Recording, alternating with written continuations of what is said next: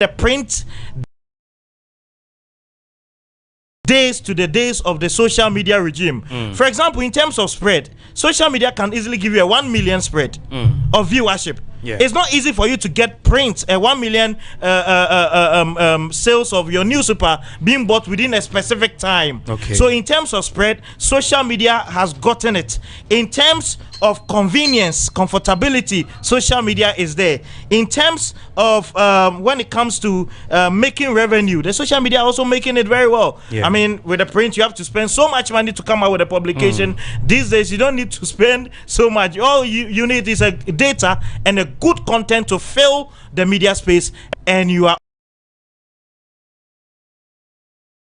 already there. You are getting the mileage, you are getting the money. So I'm not surprised all the print publications are now jumping on the new bandwagon of social media. So it's the way to go, Ima. Okay, you were talking about you are training people in the media space. And how long have you been doing this? For almost a career span, almost 15 years. 15 years training. So far, how many people have you been able to train? Numerous number, countless number of them. I mean, I can't give you a figure, but over thousands, ranging from various academic institutions. And that is what has brought us where we are today. Okay. So you've trained many. And what are the areas? What do you train them in? Okay, very well. Now, when it comes to media training, we have the traditional models where we have the traditional media, which is the broadcast journalism, the print media, or the broadcast media, the print media, and the various ways. So let me pick it from where this angle. We have the broadcast media, which comprise of radio, TV, and online. Then we have the print media. Then we have what we call the regulations and the modalities of the job. So then we have what we call the sub-editing and what we call in America the copy editing, but in the UK we call it the sub-editing. Then we also have what we call the freelance journalism or feature writing. So these are the traditional models that have been taught in so many academic institutions for years. Okay. Of course, you cannot study this kind of job without knowing the rudiment. I mean, I heard you ask Captain Smart a very reasonable question that he needed to have done certain checks before putting certain information out. Yeah. And of course, it's in line with proper journalistic practice. There's a favorite sub-editing rule I tell students in the classroom all the time: check, everything checkable. You check, everything checkable. Then you check it out before you take it out. So these are primary principles we abide by in journalism. So at the foundation level, you learn all these kind of things: radio, TV, how to write online, how to stream online, how to podcast, and also with regards to the modalities, the rudiments, the laws of the profession, defamation, very important, contempt of court, very important, copyright issues, very important, official secrets, very important. All these are areas that you need to know. And you see, Ima, interestingly, when you come to issues of contempt, a lot of people have the misconception and the analogy that contempt matters are only relative to those in the media. But you don't need to be a journalist. You can be an accountant and you have issues with contempt. You can be a lawyer and you can have issues with contempt. So whichever profession you find yourself, you can be liable or you can go against contempt laws. Basically, it means that as a journalist, when you get any information, you need to check. It's very important. We call something quality assurance. Now, quality assurance here means that you subject your story to what we call a critical analytical cogitation. That means you subject your story to rigorous scrutiny, ability to sift through the story, examine, do your pros and cons analysis, and be able to come out with the best for your audience. So there's somebody we call copy taster. He does copy tasting. What does copy tasting mean? Abilities to sift through all incoming stories, take the better ones and put them out. So in journalism, you cannot practice this profession without exercising some form of quality assurance control on the information you out. So if you ask Captain that question, I mean, it's spot on. There's no qualms about it. It is a basic journalism rudiment. So I mean, knowing the law is a very important component of the job we do. Ima, you and I know that you cannot do this job without having at least some basic knowledge of the law. Yes, of what we call media law. Absolutely. And then ethics of the job. Yes, because you might end up landing yourself into serious legal mess. I mean, we're in this country. 3 journalists were thrown in prison. And I'm talking about the famous Muntie 3. Yeah. We're in this country. Yeah. Salif Umasi Mugabe, Alistair Nelson, and Akugan. They were jailed for threatening the Supreme Court, the Chief Justice of Ghana in 2016. Yeah. And that was completely contemptuous. And basic contempt of court laws and rudiments will tell you that threatening the Chief Justice, who is somebody who has been put to ensure that the legal process of this country goes well, you threaten him on live radio is completely contemptuous. And I think that knowledge of media law will enable you to escape some of these traps. When in this country, Ken Ejay Kranche went before the Supreme Court and told the Supreme Court that they should provide modalities at which journalists will report with regards to the election petition before the court. And I felt that was quite irresponsible, because being a senior journalist at that level, you're supposed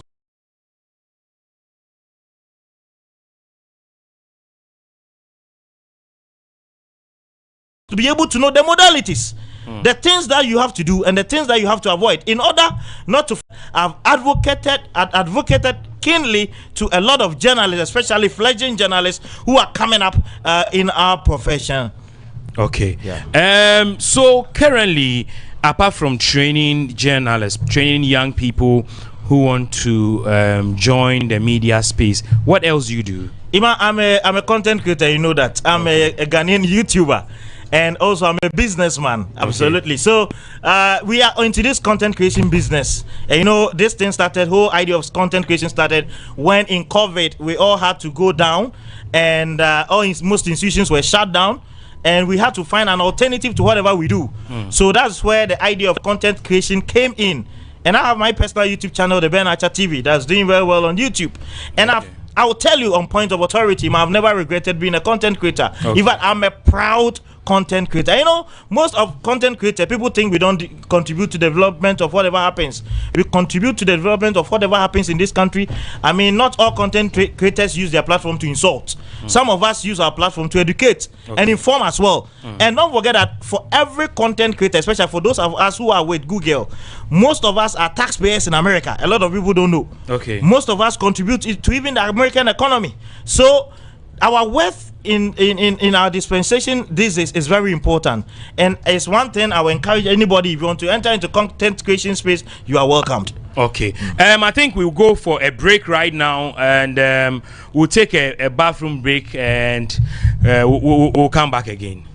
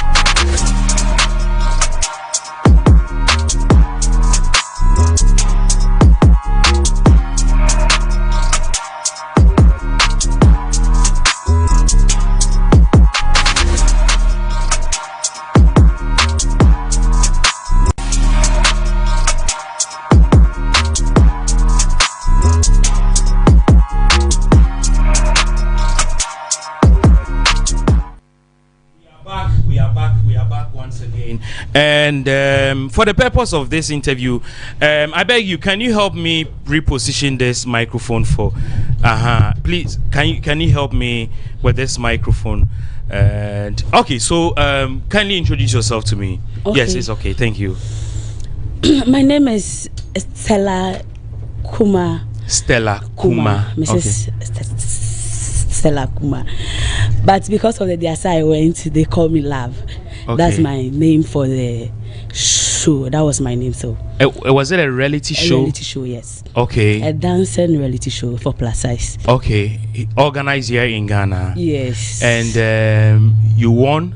Yes, I won the first year, the first edition, and also the extra. The extra means after 5 years time, I came back. Then I won again. Okay, so winning what you call it is DSA plus size.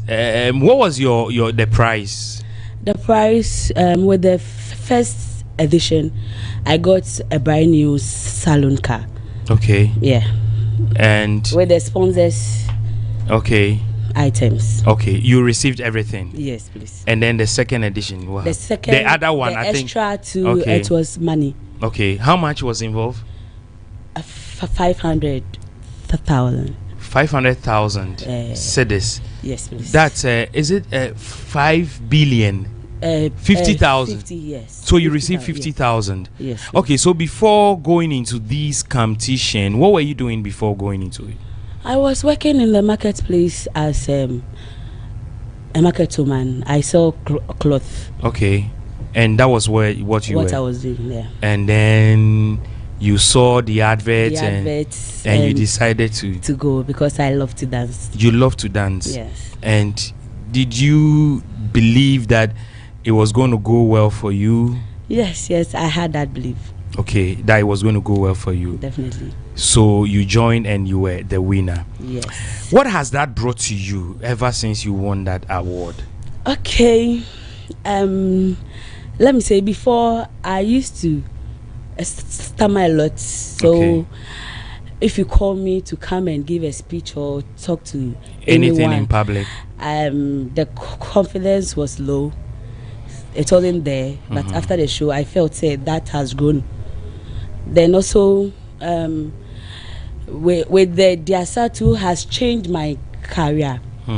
Yes, now I'm a businesswoman. I'm into acting. Okay. Then some adverts too is. Oh, okay. So through this award you got from DSA, the dancing competition, now people are using you for so many things. Adverts. Yes. How much do you charge? Would you want to share with me? Yes. You know. I don't know. Tell me. Ghana here, if you go so high, they'll be like, you're not in the industry because of the show. That's why we know you. So at times I do give them the opportunity to tell me how much they will give me. If it's okay with me, I go with it. If it's not, I ask you to add up.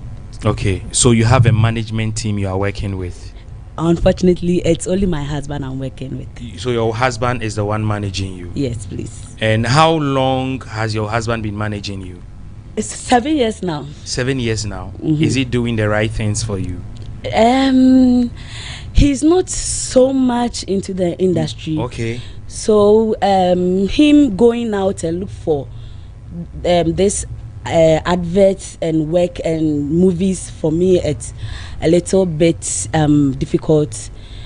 But if someone is willing to work with me, then he comes in as a manager to talk to the person, and then he takes it from there. So have you been featured in any movie?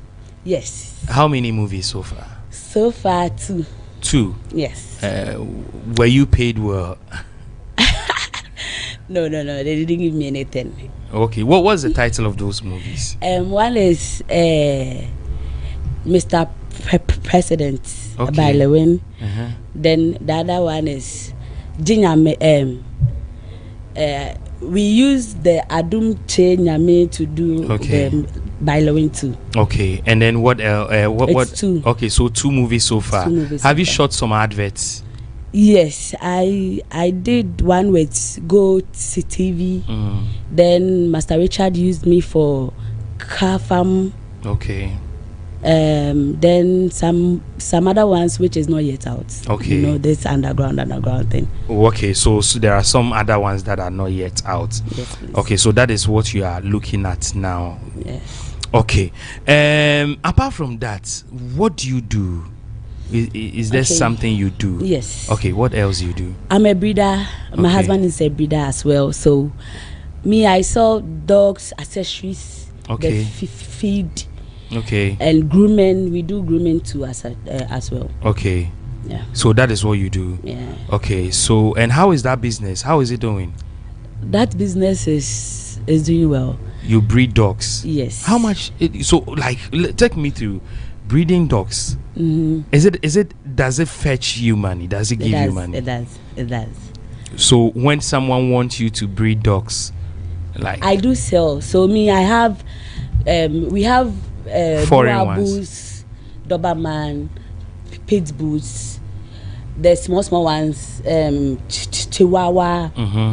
So if you want some, I will try and get you. Then direct you, show you how to live with them, show you how to be with them.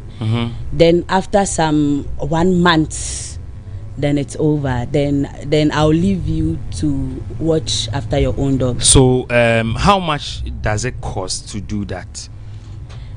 How much? It's, because it's a foreign dog and you want a quality one, you have to try to import them. So the paperwork, is not easy. It's not easy. It's not easy, but if it's right here in Ghana, there, say after you sell 1 or 2, everything will be fine. All the work will be fine. So okay. How much do you sell one? for now, if it's a instance, pedigree, we have a pedigree dog and we have the normal breed dog. What was the difference? Yes, with the pedigree dog, it comes with a chip and a paperwork. A chip? Yes, you can put a chip at the back of their neck. Okay, what does That the chip one, do? If you take it to any place And that it gets missing, yes, you'll can be able to track. Yes. Not only that, too, when it gives birth, even like 100 years, you can easily go to your data and locate all the line. So is it that expensive?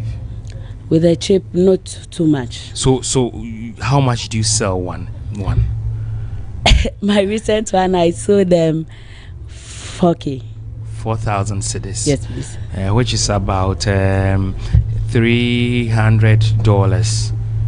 And that is how much you sell. Even mine is the lowest. It means people are selling more than 5K, 7K, depending on how quality the dog is or its looks. And you sell their feed as well. Yes, the feed. It means people are buying from you because you are now popular here in Ghana. That one is helping me. Yes, it's getting you a lot of business. Yes. So what is next for you after DSR? Now you are breeding dogs and selling feed. What is next for you?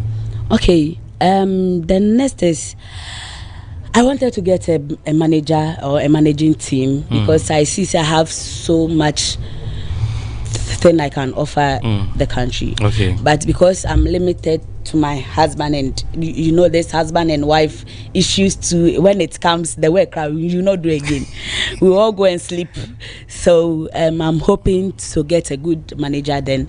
Like someone to take over from your husband. Yes. So that your husband can look at other stuffs. Yes. So when the manager is in, I'm good. So I feel say they can get something out of me. Okay. I just want to get someone who see the good things in me and help me bring it out. Okay, at least you need a manager. Yes. Okay. Share your social media handles with me. Okay. Love One. If you go to my Facebook handle, Love One, the one is spelled WAN. So Okay. LOVEWAN.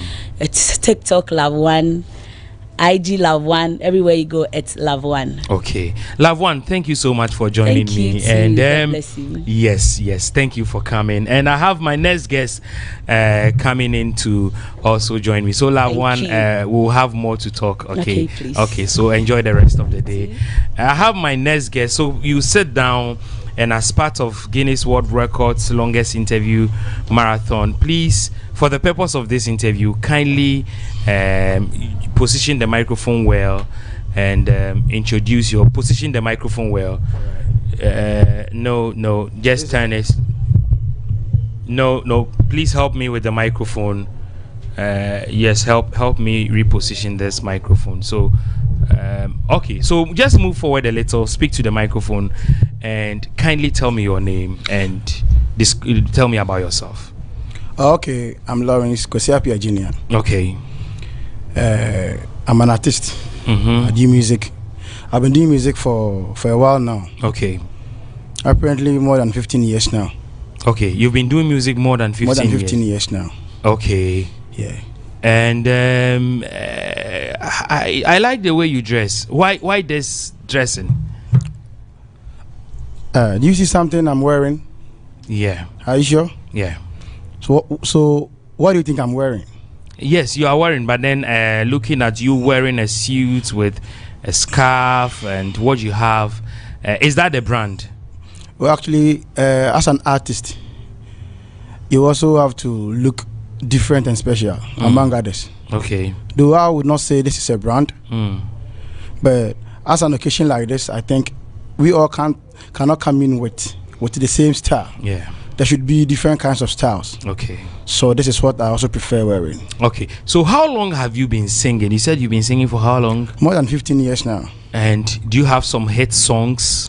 Yes, I have some hit songs to my credit. A song like Yitiboom. Yitiboom, which I think Unia FM was one of the radio stations that were able to interview me. Yitiboom, which also talks about bribery and corruption in the system. Okay. Yes, based on how the hardship the country has been. You think there is bribery and corruption ongoing? Yeah, sure. Okay. So you decided to come up with that song? Yeah, with a song to speak against. Okay. So that at least all of us can desist from that habit. How has that song been able to impact the country? Well, actually, ever since I dropped that song, I've been seeing a lot of improvement. Yes, I've been seeing a lot of improvement because people have been listening to the song, and then with that, I think they have been changing from one or two things. Though it's still in the system, but I would say it's not like first. Okay. Yes. Do you have any album? Do you have any album, or how many singles you have so far? Oh, I have for now I have almost 3 EPs. That is the Yetiboom EP. I also have the Saint EP and then the Fogasti EP. Okay. So the Yetiboom EP was the first EP that I dropped, which has the Yetiboom on it, and then also the Yetiboom being the main song on it, and then with the Saint EP, also the Saint song on it carries everything.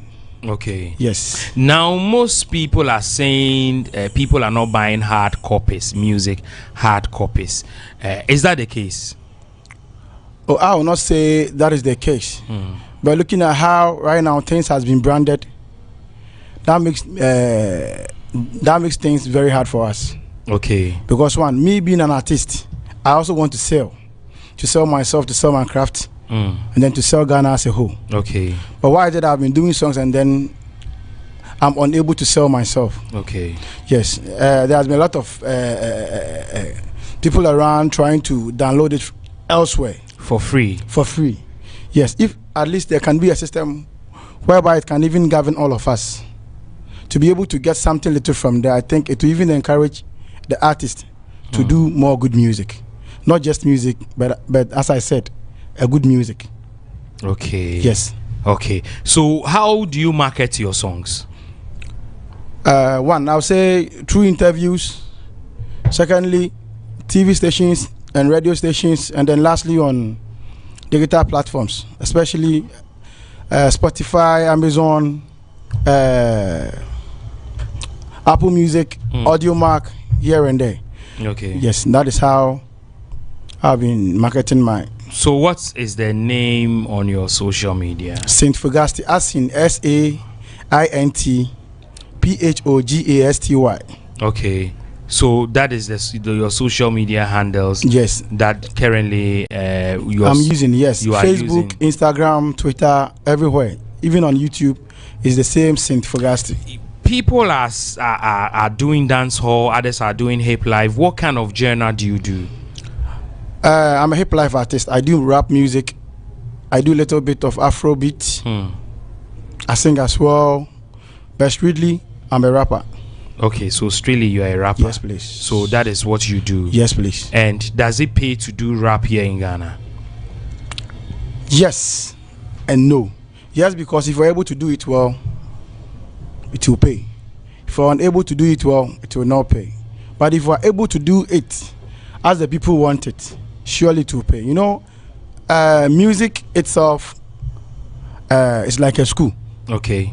Yes, you might not sell today, but in the near future, you'll be able to sell. Why am I saying this? It's been years whereby we used to listen to our old stars here and there, and then with them, listening to them was not that easy. Though the credibility was there, but they were not having what they were supposed to have. Yes, but with time, all those that focus on it are now making it big time. Okay. Yes. Let me take a typical example like Shatta Wale, whom we all know as one of the best acts in Ghana. At first, he was called Bandana and not Shatta Wale.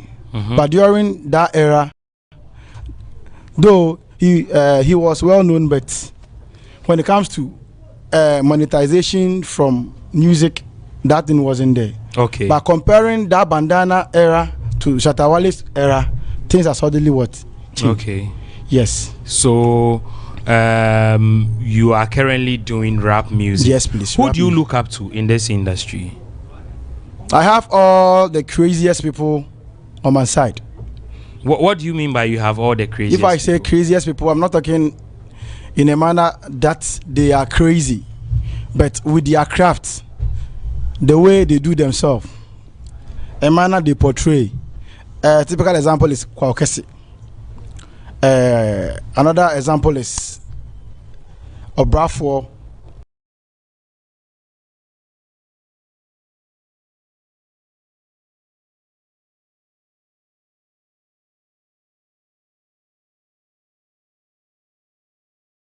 And then lastly, Okonfo Kwade. People have been looking up to. These are the people you look up to. These are the main people I've been looking up to, because looking at their craft, it is not easy for you to be able to do like them. Yeah. Likewise, you can never be like them. And then one need not to be like them. Yeah, sure. You are supposed to be on your own, do your own thing, do your own style. But yet, we all look up to some people. Okay. You are even one of my men. Yes. And then looking at your presentations and everything is on point. Okay. Yes. So a person like you, and then you are a mentor to me, why wouldn't I also force myself to get there? Okay. Sure. In the next 5 years, where are we? See ourselves, and now it has been changed to Telecel, something. Yeah. Though we also appreciate what we have. But since some of us also want to go internationally, we are also looking okay up there. Okay, so thank you so much for passing through. Okay. I think I have my next guest who is also ready to join me right now. So let me have my next guest. So thank you so much for coming and passing through. So I'm very grateful you came. Thank you very much. Okay, so you're welcome. Let me have my next guest seated right now. And okay, so as part of this record attempt, can you give me your name and then tell me something briefly about yourself? Okay, my name is Larry Amableb. People used to call me Larry the Old Man. because they said I look young, but I'm very old. When you look at me, you may know. You can never guess my age. I'm really old. Don't worry, I don't want to do that. I won't even try to even guess your age. It will be a bad thing to do. Yeah. Okay, so what do you do? I'm a sales and network officer in an oil and gas industry. What does it mean to be a sales and marketing officer? Okay, what so is that? I work with an OMC, which is an oil marketing company, which is a downstream. So we sell the product, the petroleum product, to the final consumer. So as a sales and marketing team, we go out to get customers to purchase the product from us. Basically, that is what it is. Okay, so in the oil marketing industry, that you are the people in charge getting clients. Yeah. Okay, and that is all you do? Yes. When you say that is all I do, you let it seem so easy to do. But I take care of the retail, to which are the filling stations across Ghana. Yes, I supervise all the stations across Ghana. How much do you say you supervise? Okay, I have challenges. I have met fuel attendants. Okay. And sometimes when you listen to the amount of money paid to them, okay, I don't know, I don't want you to mention where you work. Okay. If you want to do so, fine, but how much do you pay fuel attendants? I think that is not for me to put it out there. And also, I don't know how much they take, because that is a contract between them and the HR. Okay. Yeah. You have no idea? No, I don't have any idea. Okay. You can't tell me? I can't tell you, because I don't know. Okay. Yeah. But you are with top management, so... I'm not with top management. Okay. Yeah. How is the industry like? Is it lucrative? Is it something that you urge people to invest into oil marketing? It is very lucrative. Very, very, very lucrative. It all boils down to your capital you work with. When you have huge capital, it is very easy for you. You can even be the price determinant in the space.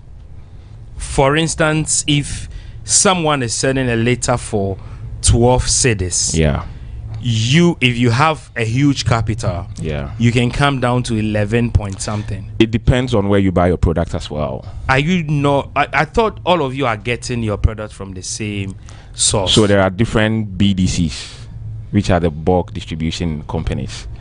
Okay. Yes, so they also get their products from different sources. So, different sources. Yes. I can't go into that because the way you said different sources, it looks like you want to go deeper into that. I don't work with a BDC, I work with an OMC. So okay. Yeah. Okay.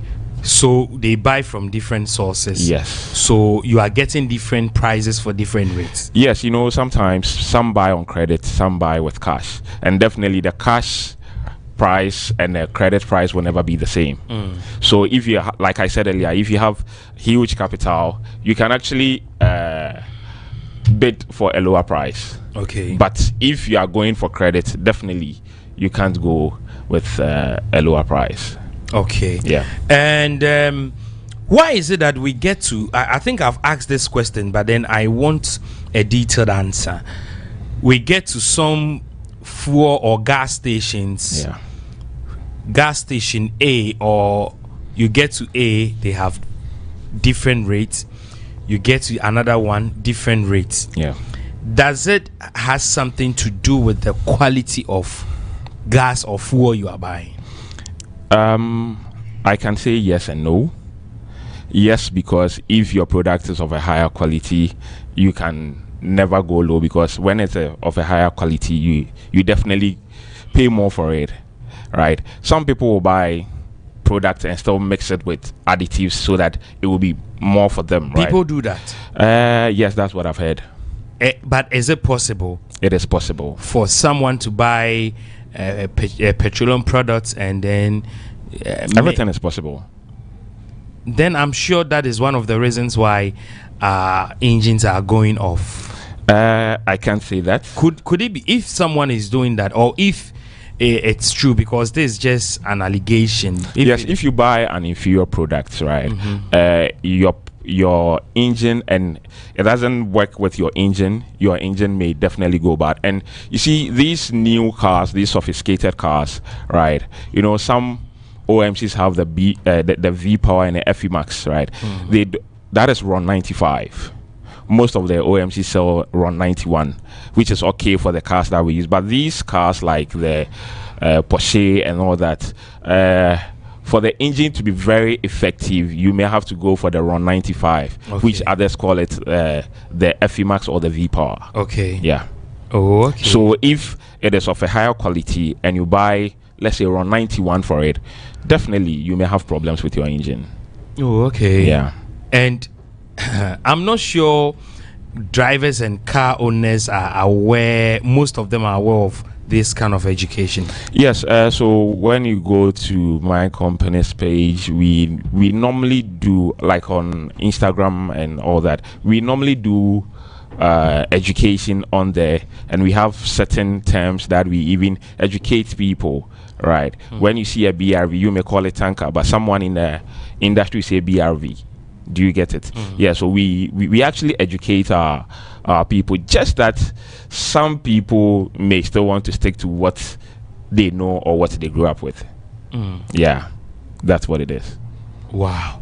How much do you think someone would need, based on your experience, to set up a gas station? It's quite expensive, but I can put a figure to it. Like $100,000. I can't put a figure to it. Here in Ghana, can you spend $100,000? I can't put a figure to it. Okay. Yeah. Okay, let's move to another area. And Okay. I understand you used to be in the media space. Yes. Are you still doing media? No, I don't do media. Why? I wanted to take up different opportunities and challenges, so I decided to move from it. Actually, media was like a talent-driven thing that I was doing. I never went to school for media, so at a point I decided to work with my certificate. So I decided to take up other challenges and opportunities. Yeah, that's how come I moved from the media space. Was media not paying you well? Media is not a bad space. Yeah. Was it paying you well? Was it paying me well? Yeah. Okay, so it was okay because when I joined the media, right, the space that I used to work with, they asked me what I would take. I mentioned the figure. Then they gave me an appointment letter, which had the figure that they would pay me, and I accepted it. So I can say, yeah, it's okay. Okay, so is it because working for an oil marketing company, the offer was good and you decided to jump on? Like I said, I wanted to take up different challenges, which is like sales, which I never saw myself doing. So that is why I took the offer. Yeah. Okay. Would you come back to media again? If there need be. Yes. Yeah, if there need be, I'll come. What would actually trigger that for you to come? I love the media, like what I used to do, like DJing, production, show hosting, events and all that. Yeah, like, you know, I was like a walking studio back then. Okay. So, and all these things, no one taught me how to DJ. Okay. Yes, no one taught me how to DJ, and my family will bear me that witness. Yes, I had to download the software, tried it at home, and you know, some parties came up and I had to play. Then, so I joined the media through an audition. Okay. Yeah, in Kumasi. I don't know if you care for me to mention the name. Oh, you can go ahead. Yeah, Gem FM, somewhere 2013, 2014. I can't really remember. So we were, I think, 138. I had never done media before, but I was the 5th person. Yeah. So that is how come I joined the media. So, yeah, I may come back to media. Okay. And you did journalism in school or something? I went to a journalism school, but I did PR in a journalism school. Yeah. Okay. That's what you did. Yeah, I did public relations. And that is all. Yeah, I did. Okay, so from secondary school, like I said, I'm an old man, so I did secondary school, not a high school. Secondary school, I did business. Then to Ho Polytechnic, I did marketing. Then to Ghana Institute of Journalism, I did public relations. That's all you did. And yes, I've done some few courses on digital marketing and all that. So yeah. Okay. Yeah. So you don't practice anymore. In case someone wants to engage you on part-time, are you ready? Why not? If you won't conflict with my full-time. Okay, so it depends on your full-time now. Yes. Because I travel a lot. Really? Yeah, I travel a lot. You are always moving from one point to the other. Yes, I have to. You know, I realize going to the mining areas will give you more money. Why mining areas? Yes. Is that where you supply your products? Mostly. Okay, so mostly products are supplied at mining areas. No, not supplied, but I would love to sell my products in those areas, you know, the cocoa areas and all that. Cocoa growing areas. And also I would say the rural areas, because some part of Accra is choked. In fact, Accra is choked with the OMCs. With a lot of oil marketing companies. Yes. So you want to go to a virgin land where you can get more money. Yes, maybe you may be just one or two OMCs around. So yeah.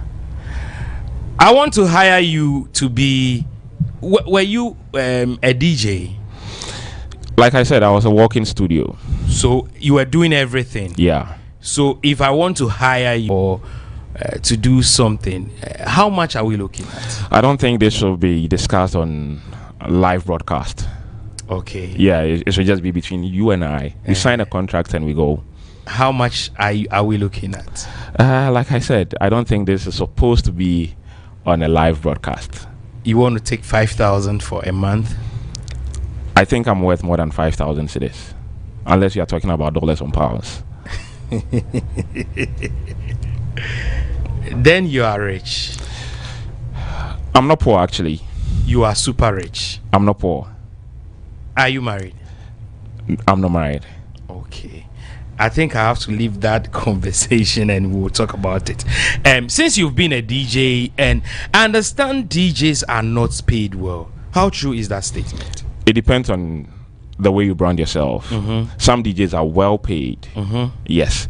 But you know, sometimes people will say it's our own brothers who are, you know, messing up our industry, because when you are charging, let's say, 2,000 for a 4-hour gig, right? Someone is willing to take 500 cedis for the same gig, but it comes with the quality, right? I've had instances where people would hire me, or people would want to hire me. They have a discussion with me. I tell them my price. They go for a cheaper price. Then later, when the program is ongoing, they will call you and like, can you please come? Then I change my price, because now it becomes impromptu. Do you get it? I have to stop everything. Back to your oil and gas background, currently oil marketing. Ghana, we found crude oil here in Ghana.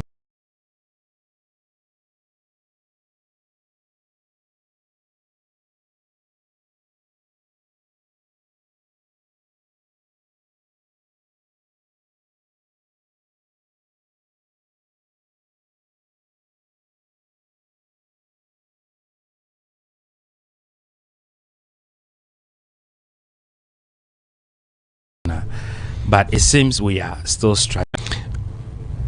Very true. It could have been cheaper than what we are buying now, because now we use, you know, foreign currencies to buy.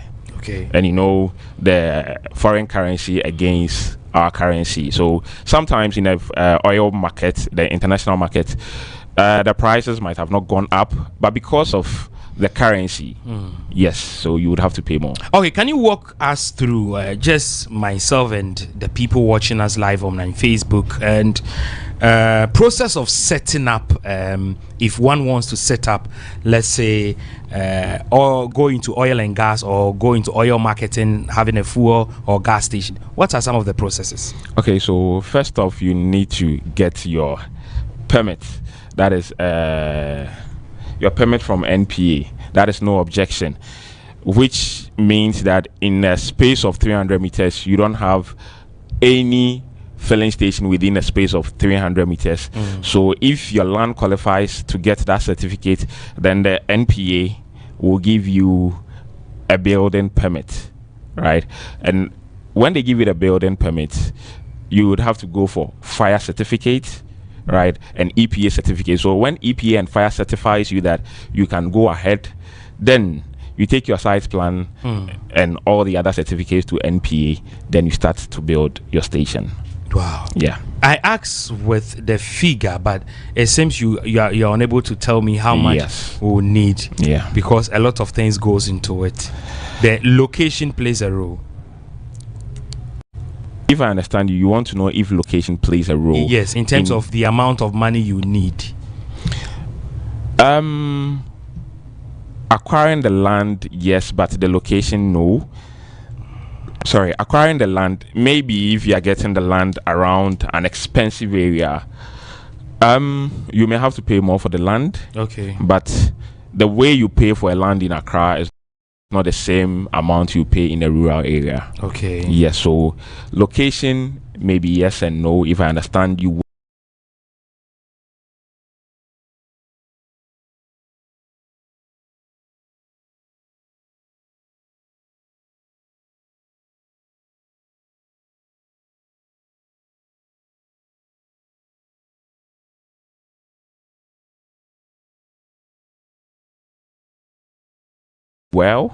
yes, that's what it is. So what is the role of EPA in all these?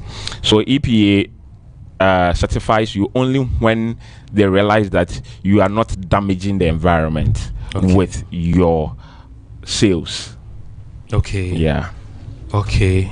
So they come into for instance, if you are going to operate a gas station, right? If you're going to, like LPG, liquefied petroleum gas, and it's in a residential area, you will not be given the permit by EPA. Yes. Okay. So it is not possible for them to give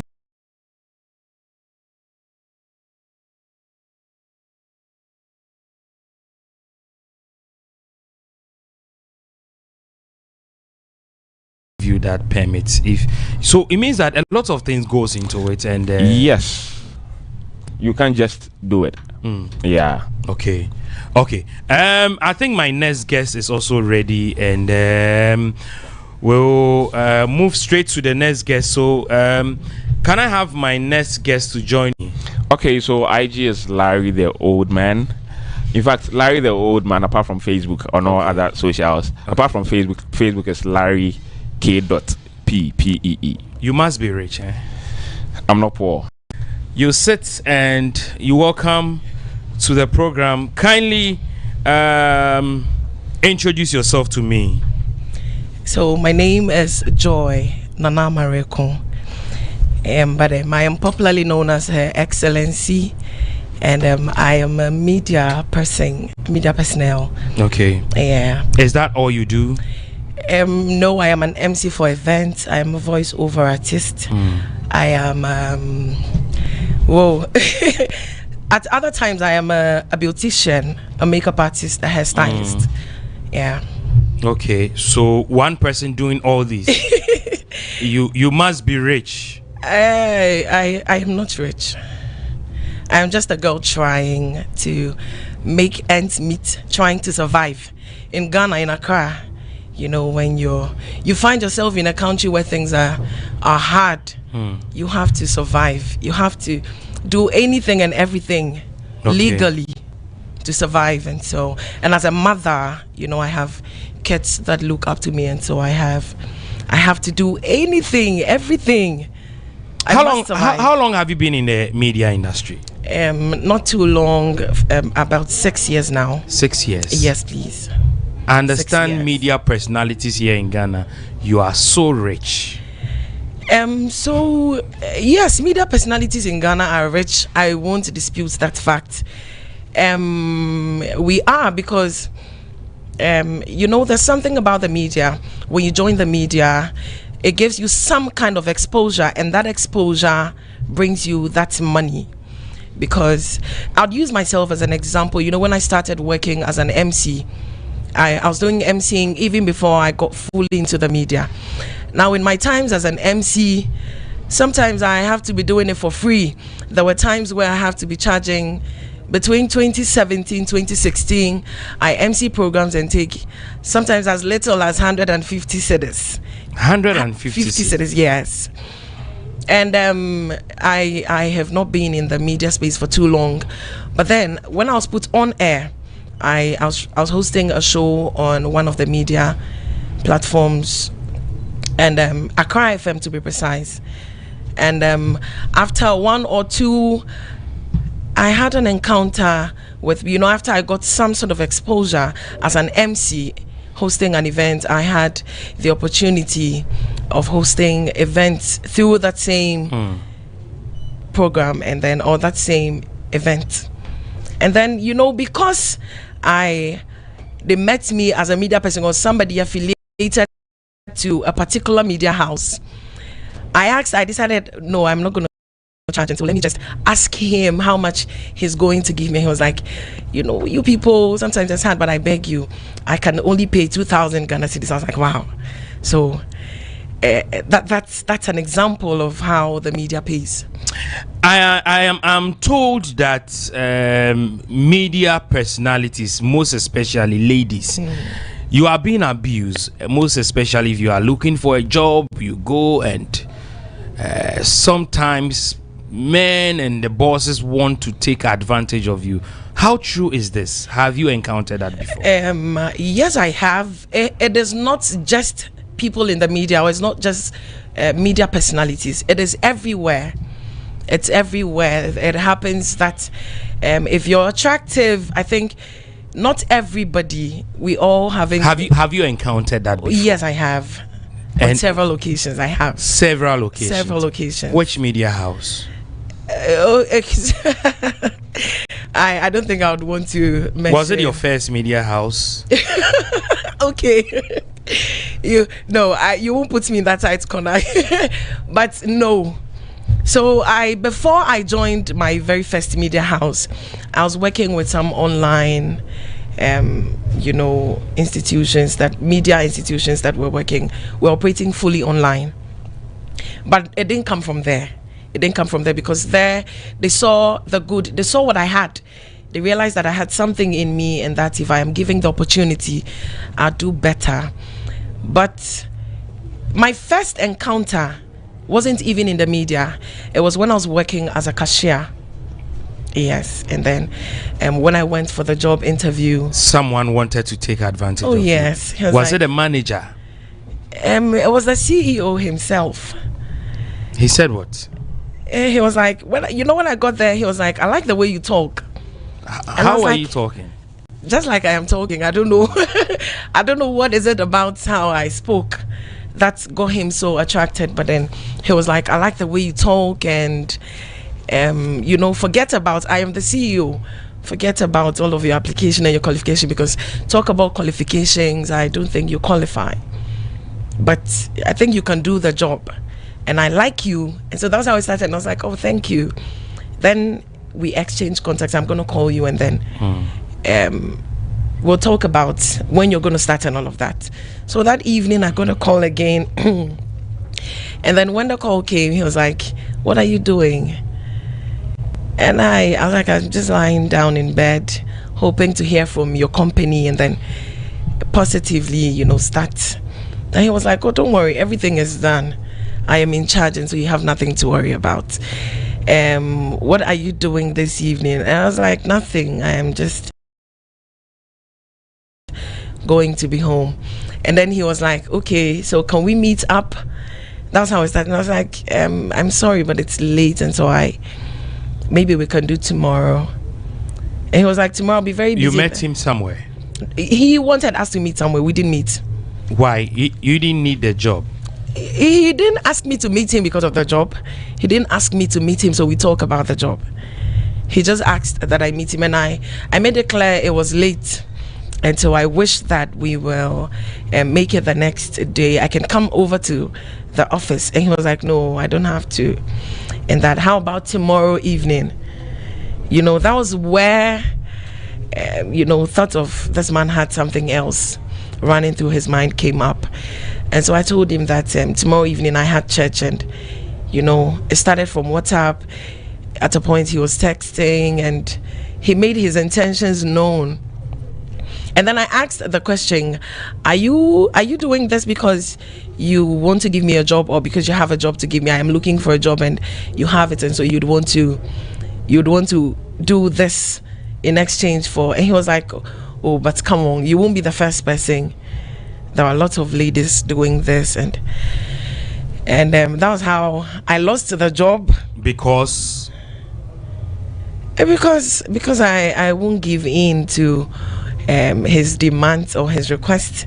And so, but the fortunate thing, I ended up working there, not through him, but through another manager who didn't ask for anything in return. So it's like that. So it is not just the media, it's everywhere. Even in the churches, there are pastors who are asking female members to sleep with them for a particular favor. And have you experienced that before? Nope. Church, no, I have not experienced that in church. But generally, I think it's everywhere. So in the media space, have you experienced that then before? Oh, media space, yes. Because a lot of people keep saying it's been rumored, and I don't know whether you've gone through some like that. So it's true. I want us to establish this. Is it true? It's true. And I can say for a fact that if there are 1,000 ladies in the media, 905 out of the 1,000 have had that experience.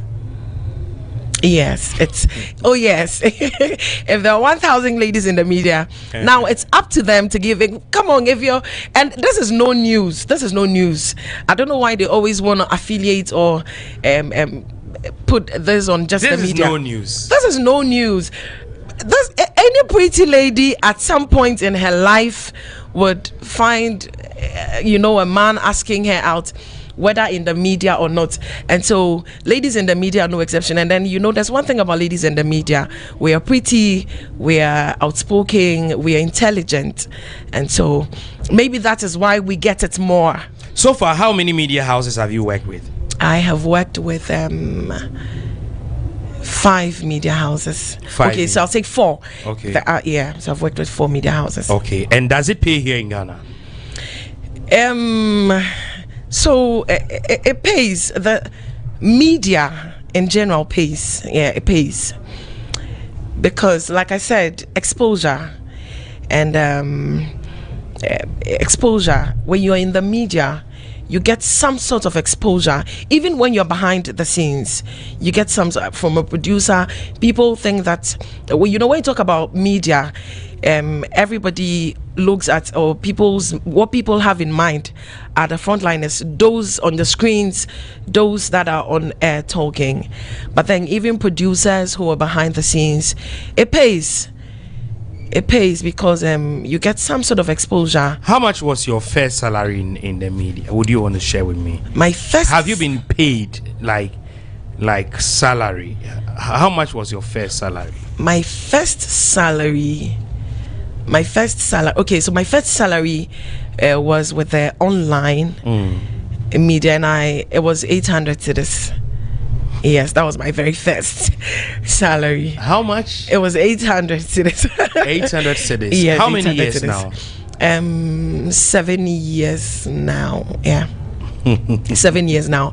It was 800 cedis. And for somebody who I'm a trained media person, and so and you know, there were the rumors.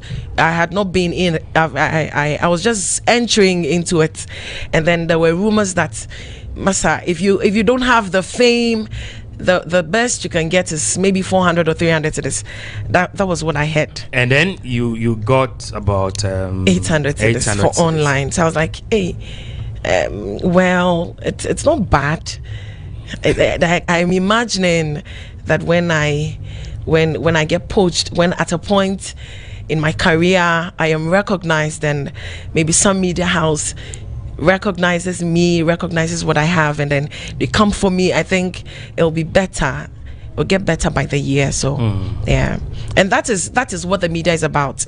You won't just get up. You don't just get up from the start and then you expect to get the money like that. Okay, so now what are some of the things you are doing? You are into event planning and planning. Okay. MCing. I'm a voiceover artist. Okay. I do presenting. Yeah, I'm a hairstylist. I'm a makeup artist. You are super rich. I'm just trying. You are super rich. I'm trying. In a month, how much do you make? In a month? Would you want to share with me? Well, I make enough. Like 100,000 cedis. Nope, I don't make 100,000 cedis in a month. 50,000 cedis. Nope. Well, $2,000. No, I don't. You don't make 2,000. Yes, but you know, voiceover, doing voiceovers. How often do you get business for voiceover? Does business come more often? More often, no. More often as I would wish, no. But I get it as and when, you know. So I'll say since the year started, I've done about 12 voiceovers. And how much do you charge for each? Well, I you know, sometimes family and friends set in, although I don't do family and friends, as in doing it for free. But then what I'll charge, maybe you might differ, and then it depends on what I am doing. Okay. Yeah, it depends on what I am doing. So if I am doing maybe like a commercial, something, you know, if I have like a telco coming to me for a voiceover, what I'm going to take from them won't be like what I'll take when I'm selling exactly Coco Drew. Yeah, so we have the it varies. Coco Madam around. So yeah, so it's like that. If you are selling some products, you look at the company. Yes. But the same voice, the same quality, but that you are being discriminative, don't you think so? No, I am not being discriminative. I think it's just like that.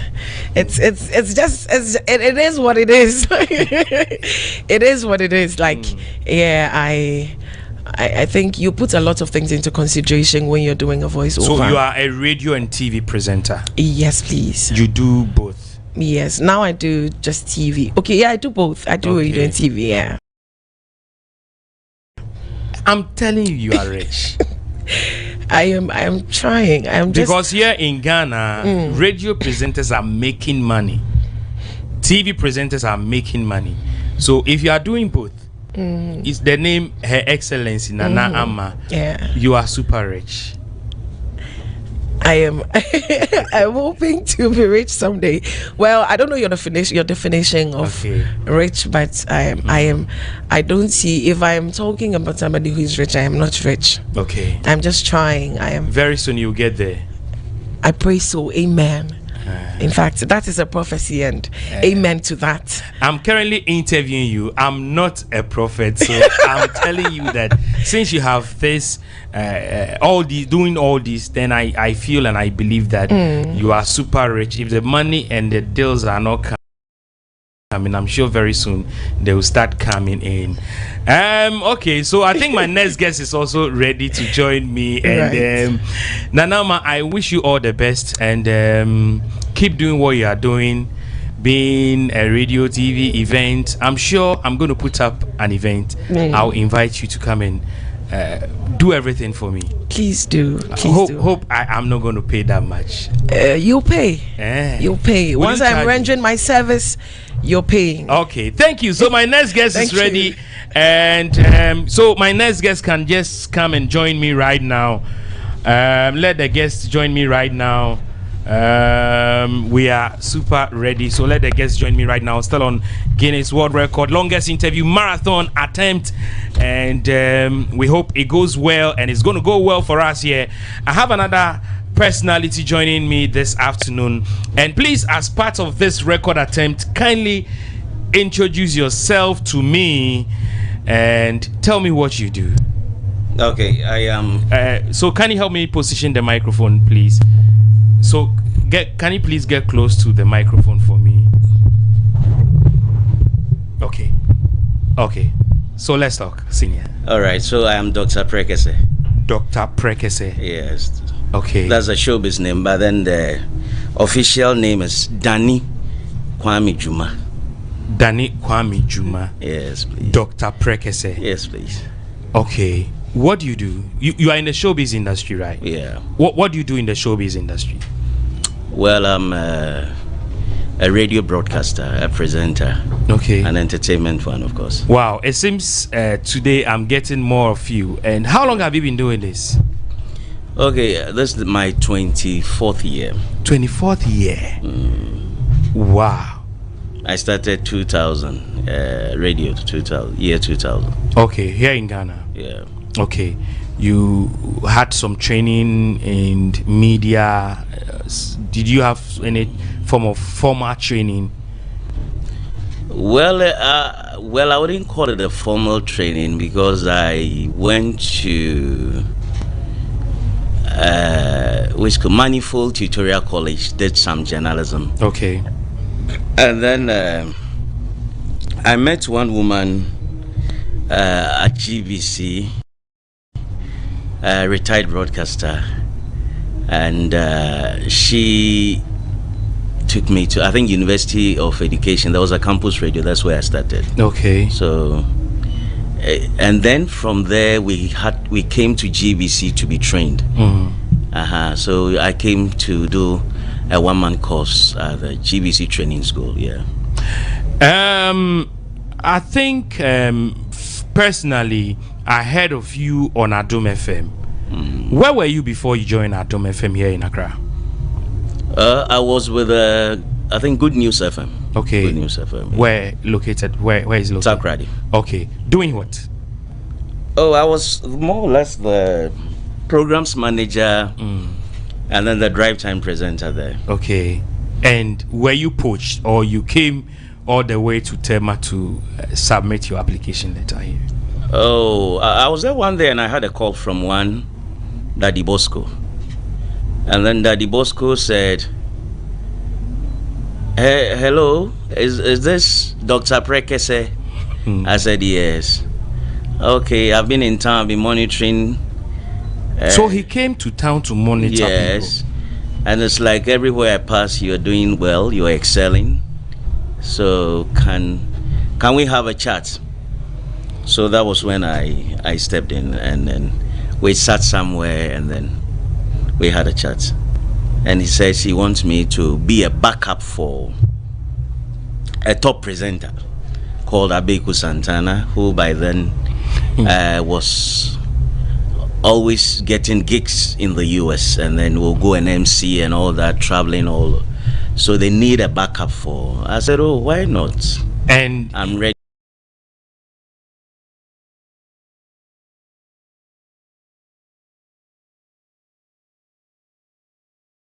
Ready to come. You were not scared of coming to sit in for someone like no. I've been yearning to be on that platform to work with Media General. I've been yearning to work with Media General. So when he said that, I said, wow, that's the dream station. Yes, I would love to come to Adom FM. Yes, I'd love to do that. So that was how. It wasn't poaching, but then by then I didn't know anything about poaching. I think I didn't know anything about poaching. Because I think one of the questions that kept coming was, so how much are we looking at? When he approached you? Yes, so how much are we looking at? Then I said, oh, you are not looking at anything. So then he laughed. He said, be serious. How much are we looking at? I said, oh, no.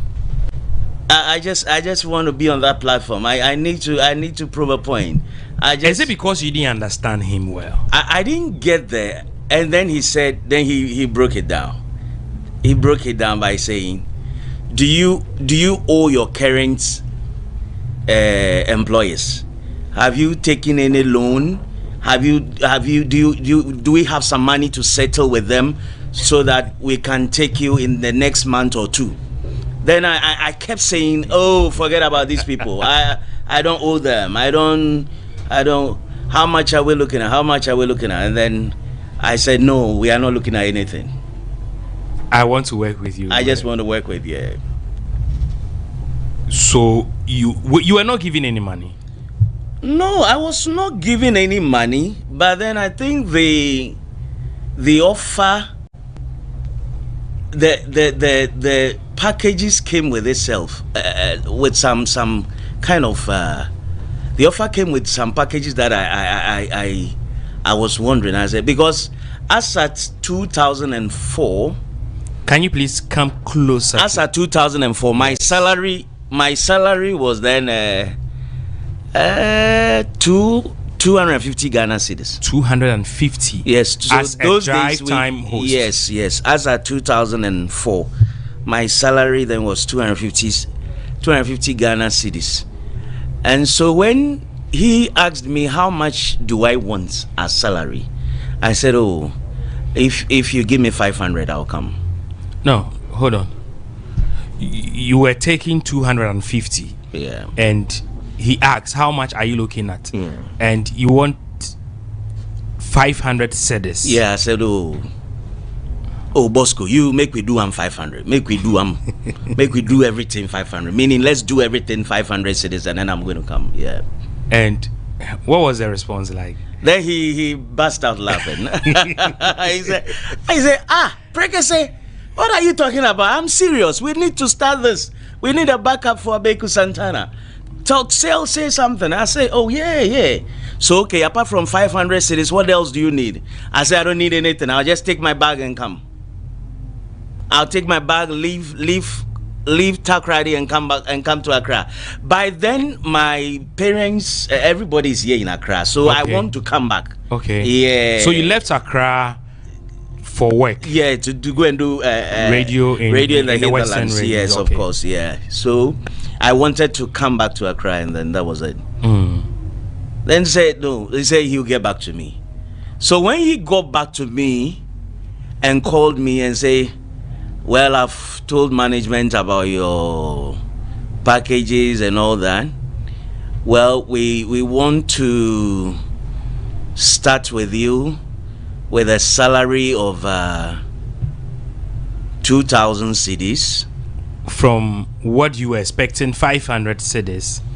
Yes. They were ready to give you 2,000. So Multimedia said they want to start with 2,000 cedis. And then, do you have a car? I said, I don't have a car. They said they will give me a car. Do you have a place in Accra? I said, yes. I'll be living with my mom. They said, no. We'll give you. So they have something they call relocation fee. Okay. So they can give you 3 months of your salary. Wow. At a go, so you can get a small apartment for yourself. But that will not be deducted from subsequent salaries. You get what I'm saying? So when those things were read out and I was listening to them on phone, it was news to you. I said, Bosco, are you serious? He said, oh, Preke say, are you Then I started screaming because by then I hadn't seen 1,000 cedis before, let alone to be paid 2,000 cedis. So that was the story. And I came, and after some time it even got, I got further increase and all that. So finally, the first day you had the opportunity to sit on Adom FM, how was the feeling like?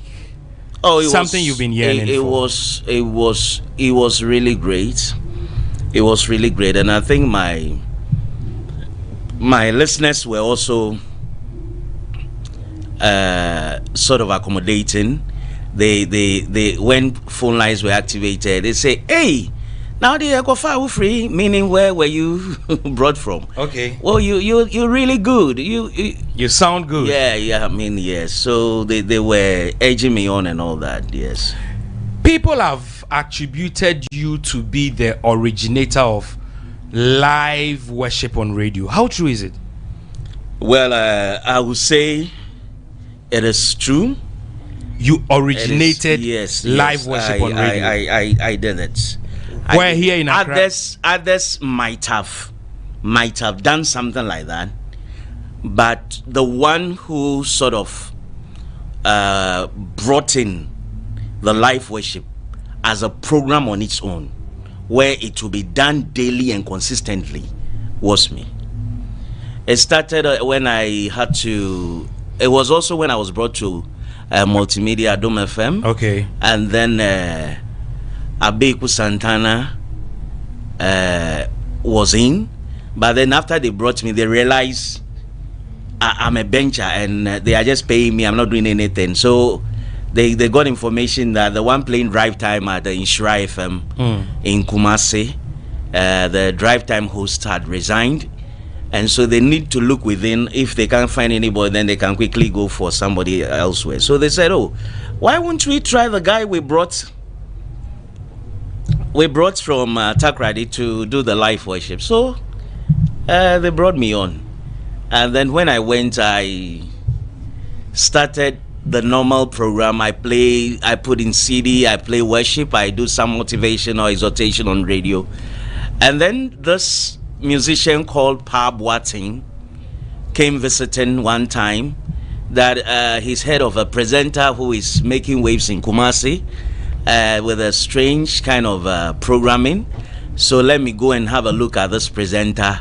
So when he came and it was time for commercial break and I was seeing him off, Pa Boateng, I realized after getting closer to his car, I saw an organ. Okay, he came with an organ. Yes, at the back seat of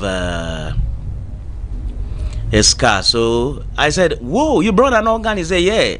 I said, "Oh, then bring it to the studio. Let's do something." He said, "Oh, are you sure?" I said, "Yes, bring it to the studio." So when he started playing and then we're singing and all that, I say, "Hey, this one is live. This is live worship. Live. And then there's one thing about radio. If you're on air and you are excelling or you are doing something unique or strange, it's like your colleagues at the office will come and then they will peep come through and then be giving you thumbs up and all that. So that was when even the programs manager came and said, "Wow, this is unique. This is novel. This is sounding quite interesting. Can we continue?" By then the programs manager was simple man. So can we continue? I said, "Fine. If you can get us the instruments and others, even the lead guitar, the bass guitar, let's do live worship on studio instead of playing the music on CD and all that. Why won't we?"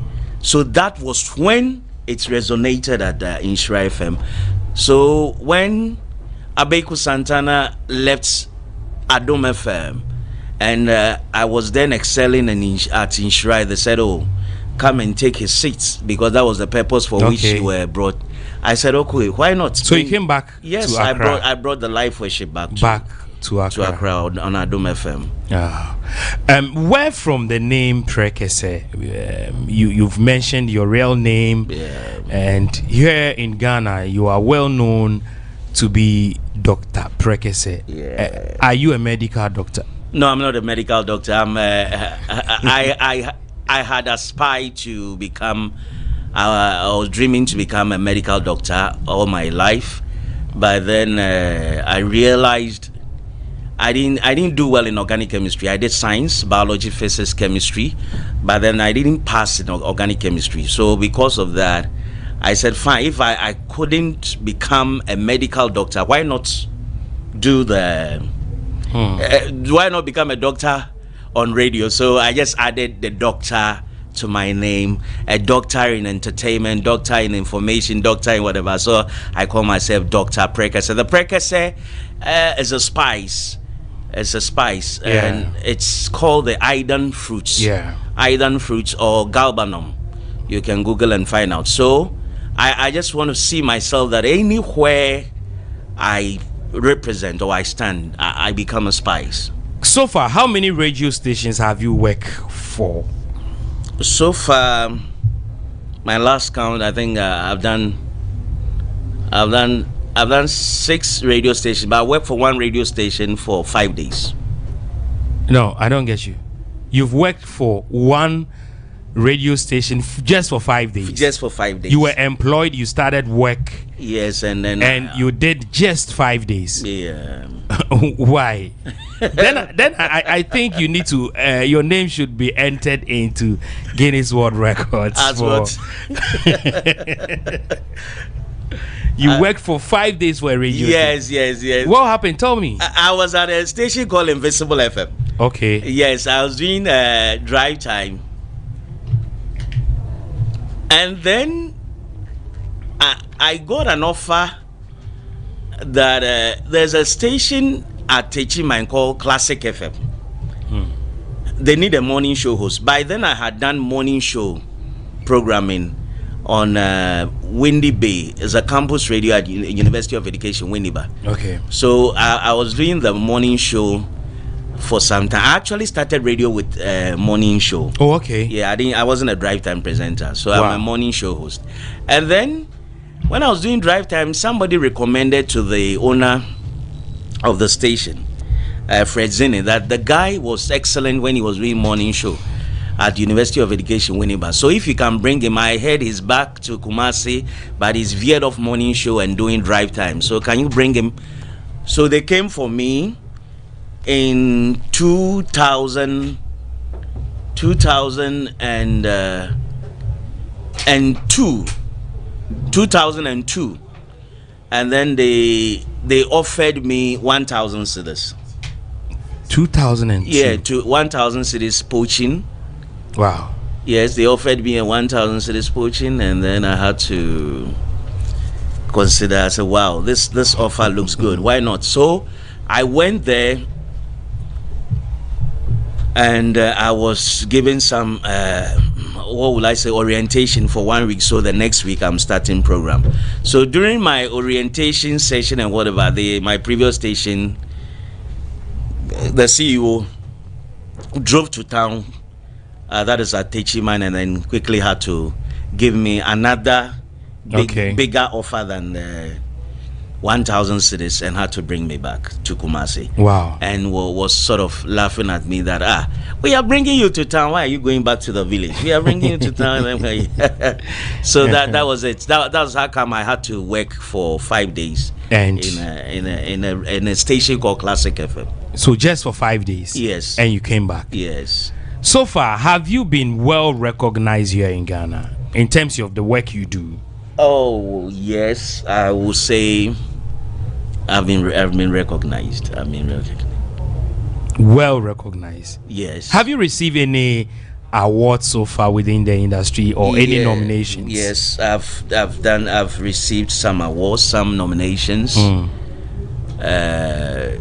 Well, when I was at the Eastern region, I think I got the Media Personality of the Year twice, and then Drive Time Presenter of the Year twice, and also some few other awards from some NGOs. Yeah.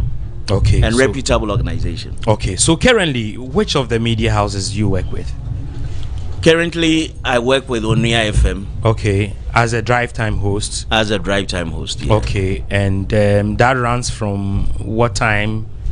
That runs from 4 p.m. till 8 p.m. Okay, so from 4 p.m. to 8 p.m. you are always on air. Yeah. Do you still do live worship on radio? I don't do live worship with my current station. Why?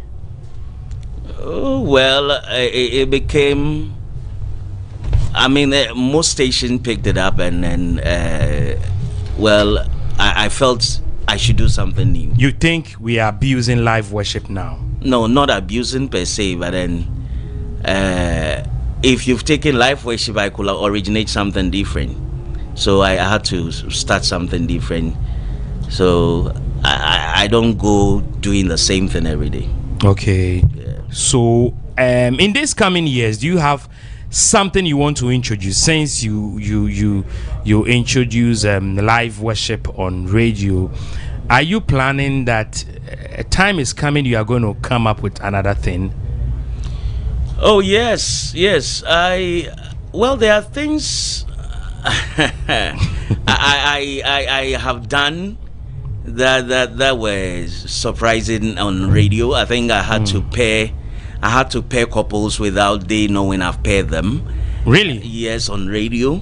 Drive time, and we'll tell one of them to say things he doesn't like about the husband.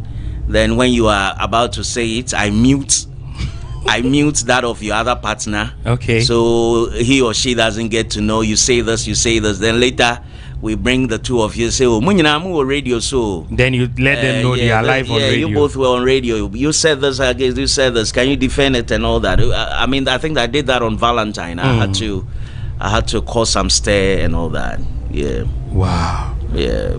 And it's going well. It's really going well. Okay, so we should listen to you on Onua FM, right? Yeah, Onua FM. Every day. 95.1. Every day. 4 p.m. to 8 p.m. Monday to Friday. Okay, Monday to Friday we should listen to Dr. Prekese.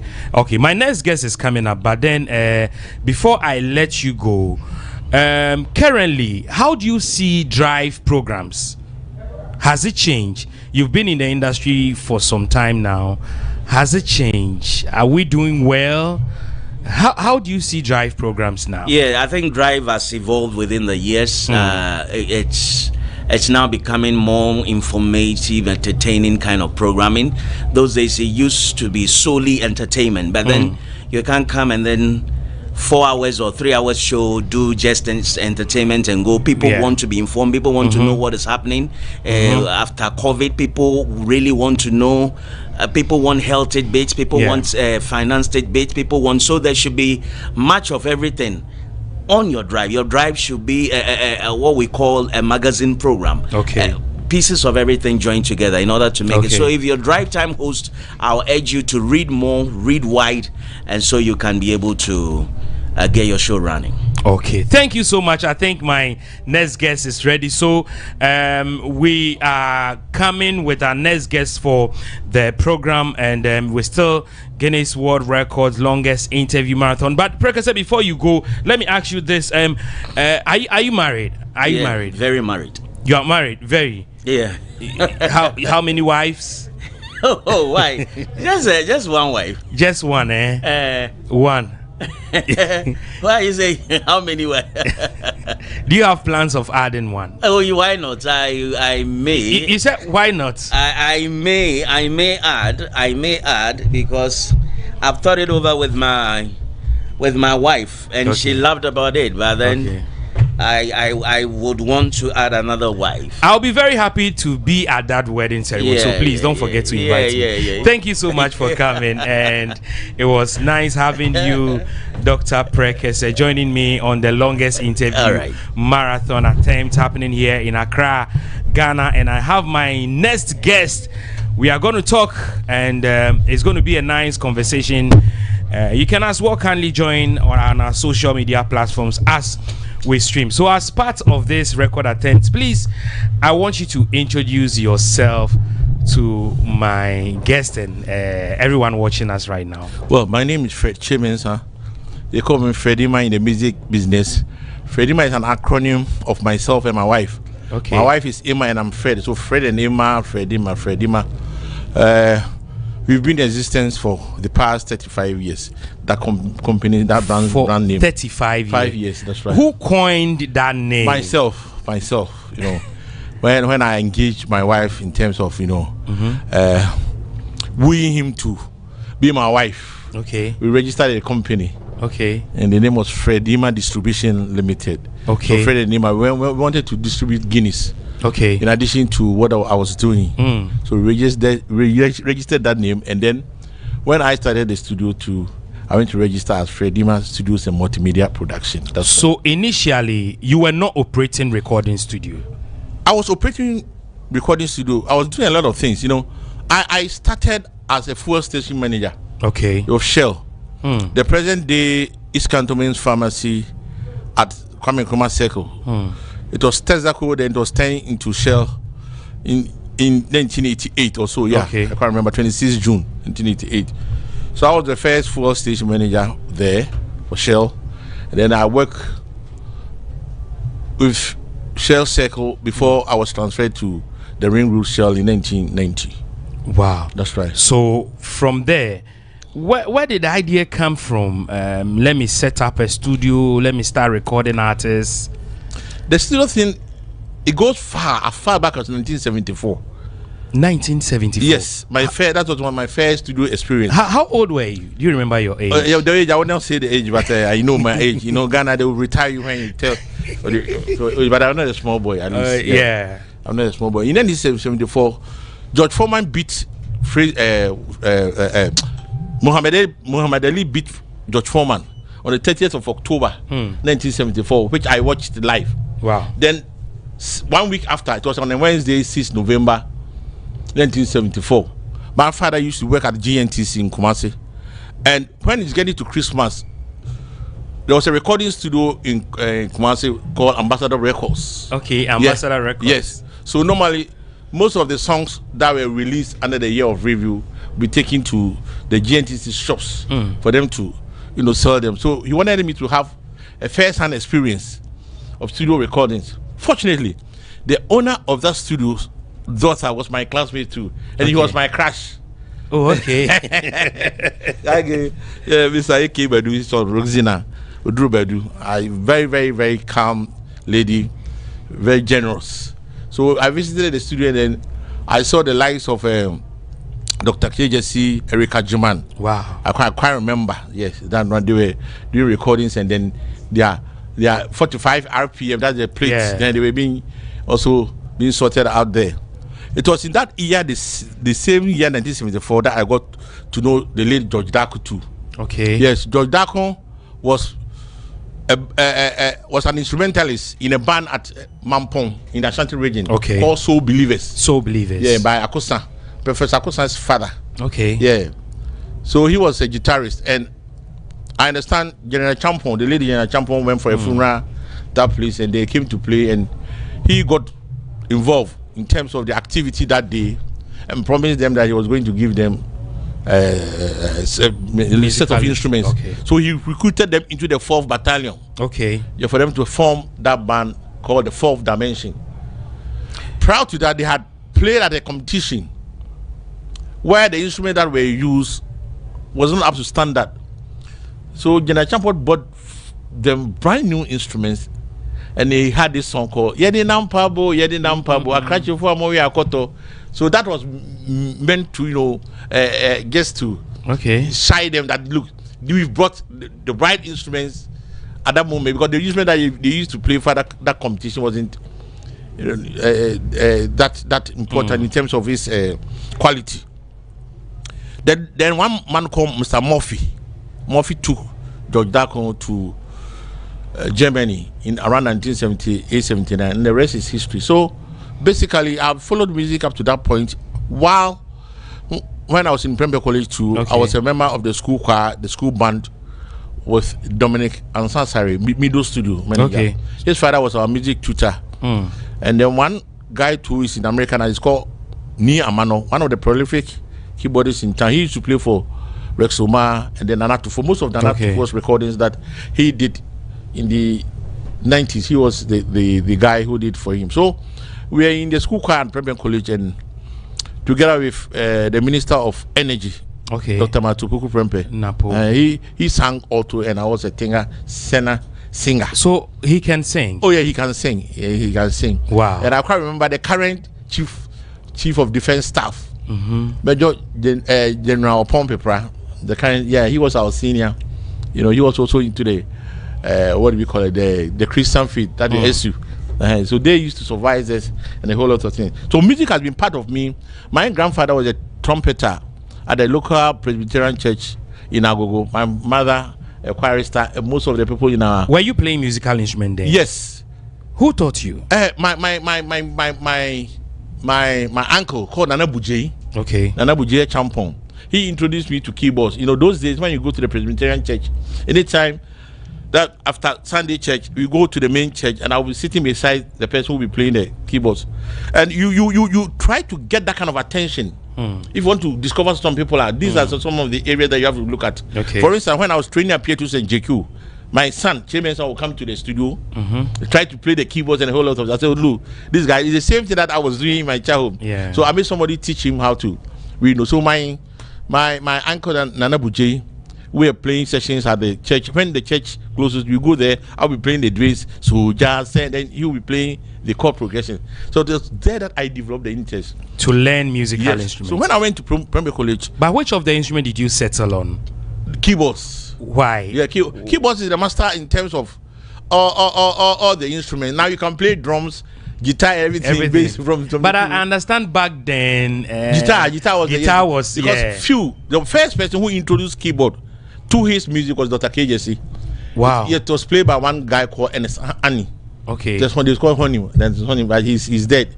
You know, Dr. KJC. The story was that in terms of how keyboard was introduced into music in 1965. Dr. KJC composed this song Manse Umo, Manse Umo. Kwame Nkrumah thought that Mansa Umo was meant the Omanasa. Umo Yeko. People were complaining at that time that Charlie Nkrumah's government wasn't good. It's the same thing that people are complaining now. So he was arrested. Oh, okay. Yeah. So when Dr. Buzia came, that they gave Dr. Nkrumah, what do we call it? Dr. KJC, what license to import instruments. Okay. That's why up to the present time he's the only person in terms of Kumasi, in terms of instruments, he has the best quality. Okay. Yes, he was the person, you know, doing that kind of thing. So those days it was very, very, very difficult for one to get an advantage or to learn the keyboard. It was not easy. It was not easy. For instance, the kind of keyboard that they were using at the church, very, very big. So if you don't know the rudiments of music, you go sit behind, you press something, and guess what? They have to take it to Switzerland. Wow. Yes, before in Kumasi there was only one man who could repair the keyboard. He was at Roman Hill, just behind the cathedral. There was only one man who could repair. So people didn't have chance. If you look at into our terrain, most of the keyboardists of old, either their fathers were the catechists of the Presbyterian Church, Methodists, or the Catholic, or their fathers were the music tutors. For instance, Bester Simons, the Kwasi Obus, Bob Fishins. If you trace back all of them, the Kiki Jans, their father was an education who had a piano.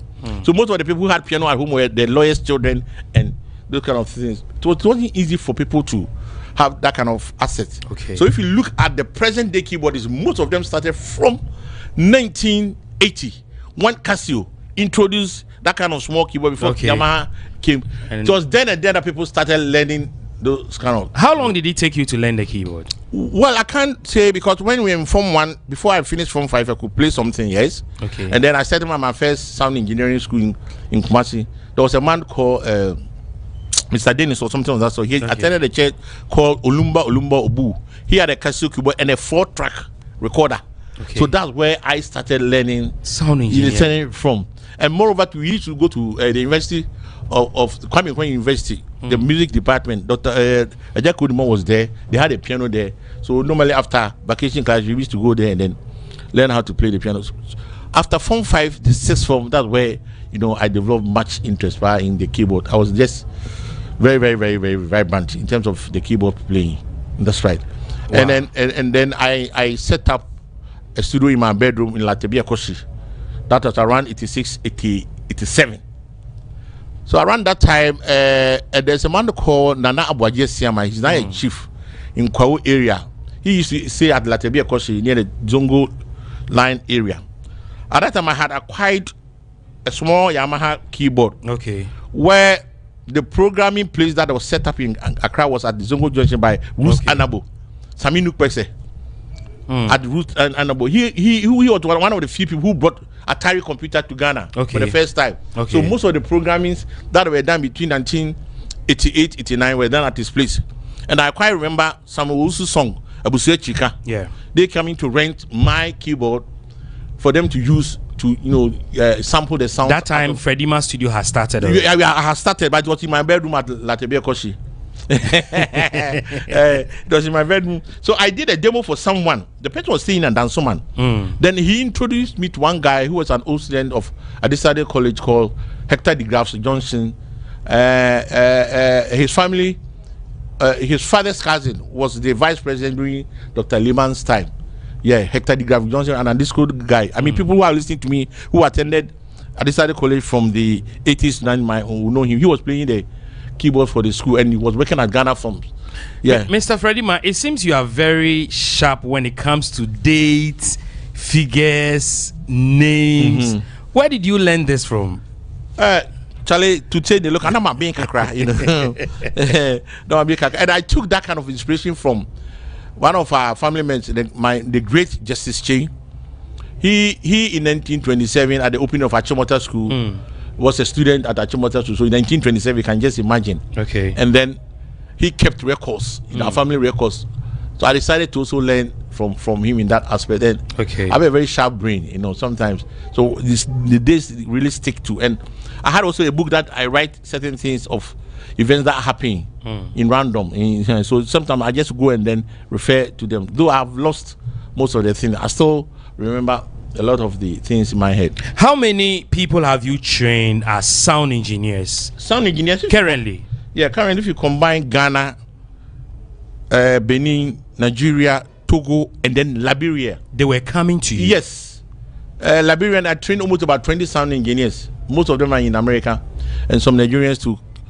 I can professionally, there are about 75. Yes. 75. But most of them are not Ghanaians. Yeah, most of them are not Ghanaians. In fact, I had a deal from the UNHCR when some of the Nigerians, Liberians relocated to Budumbram. They had a training session with me that I had to train some of them from there. So they were coming from Budumbram to my place at Seke for them to train them. And so Nigerians and then Togolese people and most of the guys from Ghana. My first student was JQ.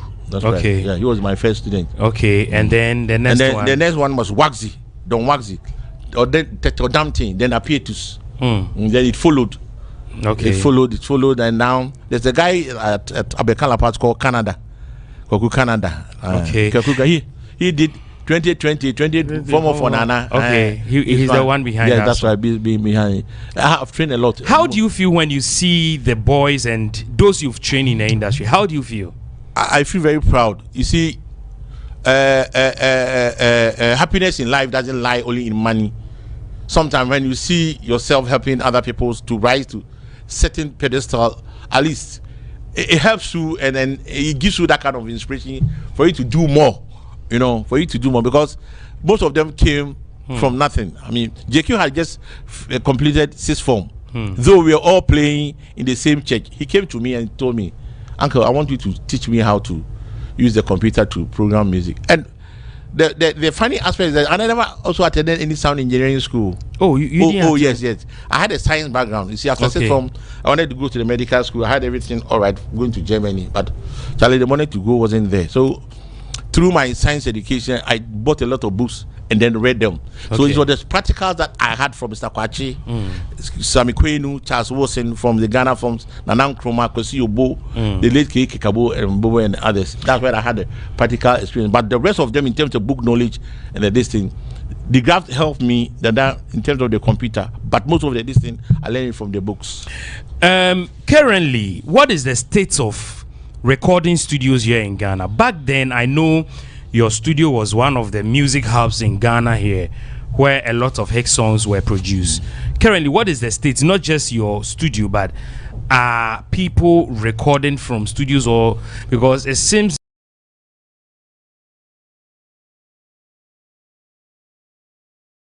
now most of our musicians have their own recording from Tamale. Most of them in their initial stages, they were all coming to my place. The likes of Kawawa Stone, the Black Rastas, and you name them if you go to Tamale. But now the distance, in fact, coming from there to this place. Most of them have learned the rudiments of sound engineering, and then they have their own studio. What does it take for somebody to have a studio right now? Just get your laptop, one sound card, and your microphone like this. You are good to go. Back then it was not like no. We got back then. It was everything was analog. Okay. Real time recording. So, for instance, if I'm recording you for 8 hours, you have to spend the 8 hours. But these days, you do the chorus one side, you just pick them and then just drop them at the various. You don't need to repeat the chorus. All the engineer needs to do is to copy and paste. During those times, if you go to the studio and book a studio a day for 8 hours, you can even do only one song. Yes. So most of the studios were booked. I quite remember in 1996 when Vibe FM was being set up at the present premises of CHM. That day, myself, Reverend Kwanche, Sam Kwanchanka, he was there to see Zab Mallet. Wow. And then KSM, the machines that was brought for Vibe FM, myself, Odi4 carried them upstairs. You know, to set those kind of this thing up. So it wasn't easy for one to even get a studio. I was there when Reggie Rockstone came to book the studio. So he was working in the night and I was working in the day. I was recording some artists. My place became the hub for programming. Wow. If you needed for your song to be on the computer, Fredima was the first. You had there was a special computer for that. Yes, that was called Atari, and I was the only person who had 3 at that time. Nana Boama asked to do. They all had, but I had 3. The whole Ghana. Yes. So Sammy Hawani will come and rent one. Fredima, you are rich. Fredima, you are rich. Sammy Hawani will come and rent one. Zamalet will come and rent one while they are away, and then other studios also will come and rent until others also came. Prior to that, Chasama had also brought the Atari computer, but I was having 3, so I could spare them. I can't remember Reverend Ademins when Sammy Ohani was doing his album for it. It was my computer that they used. We went to City Rock, set up a studio like this, and then we recorded from there. So a lot of people. That's why Fredima, the first hand guys in terms of music, you have to pass through my hands. Yeah. Before you'll be able to have that kind of chance to. What is your relationship with Matthew Opoku Prempeh now? Currently, you mentioned he was part of the school choir. Yes, Napo and I go way back in 45 years ago. This is what happened. We had gone for a PE exercise, and then we were supposed to go on break. Unfortunately, that time Lima Gomen was there. Yes, I can't remember, and my pocket it was torn, so I lost my coins. That time it's not like the way that you are holding paper coins. Yeah. I lost my last peso, and I was standing somewhere crying. I saw Napo coming. He came to console me. I'm afraid, why are you crying? I said, I've lost my motor. Don't worry. He gave me money, bought me cocoa. We were also in the same class. Wow. So that kind of this that he did to me in almost 45 years, I have never forgotten it. Napo is my backbone, I must be honest and tell you. Seriously. Wow. Yes. He shown love to me. Napo had shown love. So I'll continue to mention his name. The love that he showed me 45 years, he continues to show the same kind of love to me every day that he does. He beats me. But as it's often said in Proverbs chapter 25, verse 17, seldom set foot. Hardly. Yeah. You train JQ Apietus. These two, who do you think is the best? Hey, Charlie, don't put me. Everybody has his own way. But you as a trainer, a teacher, everything, you know them better than all of us. Yeah, all of them are unique because the first recording that I did with JQ was that of Susie and Matt. Recording, yes, that was 1996. Okay. Recorded, produced by Reverend Yawusu and son of Adam. Okay. That was the first recording that JQ did. From your studio? Yes. He had the contract. I was attending the same chair with him. Okay. That Living Bread. That's where Reverend Osu and son is. Okay. JQ, when it comes to horns arrangements, keyboards playing, yes, he's very, very good. Bass and this kind of. So that's what he exhibited in his craft during the Jama days. Okay. Apietus was that kind of person who meander his way through a lot of this thing. Apietus will meander his way wherever this thing is. He will make sure that he takes that instrument and make sure where that instrument is coming from. Feature, that kind of, as we call it in the local parlance. I can't remember. I had a keyboard called M1. It was one of the most expensive keyboards. Apietus was being trained. You see him pressing, then then he went to press something. The thing asked him, "Are you sure?" He said, "Press." Yes, fine. He spoiled all the tones. All the tones in the M1. So how did you get them back? It was Kwame Yeboah. Okay. Who had a card because that one you had a card. We were lucky to have that card, and he came to load it for me because Kwadwo was having that keyboard. We were only 3, myself, Kwadwo and Nana Abiam. So it was later that CHM and then Nana Boma also had one. They had O1W. I had M1 and then DX7. I know you used to. I don't know whether your band is still there. Minor Rhythms. Yes, is it still there? Yeah, still there. But now, these days, you know how the system is. The musicians themselves are there. I have my instruments and everything there. Okay. Yes. So, if I get a gig, I just gather them, tell them the kind of repertoire that we want to play. They rehearse and then we go and play. After playing, the band is the group is disbanded to the next gig. That's what is happening today. Yes, most of the instrumentalists, they are all professionals in their own way. So when you have a gig, you just call them and then they gather themselves. It's not like a band all of them living in the same apartment and then rehearsing and a whole lot of things. No, you can get that kind of this in these days. Yeah, you can't get hold of one particular person, and that was what the old people suffered from. They were living at one place instead of having opportunities. If the person is playing for Nanampadu or Hong Kong or he doesn't go to any other place. But these days they are flexible. They are ready to go. So you see the same person playing here today. The next moment is playing at a session. So now we have session men instead of having a band. Do you still operate your studio? Oh yes, Freddie Man Studio. Freddie Man Studio. How old is Freddie Man Studio? Freddie Man Studio is 30. Originally, it's almost it is 7 after 9. How many years now? It's almost about 37. Military hospital. Yes, right. A military hospital 37.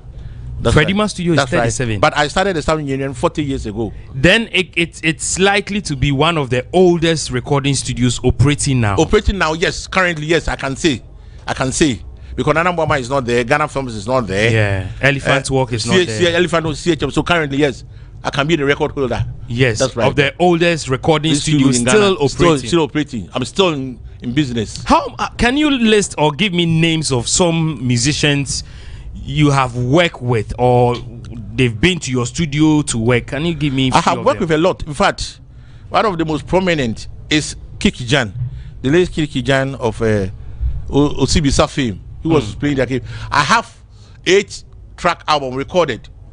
We finished the recording on the 7th of June 2004, and he died on the 10th of June, 3 days. So you still have the song? I have the song. So on this year will be the 20 years that he died. I'm going to release the album on all the platforms. Okay. That's right. So I work with them. Ufrean Ponsan, I discovered Ufrean Ponsan. I mean, you know the story. Yeah. Brought Kofi B also. And there's a lady called Selena Ollins. Okay. Yeah, I gave it to Lumba I've worked with Lumba before. Despite when he came from Kumasi to start recordings, myself, my senior colleague Saj, and another cousin of mine, they came to my studio together with Father Destin to record at Freddie Man Studio. That's right. Dasibre Jamina, what role did you play in? Yes, Dasibre Jamina was a guy who was living at Kokomleme.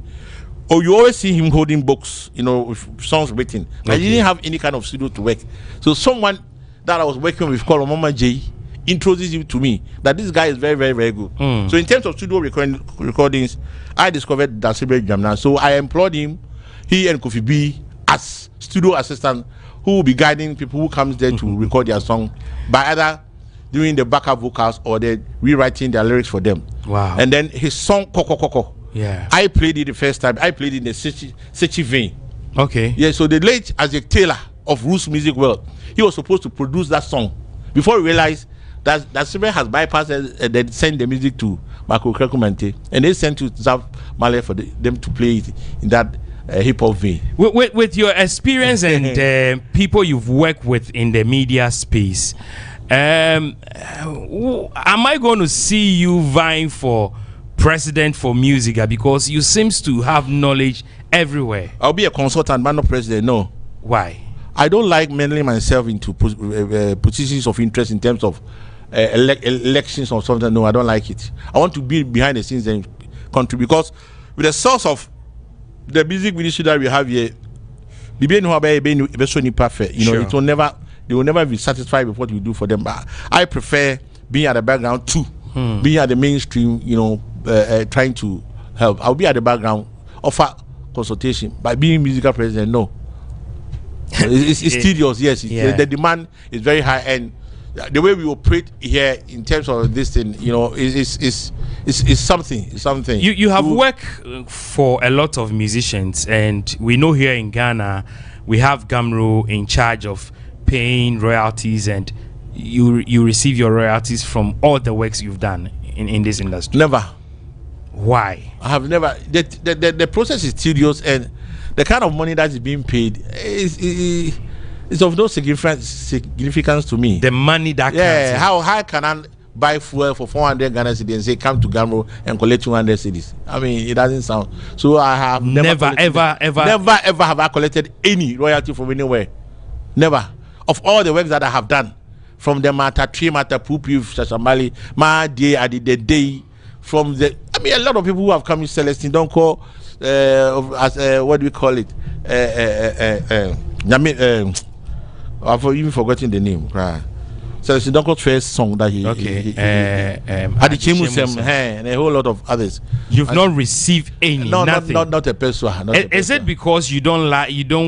You are not interested, you see, or they don't include your name? I'm interested, but if you look at the systems and structures that have been put up, for one, to have that kind of situation or have that kind of advantage getting that money, it doesn't seem right to me, and I won't waste my time going to do it.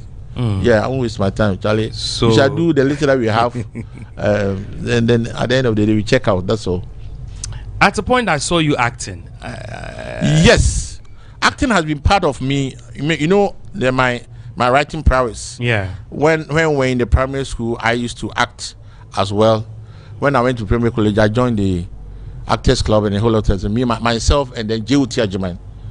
You remember J.U.T. Ajiman? Yeah.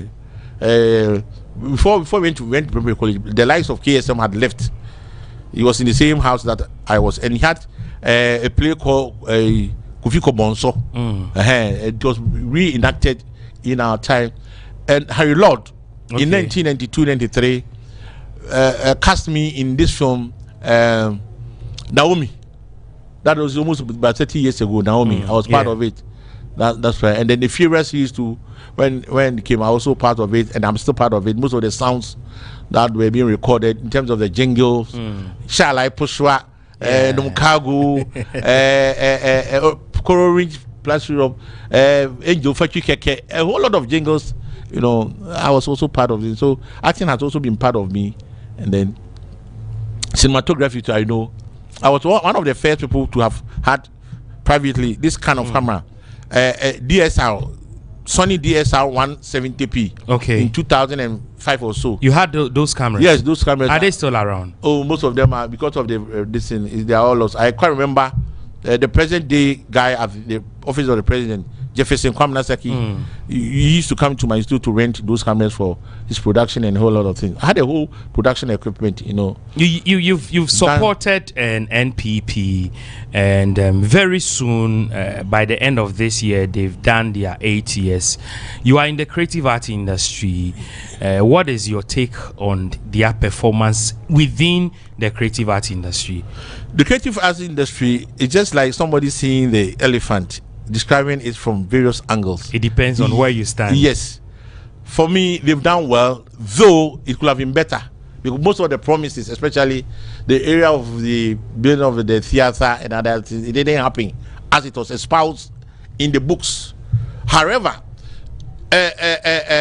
manifestos are the blueprint of ideas that one has, that if given the power, that person is going to implement it.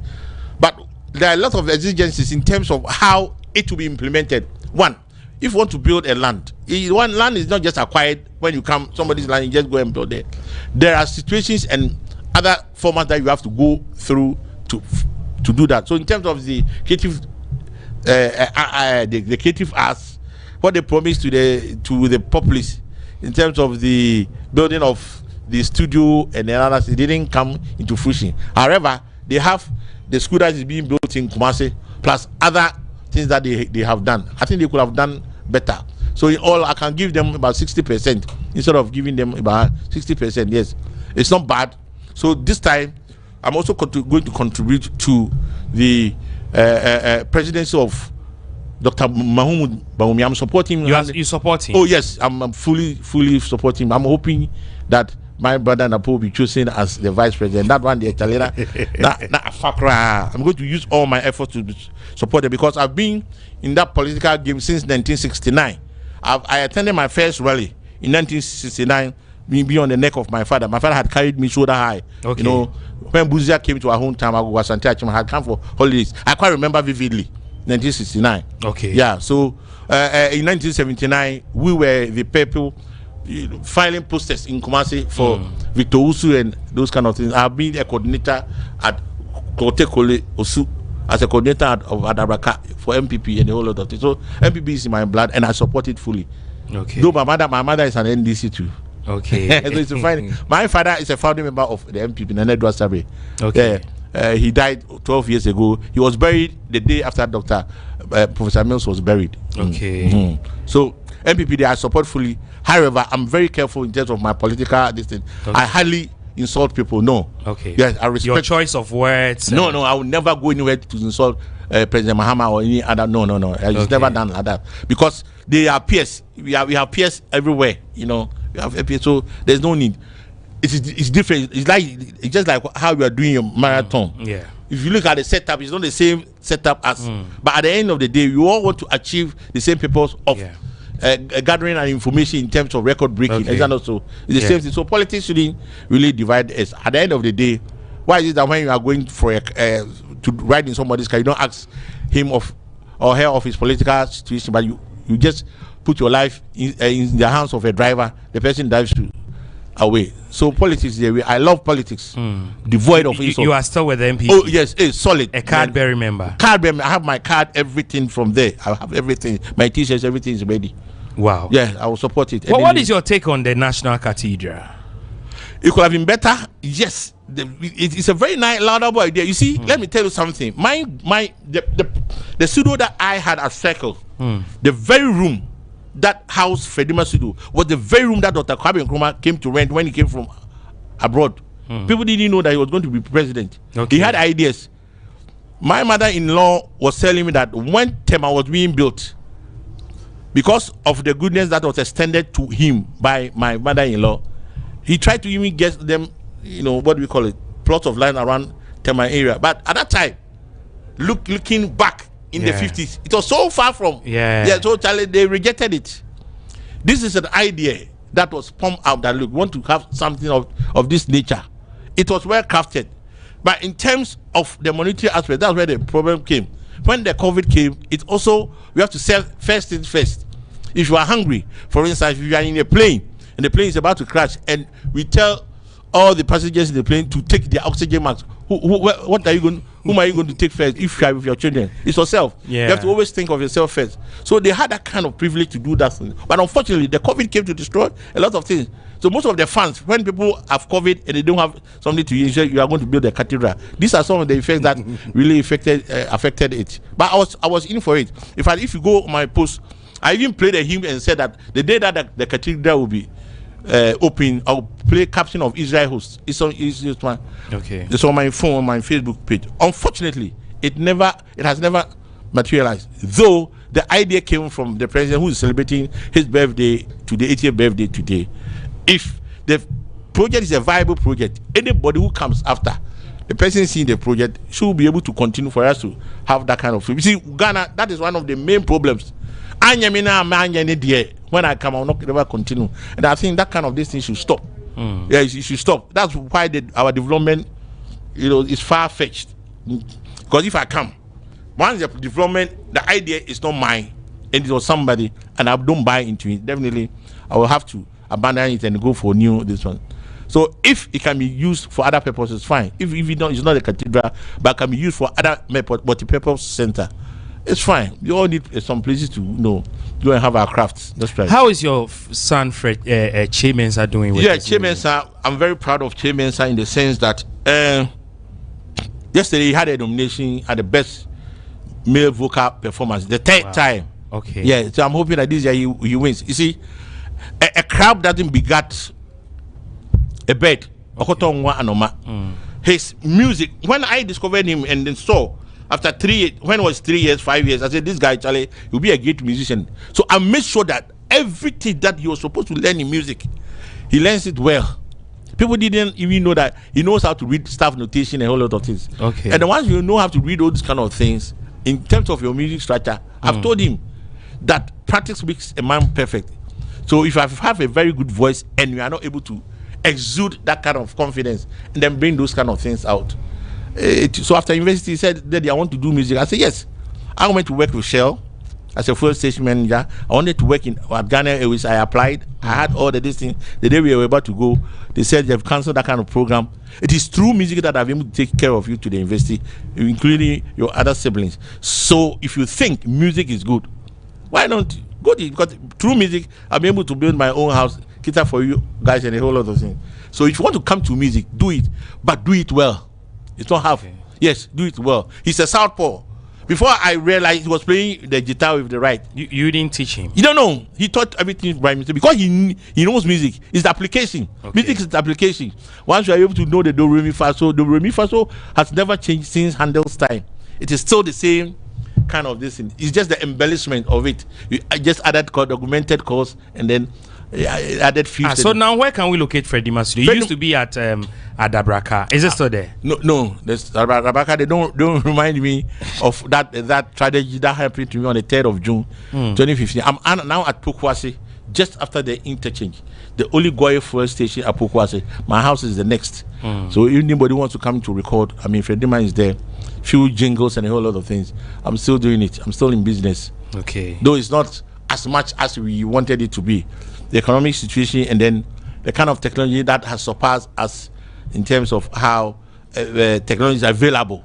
Those days, this microphone you couldn't even buy them at very, very expensive. Yeah. But these days, they are the best of the S-Show SM57 and 58. Yeah, they are the best in the market. Okay. You can hear everything. That's right. Uncle Freddie Man, thank you so much for passing through the program, and we really appreciate it. I don't know if you have anything you want to share with us. Yes. Do you say Happy Easter? Today is the death of Christ, crucifixion Easter. That's right. I thank everybody and the support, especially Nana Mama Brown, who has given me an opportunity to be on her show for the past 1 year. It has really revived my career. My career will never die. It's not going to die today, but he has lifted the image once again. At least every week, people see me on television telling my stories about Ghana music. I mean, if you want to follow me, Fred Chairman is there. Follow me on Facebook. That's where I am. Okay. I play my hymns on Sundays. I have one for the fair share of the common fund. You give me something for, because I live and dream in music. Okay. So I'm expecting that people should also help me. My wife, for the past 35 years. Wow. Yeah, she's been with me through thick and thin. My pastor, Bishop Daniel Kwajo Obinim. And then the pastor of the Maker's House, Dr. Boedin Yamiche. Reverend Dr. Prophet Azik Usubempa. I don't play with this kind of prophet. It will come to pass if you believe in the spiritual gift, and I believe in them. Okay, thank you so much, Uncle Freddie. It's been nice talking to you and the team, Charlie. All the best. Don't sleep. Okay, I won't sleep. Okay, so we take a break. We'll be back again.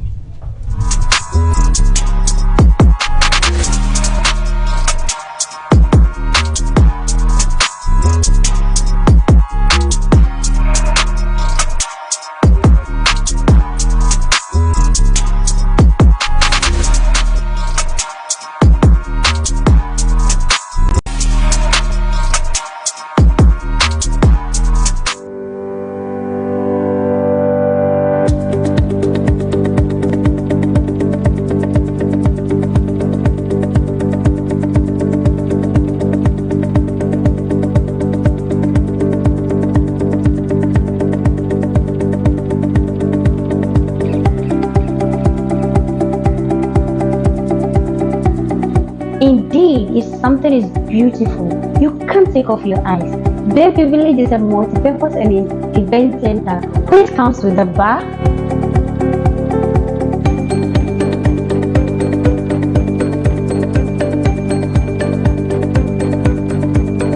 the restaurant where you sit comfortably and eat delicious food.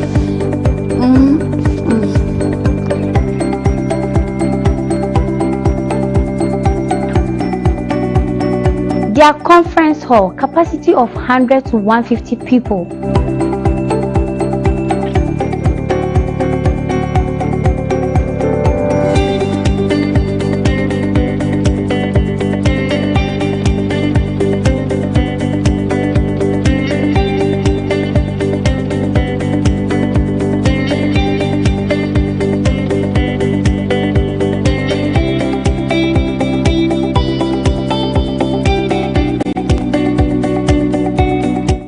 Bayview Village, your comfort is our utmost priority.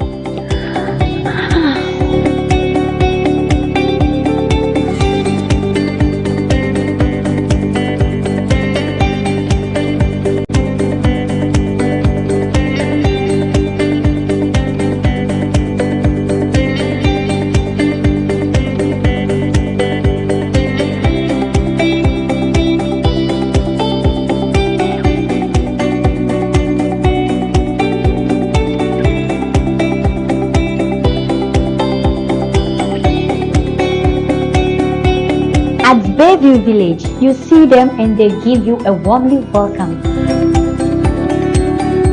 You can locate us in the heart of Accra, Atomic Junction, Legon, Hacho Road. Everybody check now. Check it. Fa check it. Fa check it. Check it. The beat is real. Don't wait, make it kill ya. Get your green select glucometer and check it. Sugar level, check it, check it. Fa check it, check it. Fa check it, fa check it, check it, check it. Green select glucometer, check it, fa check it, check it, check it. Put sugar level, fa check it, fa check it, check it, check it. Fa check it, fa check it, check it, check it. Green select glucometer. Everybody check now. This advert has been vetted and approved by the FDA. Hi, my name is Shara. I work for IRC, and we've been organizing an event called All Systems Go Africa in Accra, Ghana. And for the live streaming and video capturing of our event, we work together with Range Media GH, and it has been a real pleasure working with them. They're absolute professionals, work world class, so we thank them for their work. It has been a pleasure. Thank you.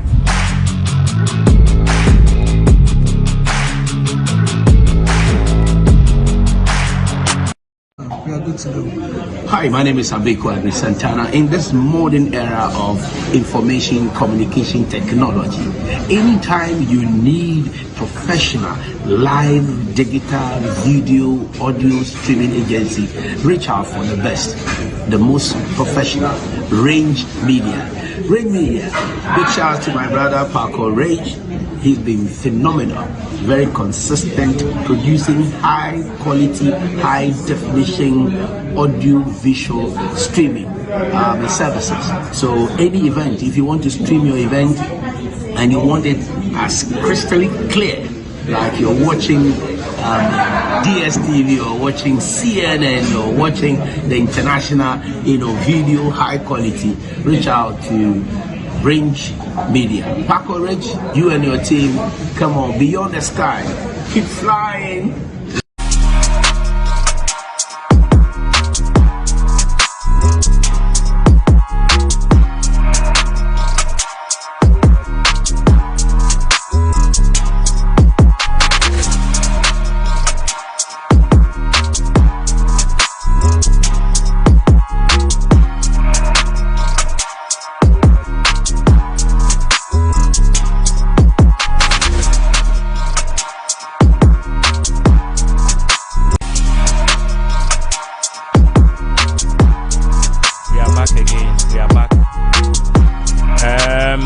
Okay, so I have another guest seated here. Say your name and tell me your name. Yeah, my name is Eric Ofori Aite, and I'm a filmmaker. You're a filmmaker? Yeah. Okay. Yeah. What films have you shot so far? Personally, I've shot a number of short films. Currently, I'm working on a feature film with my group, but I started off as a creative, a graphic designer, before getting to, being a TV film and TV producer. I trained at NAFTI. Okay. Yeah, but I started off working with Abraham Oyinija. I don't know if he's one of the pioneers when it comes to the music videos that they started way back by then. Yeah, he trained me, and then I furthered to NAFTI to get a more professional training on filmmaking. So that's where we are now. Wow. Yeah. Titles of some films you've shot so far. Okay, so I have a short film such as The Heroines. It's to my credit, and with that very short film, we shot it for a film festival, an international film festival, where you have to form a team and produce a film in 48 hours. It's an international film competition. So we did that. We entered a competition, we shot, and then we won for Accra. And that same competition, they do it for over 180 cities in the world. So we contested for the Accra edition and we won. Okay. And then we went, when you win the city, your film will go to the US to contest there. If it wins anything, then it goes to the Cannes at France, and our film went to win best visual effect in Los Angeles, and so the film was screened at Cannes too. So that's one of the films. I've shot a short film titled Shiagbe. Because I'm a guy and I like to project my tribe and my people. Usually I do my films using our local language. So I have Shiagbe. It's a short film, a 40-minute short film. I have Shapoena. It's also a film. I have Visitation by the Dead. I have a couple of short films. But before I even started shooting short films, I was then producing music videos because Abraham trained me. So I've shot music videos for the likes of Tiny, Lord Kenya, you know, a few of the old guys, so Furian Ponsa and a few of the old guys then. Okay, okay. So that is what you've done so far. Yeah. And does it pay? Filmmaking pays. It pays. It really pays. Just that from where I stand, I would say with the Ghanaian industry or Ghanaians per se, the filmmakers, we don't give the attention needed to the act. That's how come you'll find people saying it doesn't pay. But we have our sisters to compare to us, like the Nigerians. You can't tell me their industry is not paying. It's paying them because they are doing something right. So until we get to that stage where we put the seriousness that it needs to it, but for me, I feel it pays. That's it pays. How come. Yes, it pays. Currently, it's paying. It's paying. Does it pay you? Of course. I mean, for me, I would say, like I said, I'm now working on a feature film, and I'm giving all the attention to it. We're going to use like a year to work on the script. We've studied the consumers of the film, and we realized that we did these short films there where I titled it The Heroines. It's an action film. It's like a 5 minutes short film, the one that took us to the Cannes. And anytime people watch, it's like they want more. So realize that if you should do it and do it well and do a Ghanaian action well, people will jump onto it. So that's something we are working on, and we are working on this seriously to put all the effort we can. You know, bring in all the equipments, the helicopters, the guns, and the things that we need to make it, you know, top notch. And then if it comes out, we believe that we are going to recoup all the money and make even more. Wow. Yeah, so that's what we're working on. You do more. Yes. Yes, I'm telling you. Do you think we have good and better equipment here to shoot our films? We have everything here. We have the expertise, we have the equipment, we have the ideas, we have everything here to produce, you know, to the standards that will compete anywhere. I really can't place my hand on what we are lacking. I don't know whether it's because we are not giving the attention, the seriousness that we need to give to the industry. But we have everything. Yeah. You know, you go out there and you meet these young filmmakers, and the things that they are doing, the ideas that they have on their benches, you realize that, Charlie, we have everything here. What is the future of our industry, the film industry? What is the future? We have a very bright future if we put things in place where, like, I mean, we always have to compare ourselves to Nigeria because they came to learn from us. At the time I was with Abraham, that was when the Two-Face, Idibia, and all those young guys were coming up. They all came down here. To some of us, we even trained most of them. There's this one lady called Joke. She started Sun City TV in Nigeria. I trained her in Ghana here. When Kenix Music and all those guys came here, they learned from us. So I'll say that if we start putting up measures to discover more talents, and we apply the seriousness that we need to apply for investors to look at it and say that, okay, this is a serious industry, let's put our money there. If we get to that stage, everything will change for us. But for now, you don't find an investor, giving you the millions of CDs that you want and sit down, watch you mess the money around. I mean, mess the whole thing up. So that is the thing. So until we get to the stage where we put the seriousness to it, where the investors see that, okay, this is a serious industry, I don't know. I mean, but for the future of the industry, it's so bright. It has always been bright. That's what I think. Okay. Yeah. And with your experience, have you been able to train some people? Oh yes, I have trained loads of people. I worked with TV3 for 3 years, and together with a group of creatives that we were all trained by Abraham, we set up a department, and we trained loads of, some of the guys there now, we trained them. So we set up the department, and we were like, every year we take interns, we take national service personnel from KNUST. And personally, when I left TV3, I started my company. I've been running my company for a couple of years now, and I've never employed a trained professional before. I just look at people with character, people that have the attitude to want to learn, and I train them. So yes, I've trained quite a number of guys, and I can say that confidently, that because I feel that is what the industry need. Most of our old guys, I don't want to use the word selfish, but they kept a lot of the things to themselves, and that is how come our industry is suffering now. They don't pass on the knowledge they have. That is what I noticed. What is your take on telenovelas currently? Most filmmakers are not happy with telenovelas. Is that the case? Is that how you see it? For me, I feel it is. I like the fact that it came to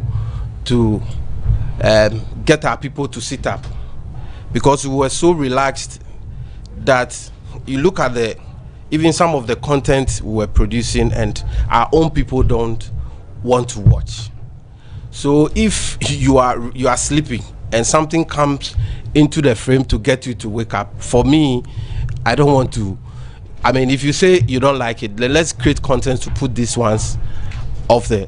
We got them to bring these things here. So now it's a competition. We must, and I think we can beat them to it. By creating more of the content, and our people, they will relate more to our content than these ones. But for now, they don't have the option, so they are glued to it. So for me, I don't find anything wrong with it. I feel we brought ourselves here, so we have to get ourselves out. We caused it. Yes, we caused it. The film producers and back then we were selling movies on VHS, CDs. Now it's no more. It's still in the system, but then how do you market your films, the productions you are doing now? I do for now. By the grace of God, we have social media, and I feel it's the best thing that has happened to us. It's something that has given every ordinary filmmaker an opportunity to put his or her creative works out there.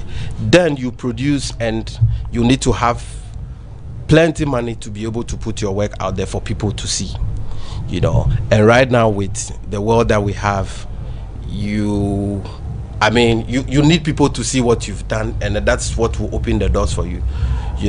Then people will say, okay, when we sell the CDs, we make money. Now people click on your stuff online, and you make money as well.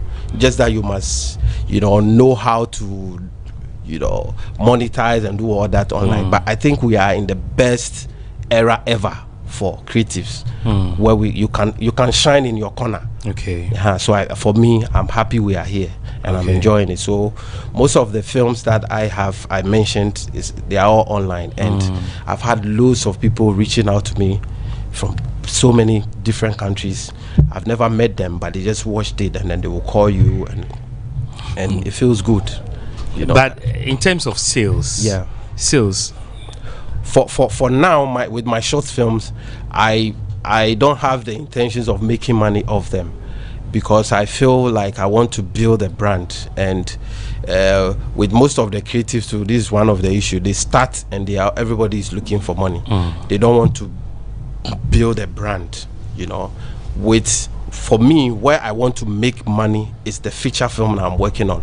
That's how come I'm going to put in everything, even if it means I sell my properties to invest, because I'm going to work to make sure that I'm bringing something that is going to blow, box office for me.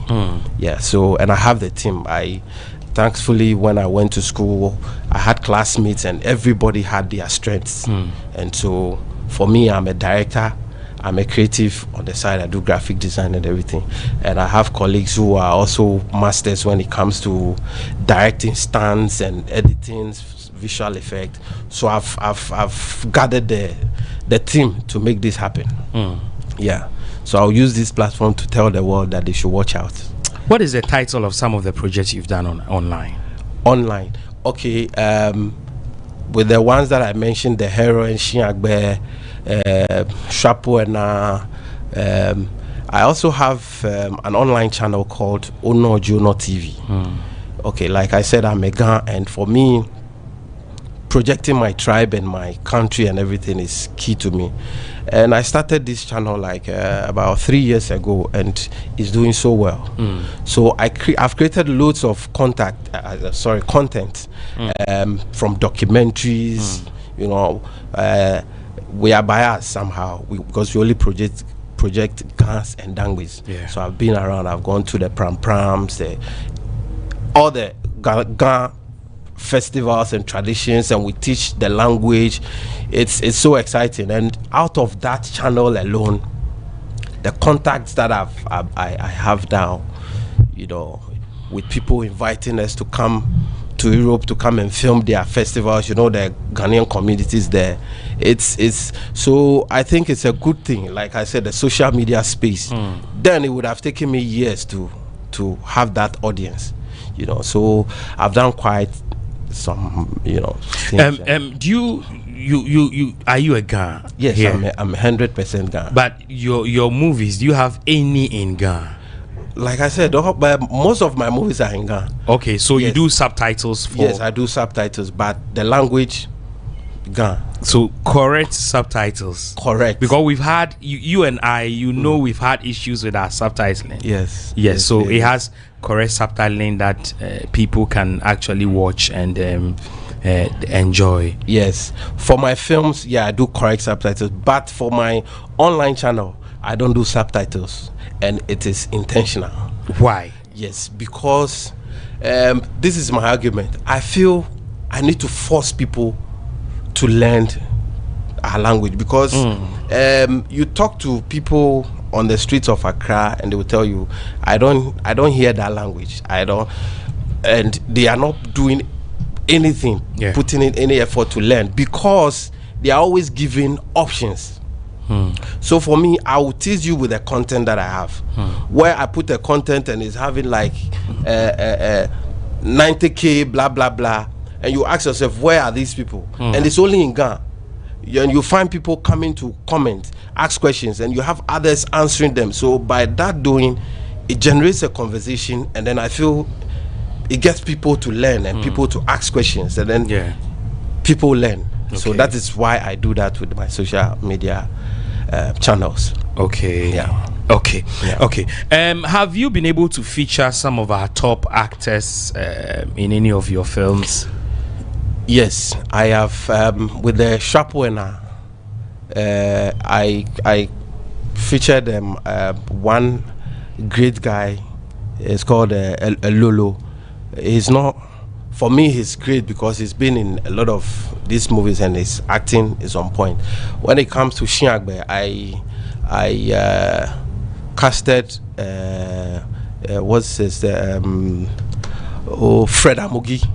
Fred Amugi and old, and that Shiagbe actually is my final year production at NAFTI. Okay. Yes. So even though Fred Amugi is legendary and very expensive, I mean, he looked at the script and then was like, okay, he's also a Ghanaian. He's been finding ways to also contribute to projecting the Ghana.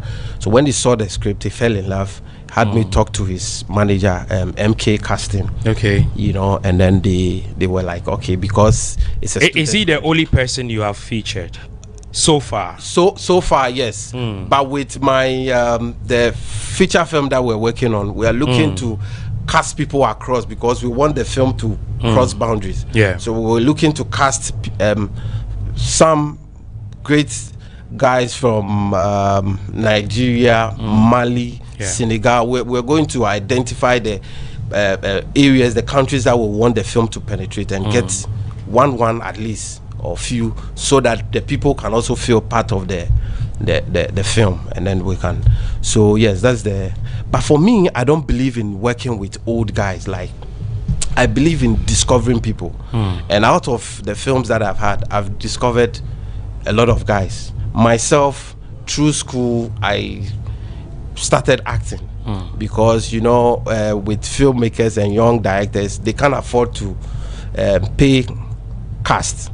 So when I was in school, I volunteered to act for students. And after school, most of my teachers, Ajetianan taught me acting. Okay. And he was and a few of them, Mr. Busumpim and guys, they were like, listen, you are good. When we see you on screen, you are good. So try and go into it. And I'm like, I love to be behind the cameras, but they said, listen, you can go and discover yourself there too, if you like. So I work with new faces. Yes, so that is something that I do.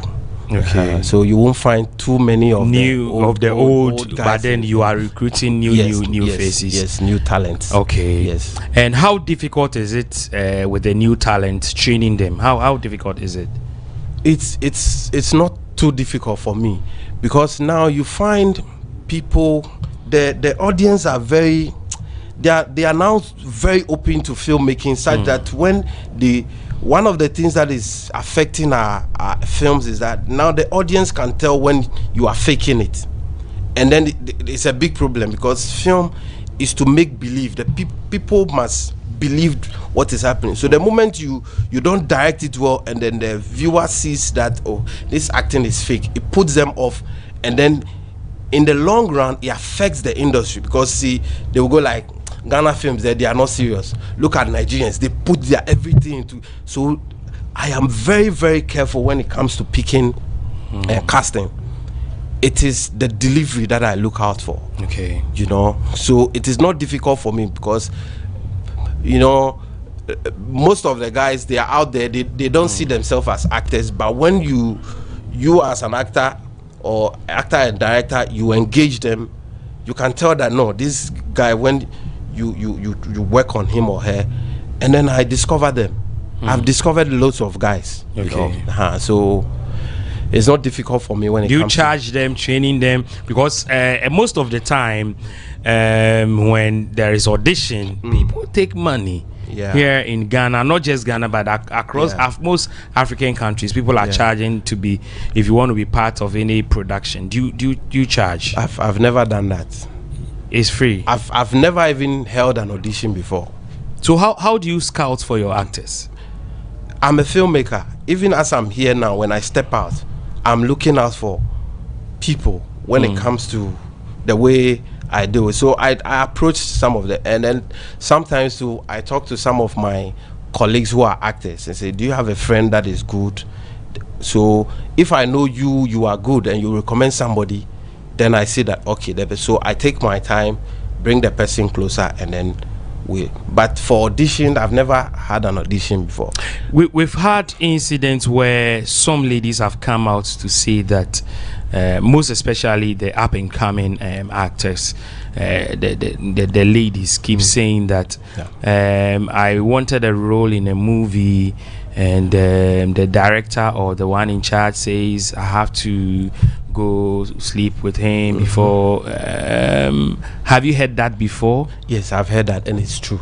Does it happen? It happens. Oh, I thought it was just a rumor. No, it's not a rumor. It happens, and it doesn't just happen in only filmmaking. It happens even at your radio and everybody. Anybody that needs a favor, people, especially men, take advantage of them. So it happens everywhere. You know, it happens. It happens, and have you witnessed any before? Oh, I have. I have witnessed. I have not offered to, sleep or do whatever with somebody to give him or her a role. But I've had instances where women want to push themselves on me to gain favor.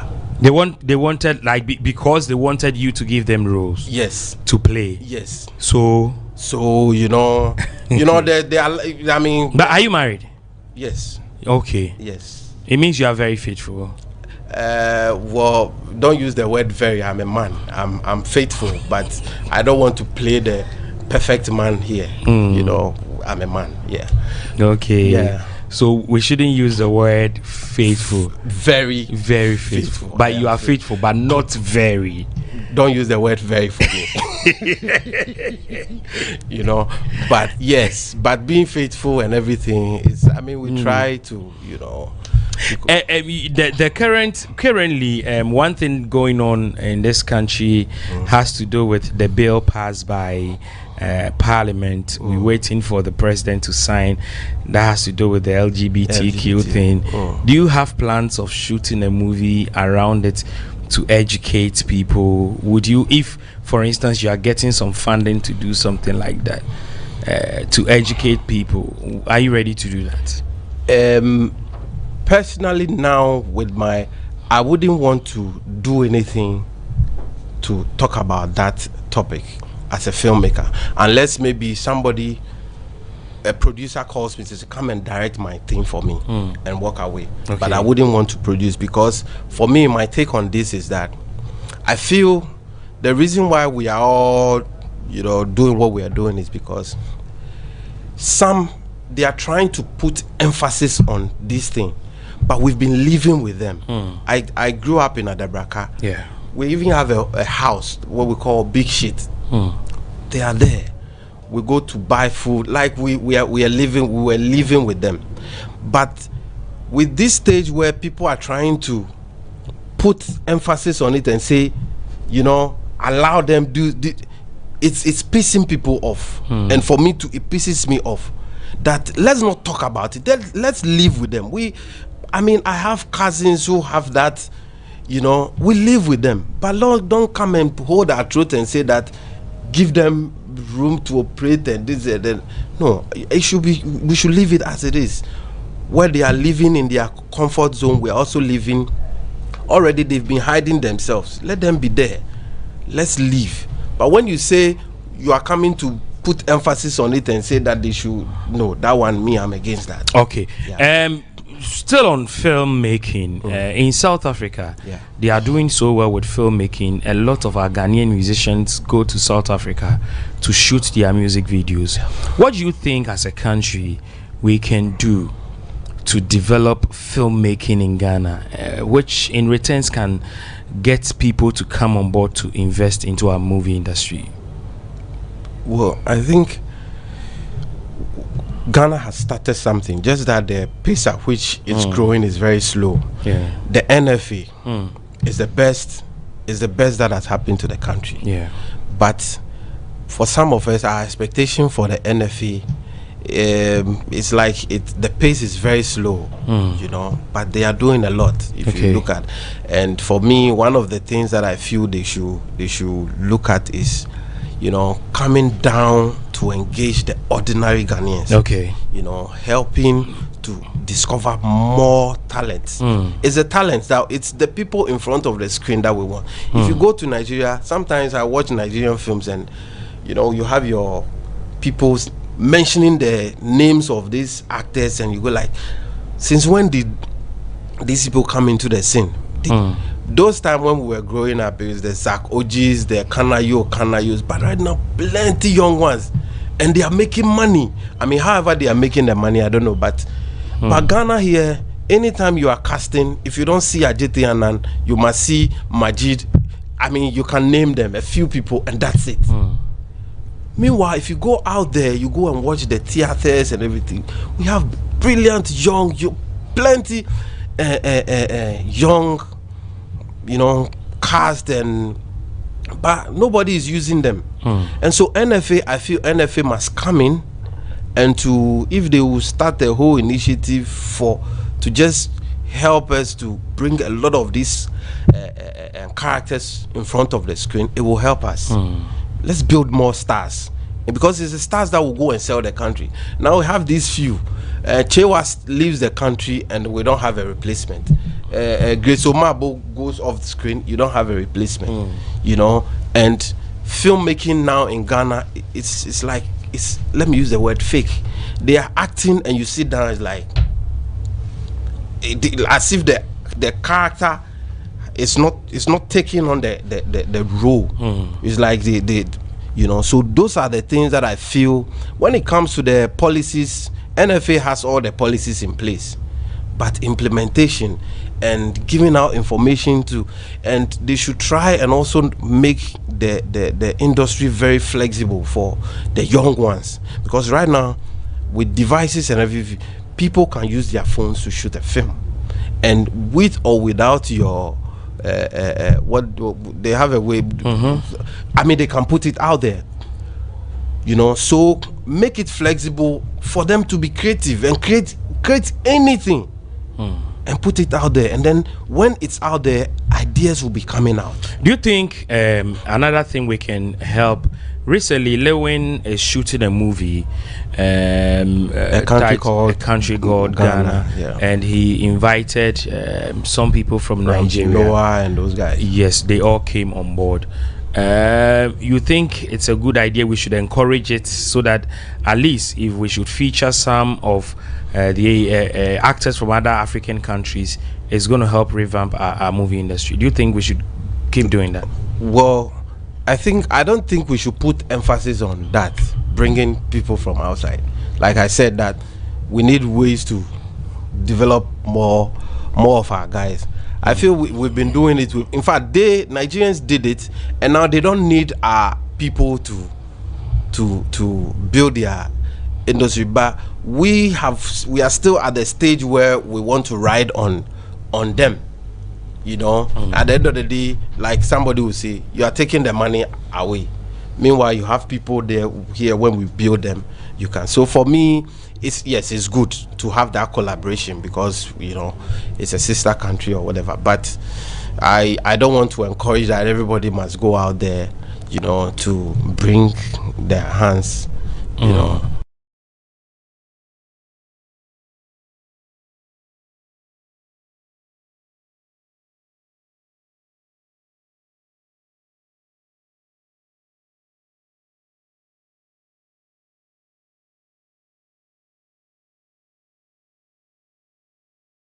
if strategically it's going to help your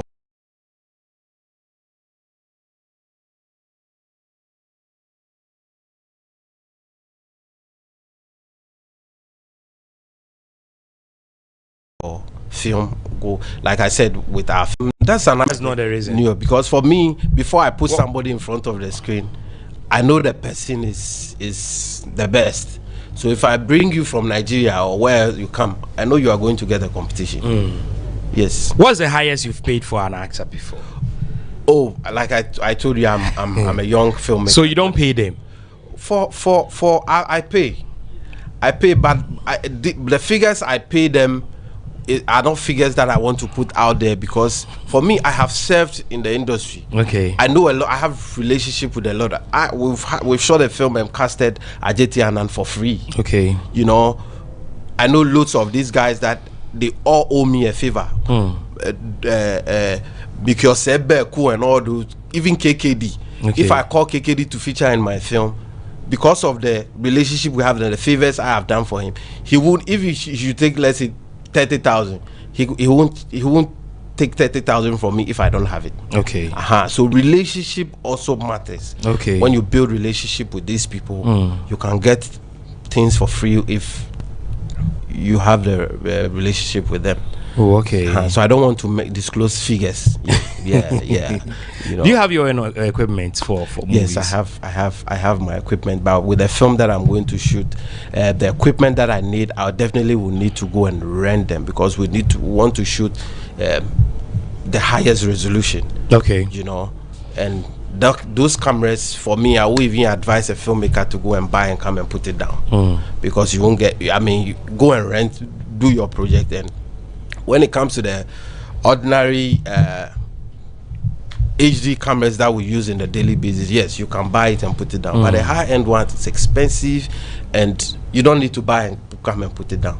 So go and rent, shoot your project. If it's 1 month you shoot, you pay, you go and drop there. Is that not expensive as a filmmaker? No, it's not, because the 1 month that you use the camera, if you look at the cost you are using to rent, if you're going to buy, you might need like 5-6 times that amount. And when you buy it too, it's not a camera that you can use it on any regular production. You know, so you can't spend that money to go and buy. You shoot your project, and then if you bring it with a mindset that people will come and rent, you'll make money. You are lying. Because if you go to CJ and their rent house, they have them sitting there. So why do you go and buy it? So you don't advise film producers to? No, for me. For you? Yes, I won't advise them unless it's somebody that has a production house that has scripts sitting down that every year, let's say I'm going to shoot, let's say two feature films, like in the next 4 or 5 years I have projects. Then when you buy it, and even with the cameras, every time they are upgrading it, so you buy it in the next 1-2 years, it's outdated or whatever word they will use, and then you need to go and get a new and a latest one. Yes, so for me, with Ghana, we don't have the money and everything. If you go to Europe and things, there are ways by which you can go and what word do they use? You go and rent it, but you have insurance and those things to cover you to just go and use the equipment and return them and all that. But here, we don't have the money yet. We want to spend money on. So for me, I won't advise. Okay, it's not advisable. Yes, with those equipment. Okay. Yeah. Wow. Okay, so you have a YouTube channel, right? Yes, I have. Where you share your videos and other stuff. Yes. What's the name of the channel? I have my production, a channel for my production house called C Productions. That's where I put my films. C Productions. C Productions. Okay. That's where I put my films, and I have my Ono Juno channel, where there I put my documentaries and other projecting the Gadangbe. I've shot documentaries on the Gan Homo Wall, most of the rituals that the Gan people do and Dangbe people. We are all around most of the tourist sites, the food, the culture, anything. We're just projecting the language, and by the grace of God, we've done well when it comes to the people from outside that don't have the opportunity to learn the language and their Gans. The people you shoot the movie for, most especially the Gans, your movies are in Gan language. Yes. Do they patronize your movies? Yes, they do. They watch. They do. But funny enough, from the analysis that I've done, rather you find more non-Gans watching than even the Gans themselves. And I can also say that maybe it's because of the channel I'm using. Most of the local people are not on the social media platforms and things like that. So for them, we are having plans of how to do community screening and things like that. Okay. Because we want you don't need to be educated, as in go to school before you get information. That is our argument. So if my mother didn't go to school, or to me, as in can't read and write, but she can't be left out when it comes to informing them and teaching them about their culture. Yeah. So we have to use the language and the medium that can get her to also, so that's what I do. Okay. Yeah. One day, would you want to have a telenovela shot here in Ghana with our local language? A telenovela. Yes. Can you do such production? Yes. My story that I titled Shiagbe, it's a story that I have developed. Because you see, when you check out with telenovelas, you check the length, the number of episodes that you need. It's not easy. It's not easy. But they are doing it here. Aquaba Magic. Let me give thumbs up to Aquaba Magic. They are doing great. This series that they Akoto. I spoke to the director and I volunteered to play a role just so I can get close to the production. And I went there, it blew my mind. They said they are shooting 160 episodes. They're still on it. And it's a beautiful production, beautiful storyline. A lot of investment. They've acquired portions of land going to Koforidia, acres of land, and they've built the sets. Like, I went there, I'm like, why are we not projecting this for the people of Ghana to see and know that this is happening on our soil? Yeah. And so when it comes to those are the areas that I even want the NFA to come in. You see, some of these things, if we are an industry and you are like the regulators, your job is not just to come in, to say like they will say GRE. They are just always holding our neck. No, come down and help the industry expand. When we expand, you make more money. Sure.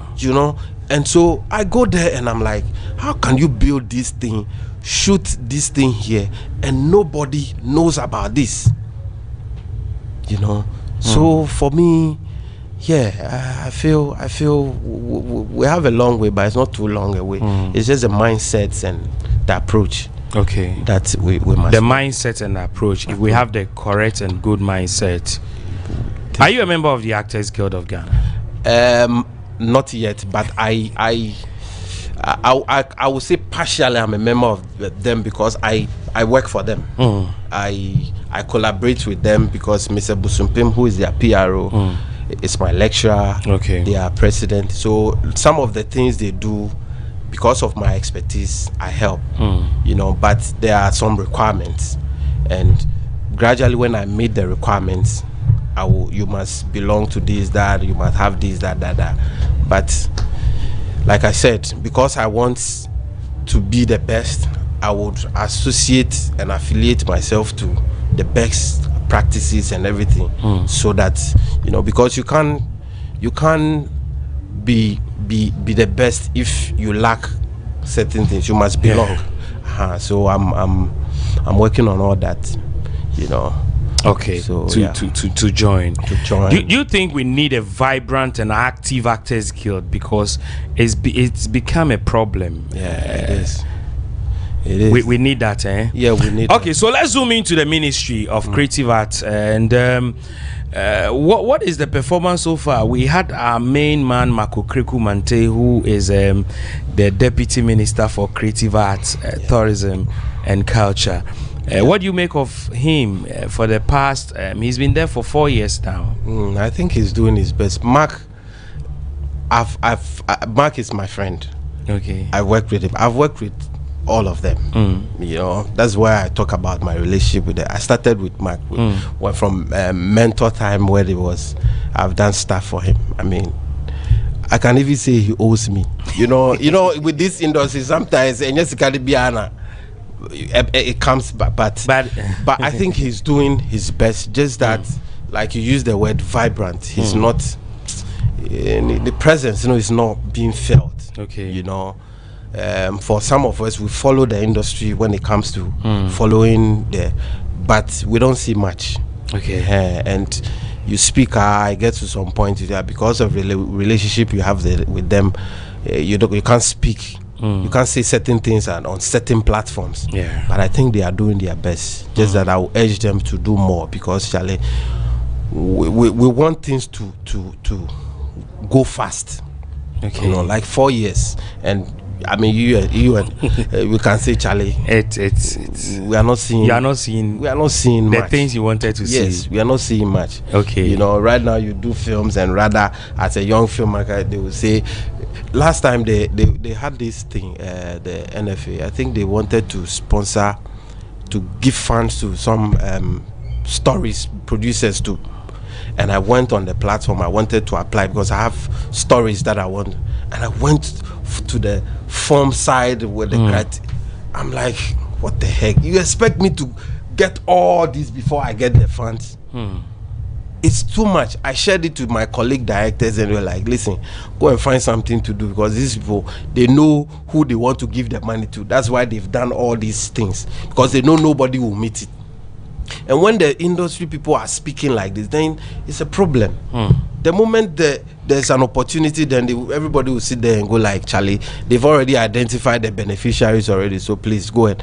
Because you can't, it's the criteria, it's just crazy. It's difficult. It's crazy. Just to produce a film, you know, bring this, go and do this, go and do copyright, go and. Meanwhile, you've not even given us an orientation on how to even, you know, do copyright and those things on our. Should government begin to fund some of you? Do you think that government should have some funds that some of you producers can begin to access those funds? Yes, government has been doing that. We hear. You hear? We hear. You've not received anything? No, we hear. We don't even see it. Today you say government has released it, they will do this, that. Charlie, you only hear. If they want us to stop talking like this, they should bring the people that have benefited, do documentaries and things like that, and follow what they've done with it. Then we can believe. But today, way back before Michael Kriku came, how many times haven't you heard that government has pumped some monies into the creative arts, and at the end of the day, you don't see what the money has been used for.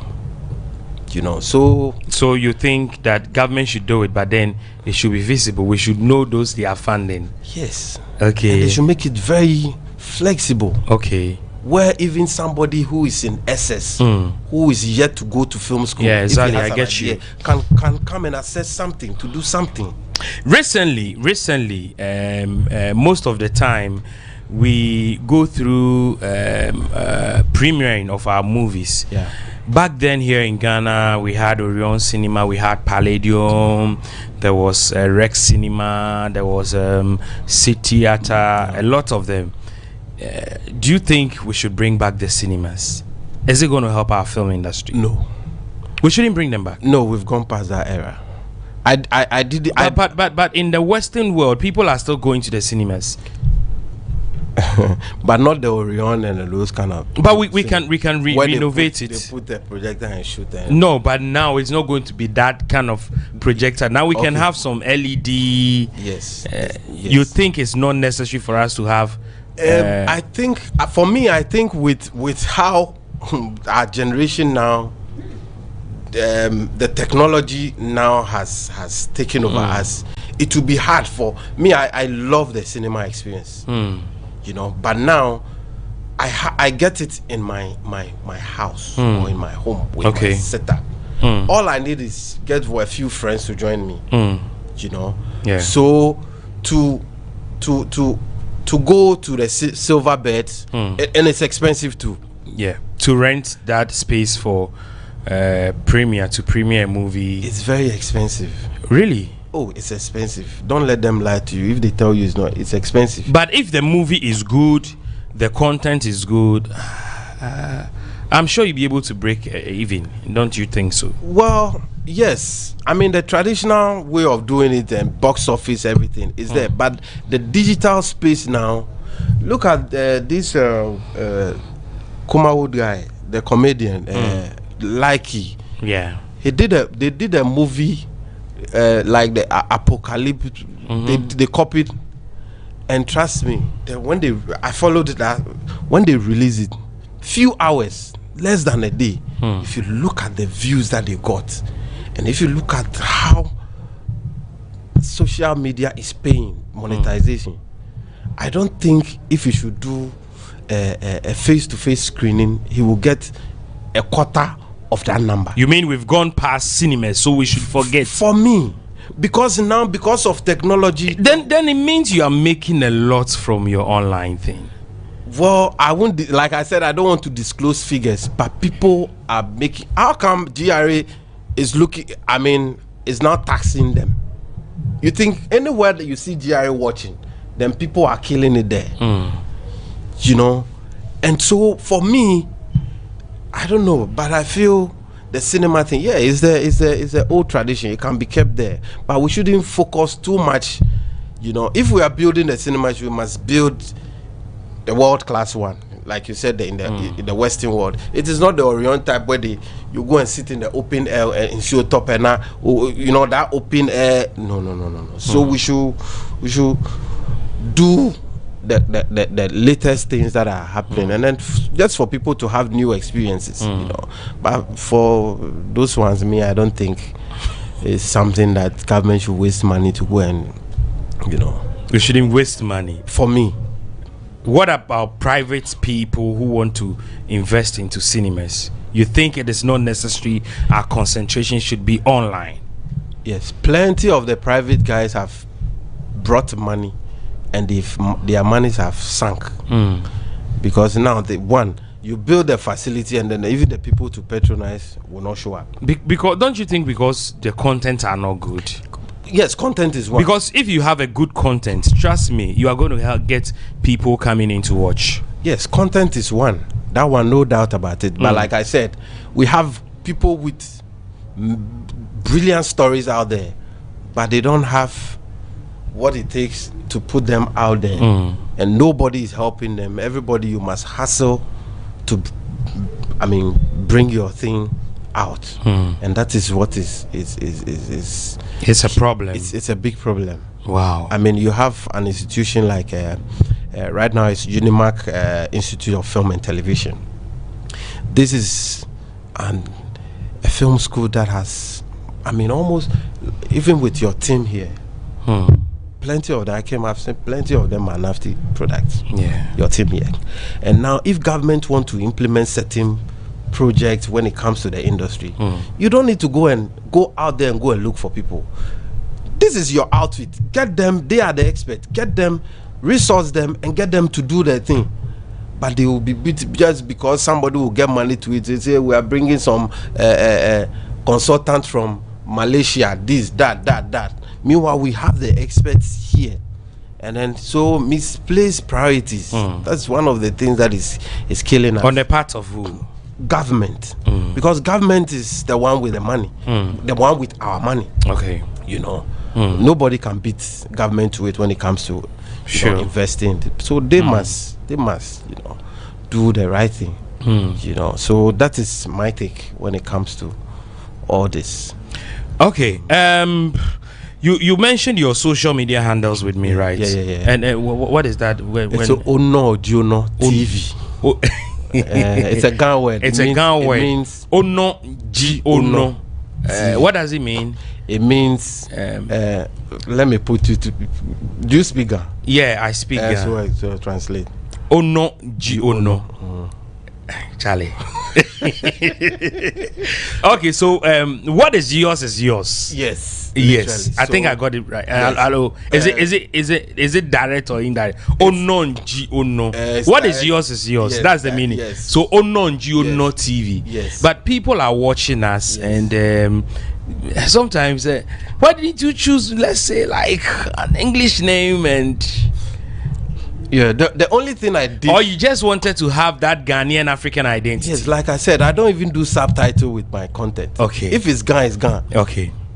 I mean, if you can't understand, then you are not my audience. But you need to cut across. I am biased, and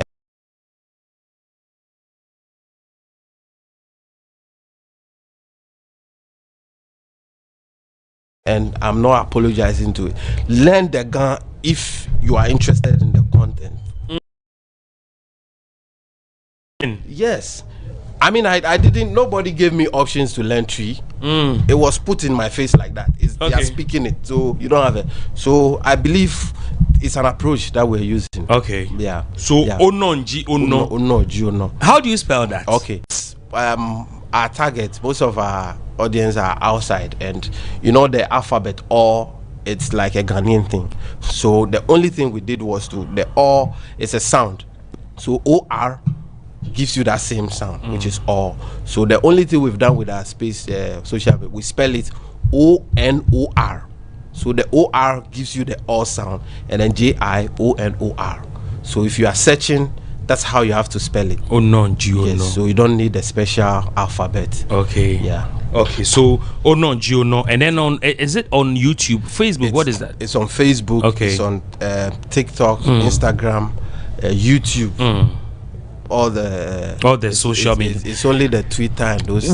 What is the criteria? How do you choose your actors? If someone wants to join you, what is your criteria? The person for the honor, you must speak the language and have the whole. You should be able to speak the language. If you want to be in front of the screen, but if you want to be behind to help with. That one you can be anything. Okay. But at the end of the day, it means that you are biased. Well, when it comes to this, yes. Yes.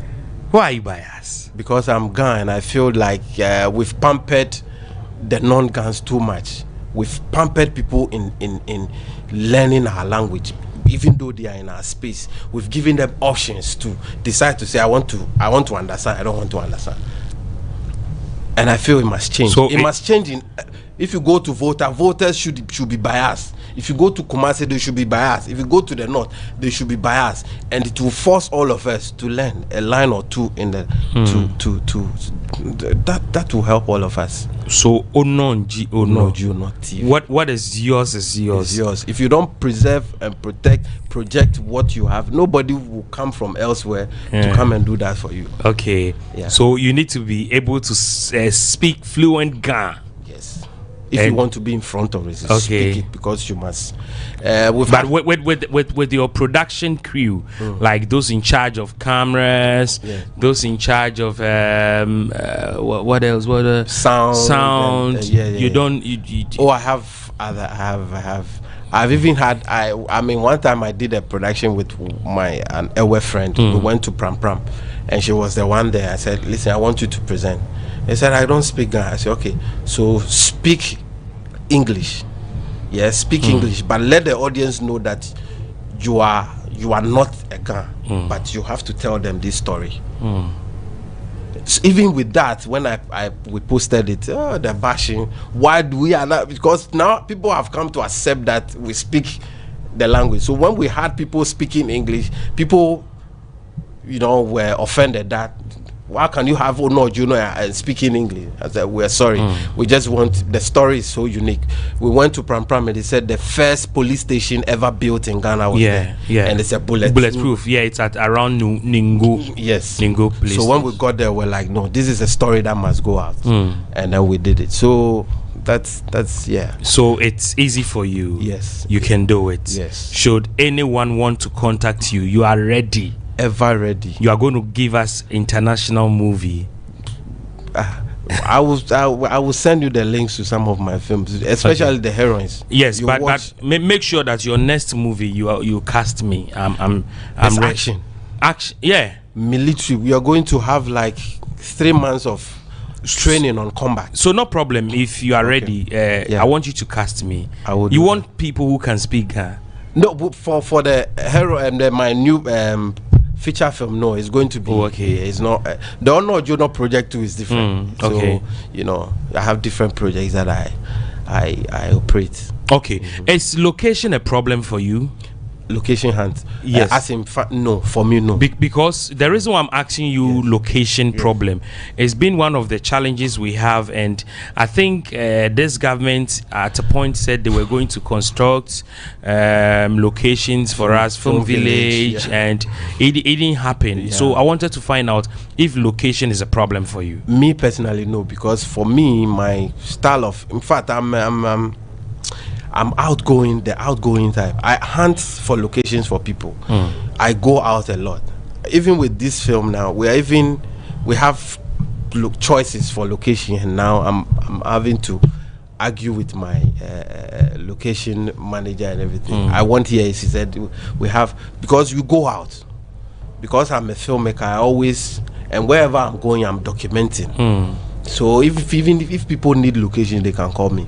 In Accra here, I shot my village scene and everything in Accra here, and people were like, in Accra here. I say, yes, we have the location. You can shoot a whole whatever in Accra here. We have this. You have mad houses in Accra here. Okay. You have, but people don't know. So sometimes they feel like you have to travel out of Accra to go and get certain river, whatever. You know, I have, even if you want to cast animals, I have people who have the animals. Wow. When it comes to props, you have everything. My Shiagbe production, I casted. I wanted to play with nature, so in the film, I casted animals and insects and everything. Animals and insects. Yes. How to position them. How possible? Yeah, you should watch the film. Yes. I had a horse. I had a horse, I had goats, I had snails, I had so many things. So we're actually coming to change the face of things. If God gives us the life and the strength, we will do something. You will change the face of something. So are you ready? Ever ready to change the face of movie? Yes. Okay. So you are ever ready, and you need support. As for the support, yes. So where is your office located here in Ghana? Abofu. I don't know if you know Abofu. It's Achimota. Of the Achimota forest. When you go down off the N1, there's a community on the right side. That whole community is called Abofu. Okay. And that is going to be the messiah for the industry. That's community. You want to build a village, a film village or something? Because I am coming from Abofu. If I come to save our industry, the credit will be given to Abofu, because Abofu made me. So that's, and most of I've even identified people there that are acting now. Okay. You know, it's your, and just last year I contested for an assemblyman position. Okay, and you won? No, I didn't win. Why? I didn't win because it's my first time. But I mean,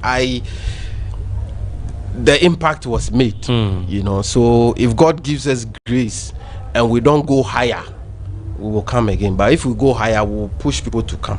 Why? You enjoy politics, right? You're a politician. I have been someone who likes to impact on people. Yeah. So for now, and in Ghana here, you can't really do much if you don't have the political power. That is the sad thing. So that's how come but even I lost, and I'm like, it was good I lost, because I felt it's a space that I need more understanding into before. You know, even though I didn't win, Charlie, the pressure, be easy, but we'll do it. You know, so yeah. So that's. Do you, since you contested for the district assembly elections, do you have plans of moving forward? One day, a filmmaker is going to be an MP here in Ghana. Do you have that plan? God will direct the path, but any position that will be given to me to affect lives, I'll take it. You've seen the administration of NDC. Yes. You've seen NPP. I am an NDC sympathizer. Oh, you are an NDC. No doubt about it. You support NDC. You want me to talk politics? So you think NDC did better than NPP? I think the messiah that we need in Ghana now is JM. The messiah is JM. He's the messiah. Do you understand the 24-hour economy? You see what you are doing now? Yeah. It's a sign of the 24-hour. My God. So this is how Ghana is going to run. When you are sleeping, somebody is up working. This time around, I'm not sleeping. Yes, you see, even if Charlie, so tell your people that if anybody that don't understand the 24-hour, the whole dynamics around it, they should watch your marathon. And that is how Ghana is going to run.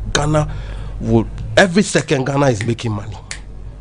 Every second the country is working. And that's what we all want. Some of us will work 24 hours. You go from production, you come and sit on the bench, you are editing. You take a nap small, you come back, you are editing, you are delivering. So what I'm doing is a 24-hour economy. Yes. Yes. If you even you yourself, you didn't understand, then look at it well. That is it. No sleep, you. Ghana will not sleep. Ghana will not sleep. Ghana will not sleep. Ghana will not sleep. No. Yes. Okay. Yes. Thank you so much for coming. Okay. And I really appreciate, and that was a very nice conversation. At this time, I will have to take a break, and I will definitely come back.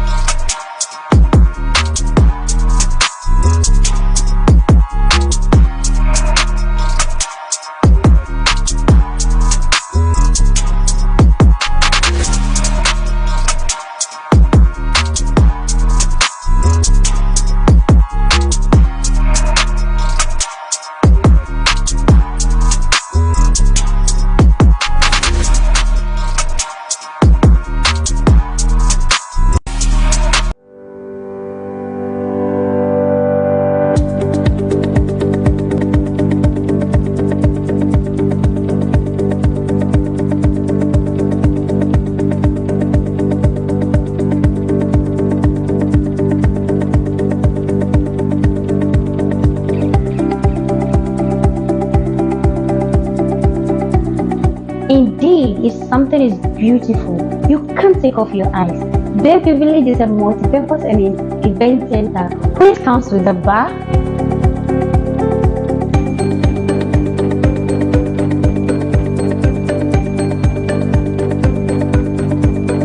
the restaurant where you sit comfortably and eat delicious food.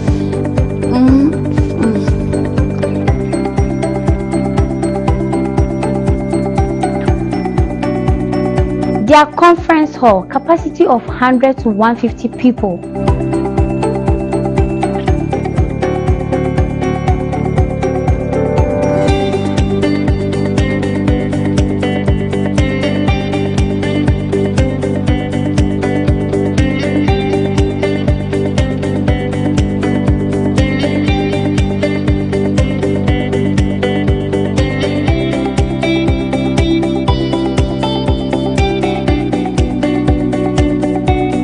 Bayview Village, your comfort is our utmost priority.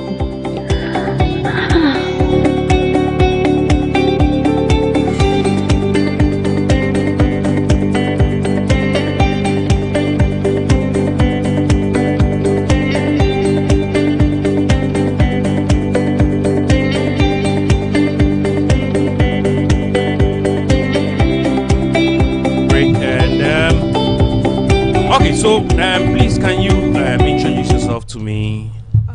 Can you move forward a little bit for me? Let me help you reposition this. So I think if you can help reposition this microphone and mention your name and introduce yourself to me, please. My name is Linda Kosa, a public health nurse from Lekma Hospital. Okay, come forward a little so that I can hear your voice. Yes, okay. So your name is Linda Kosa. Please kindly speak up for me. My name is Linda Kosa. Okay. A public health nurse from Lekma Hospital. So when we say a public health nurse, what do you do? Our role, we are usually with the community.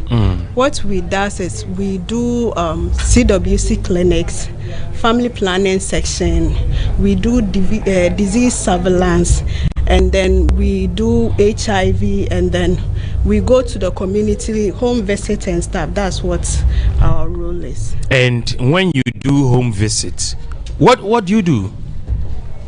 When we do home visits, sometimes with the home visit, we have the normal routine home visits. Go on. We have the normal routine home visit, and then the special one. With the normal routine home visit, you just go to the community. Any client you meet, you just render the healthcare service. But with the special, you have a particular people you are going to visit in the community. Example like the diabetic, the HIV, the tuberculosis patient. So that's the difference between the normal and then the routine home visit. So you visit people and talk to them about diabetes. Yeah, you educate them. We educate them on what to do and what not to do. And then sometimes we educate them on the health prevailing issues that is popping up in the country. When someone has diabetes, what are some of the advices you give? We advise them to limit their fat intaking, and then they should do exercise. Some of the patients, when after eating, they just sleep. It's not good to sleep. Yes, please. Immediately after you are done. Yeah, you are not supposed to sleep just like that. Why? The fat will accumulate in your body. Instead of you walking and then the moment you walk and then moving up and down, the fat will be burning and then reducing. So, but when you sleep, it will just accumulate in your body, which isn't good for your health. Okay. So what do I do after eating? How long should I wait? You have to wait at least 1 to 2 hours before going to bed. 1 to 2 hours before going to bed. Yes, please. So I have to wait 1 hour. Sometimes people would want to wait because waiting time before you go to bed, you get home very, very late and you are done eating. How do we do this? That's why when you get home and it's late, you have to take something light. Like? Yes, something light that your digestive system can digest it very quick. But if you take something heavy, like let's say it's around 9 p.m. and then you take banku and okro, it will be very difficult for your digestive system to digest it. So the following day, the food will still be inside your system. Okay, so it means that you're going to increase your insulin level. Yeah. Okay, that's why you are supposed to eat early. Eat early? Yeah. As early as 5. You are done. You are done. Okay. So in the evening you feel like taking something, you can take in fruits. Okay, get close to the mic so we want to really hear your voice well, so please. Thank you. Okay, so what else do you educate people on? We educate people on family planning and then HIV. Family planning and HIV. And then child welfare. Okay, so let's pick this first one. What is family planning? When we say family planning, what does it mean? Family planning helps us to space the number of children we want to have. Example, me being in school, let's say I have a child and I want to complete school before I will give birth again. The family planning will help me to be able to achieve that goal. So it helps us to space the children we are going to have. Okay. Yeah. And is it safe? Yeah, it is safe. So do we have types of family planning? Yeah, we have types. What are the types of family planning? We have the natural family planning and then the artificial. There is a natural one. Yes. And then artificial family planning. With the artificial, with the natural, it's with your body. Okay. But the artificial, we have artificial estrogen and then progesterone added to it. Yeah. So let's say with the natural one, we have the cycle bead, we have the calendar method, and then we have the lactation amenorrhea.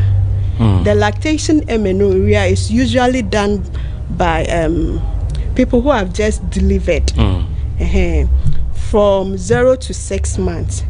And you do exclusive breastfeeding, and then your menses has not returned. That's the situation whereby you can do the lactation amenorrhea. And then when you come to the artificial, we have the pills, we have the injectables, we have the implants, the one they put it here. For ladies? Yes, for ladies. Okay. We have the IUDs, they put it on your womb.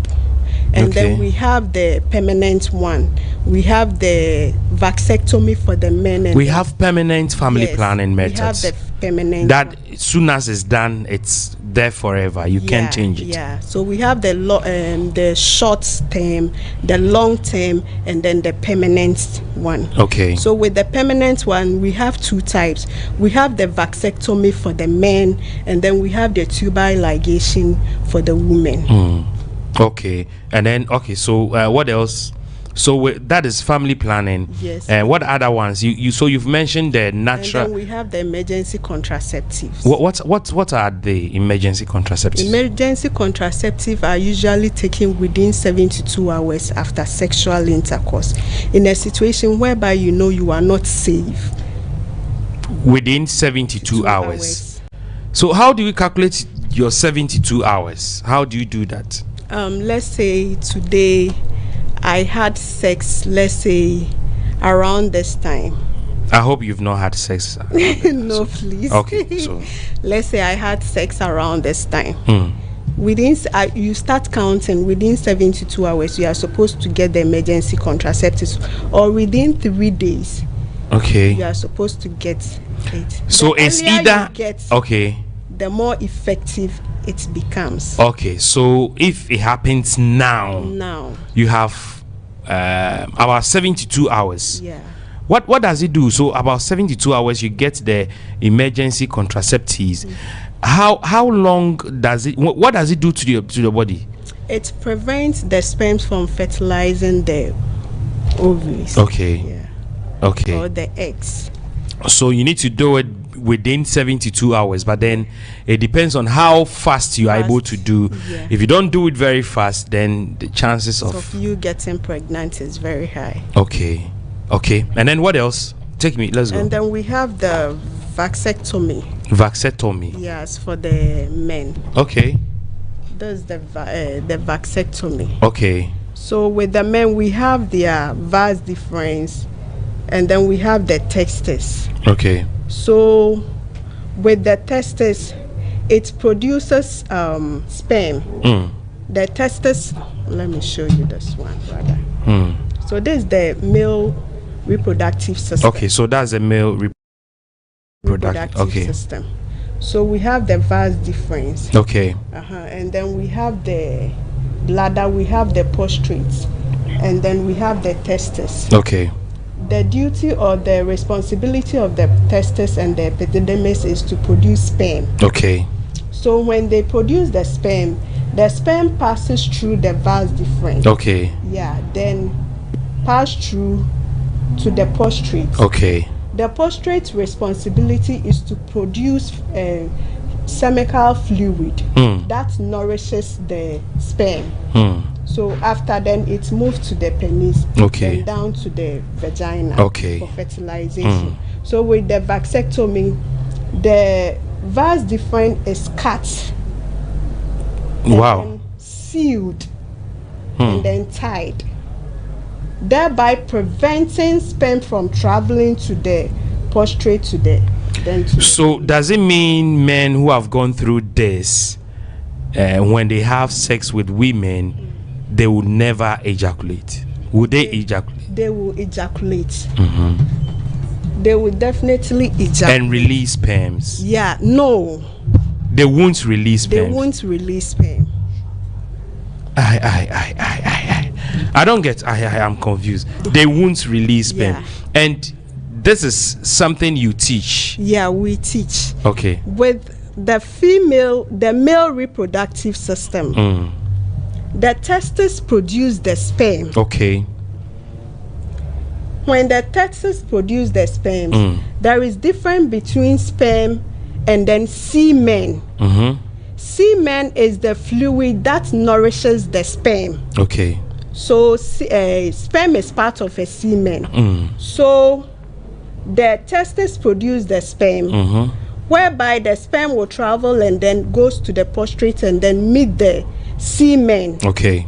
Before going down to the penis. So with the vasectomy, they cut the vas different in which the semen will travel and go and meet. Okay. The sperm will travel and go and meet the semen. Okay, so all along I thought they were all moving together. No, the semen is responsible for ejaculation. Okay. So are they all from the same? They are not all from the same. They are from different places. Wow. Prostate produces the semen. Okay. And then testis produces the sperm. It means that if you have a prostate problem, it can affect your semen. Yeah. Okay. Okay, I get you now. Let's go. So when they cut the vas difference. That's the transport route of the sperm to the penis. They will cut it and then tie it, preventing sperm from traveling to the prostate to go and meet the semen and then down to the penis for fertilization to occur. So when vasectomy is done and then your penis is your vas different is cut and then sealed, you will ejaculate normal. Your penis will work normal. Normally people think when you do the vasectomy you will not ejaculate. You ejaculate, but there won't be any sense. Is it permanent? Yeah, it is somehow permanent.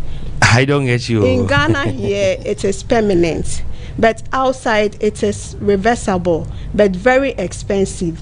But and the procedure, if you want to go through vasectomy, is it expensive here in Ghana? No, in Ghana it's not expensive. But then if you want to reverse it back to normal, it's expensive. Yeah, but the probability of you going back to normal is something else. Then I'm sure that is why men are running away from this kind of procedure. Yeah, so with this one, couples who have decided not to have kids again can go in for this one. Then why? Because this looks so scary and it's not scary. Okay. The incision is not scary. We have the advantages and then the disadvantages. With the advantages, it is permanent. You don't have, there is no regular visit to the facility or hospital. Unlike the 1 month injection, every 1 month you have to go to the facility for your injection. People will see you going to the facility. But with the vasectomy, it's permanent. So no regular visit to the facility. And there is no hormonal side effects. Nothing. It will not affect your hormones. Yeah, it won't affect your hormones. But with the disadvantages, it doesn't protect against STDs. And then later regret. Yeah. So wow. Let's move to our next thing. HIV/AIDS. Is it that common? Very common. You are a public health nurse. Yeah. With your experience, is HIV/AIDS very common? It's very common. It's becoming very common day in and day out. Really? Yeah. And very scary. Very scary. Yeah, with the youth. Especially with the youth from 15 and above.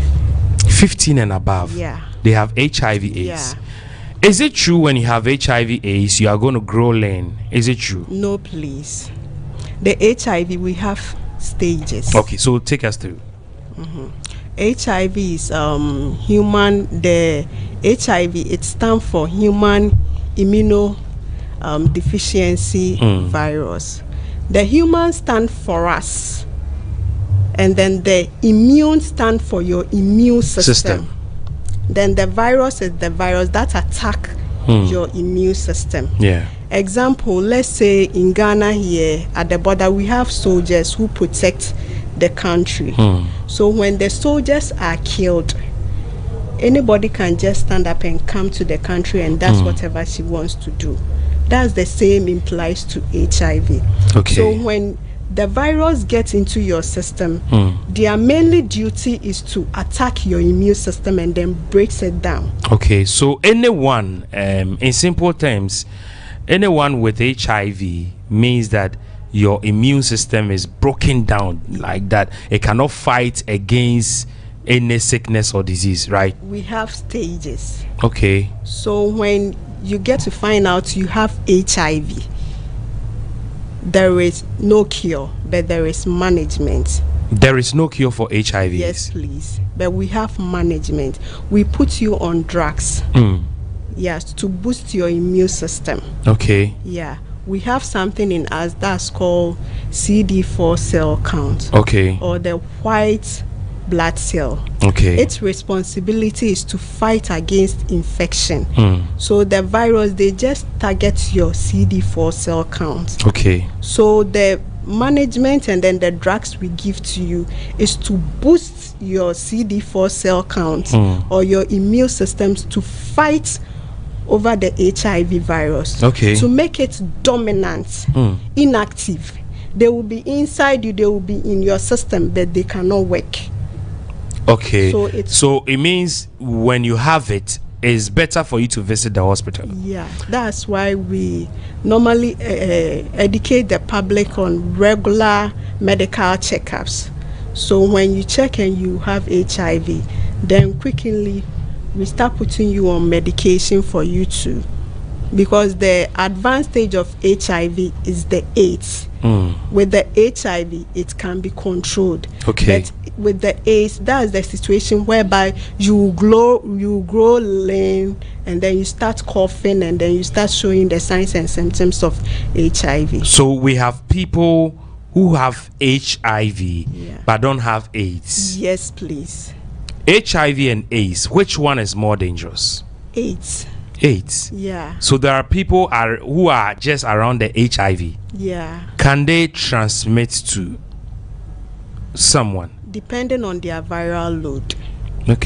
Yeah. When you are put on the medication and you take your medication correctly and you don't default, it will get to a point in time, even if you go and check, though the virus will be inside your system, but your results may come out as negative.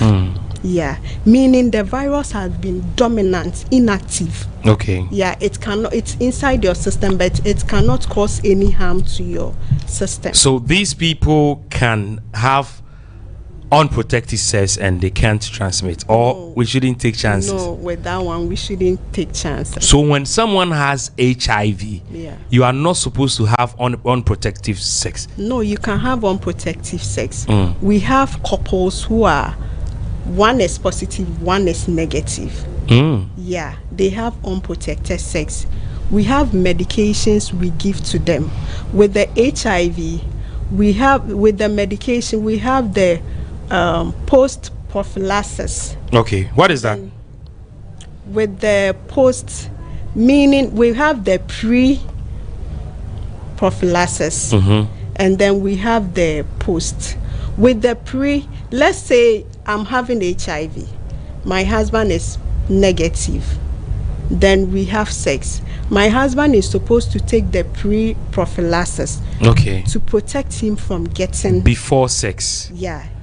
So when he takes it, how long is he supposed to? For let's say 7 days. Yeah.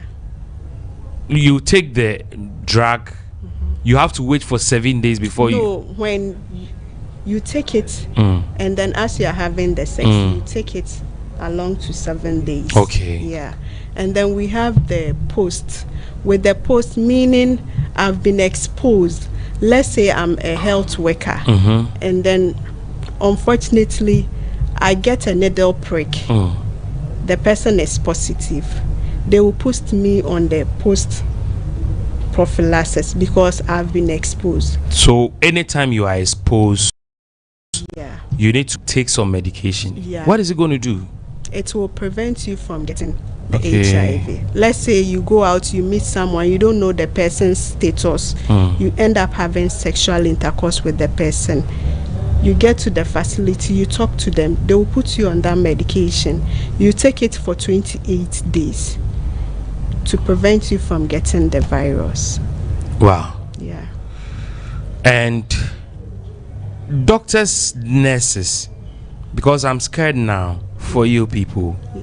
What happened in the hospital when you give injection and we have a needle prick? Yeah, what do you do? They put us on medication for 28 days. It means you are at risk. Oh. Yeah, we are at risk. Doctors and nurses are really at risk. But there is nothing we can do. That's the profession we chose. Okay. And we are supposed to make sure our clients are okay.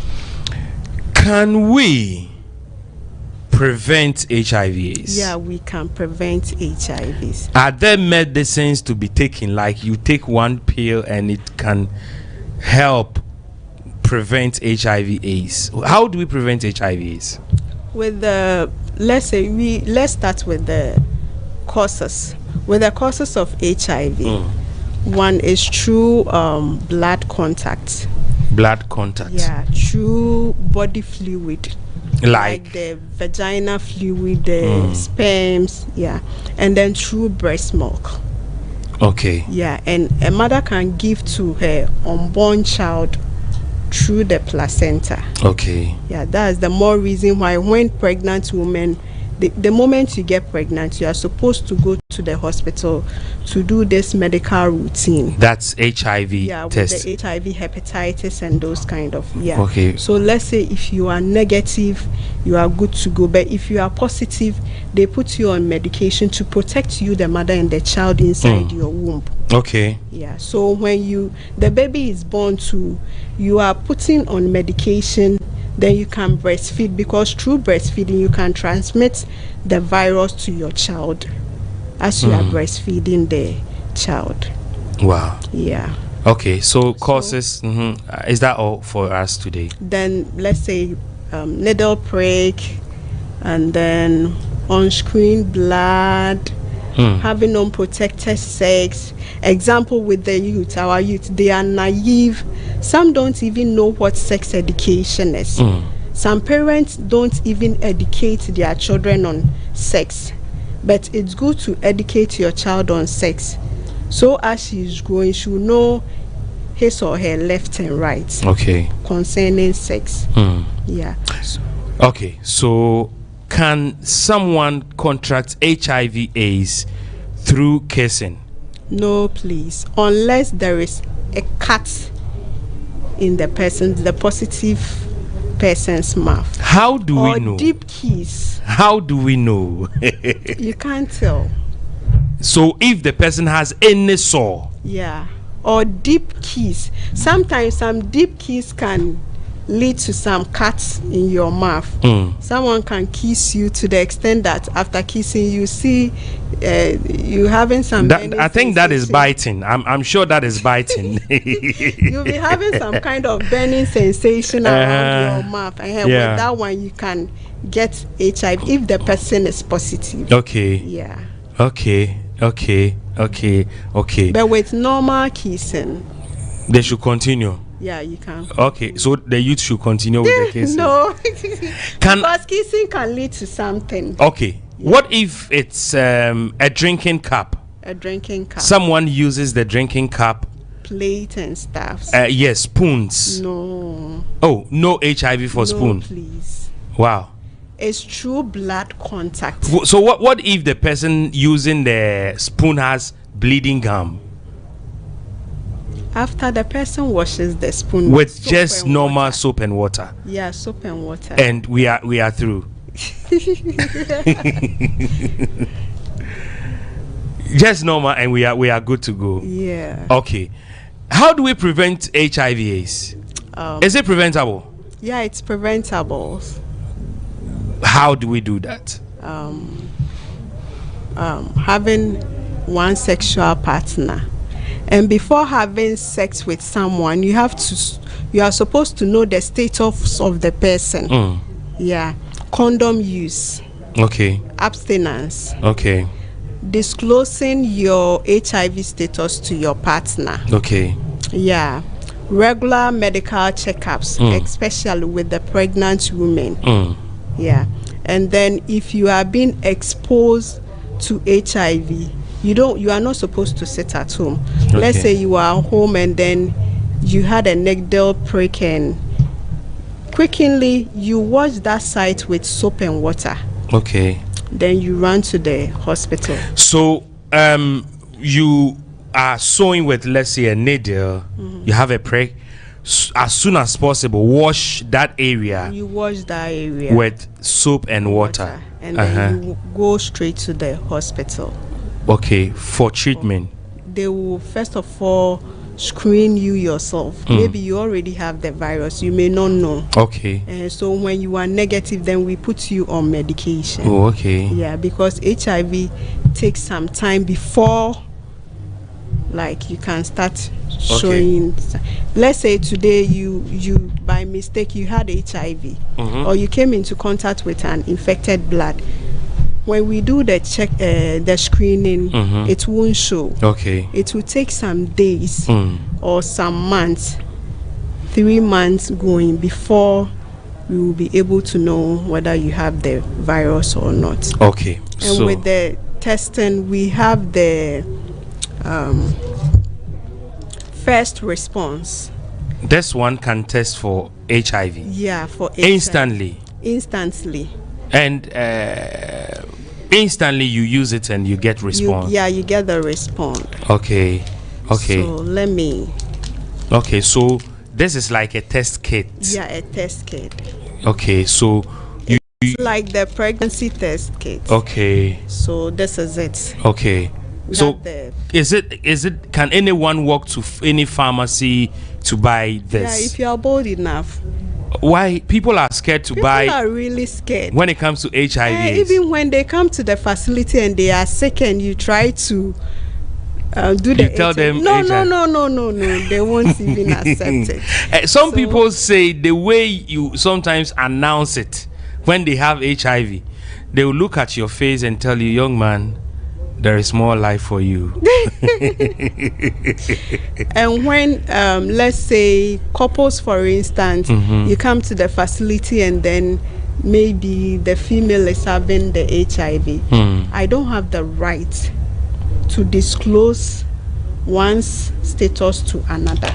So when a couple come to your facility to do an HIV test, and one is positive, one is negative, you don't have the right to, unless the person tells you you can. How do you break this news to them?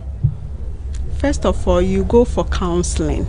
Oh, so the thing there, counseling, because the moment you tell someone you need to come for counseling, but there is still life after HIV. Okay. If you take your medications very well and you don't default, there will be a time you go and check, and then the viral load is very down.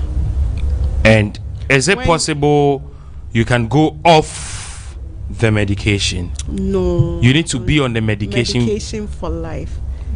That's the more reason why we are supposed to use condom. We stay faithful. Okay. Yeah. We need to be faithful. Yeah. Okay. What else do you want to share with us?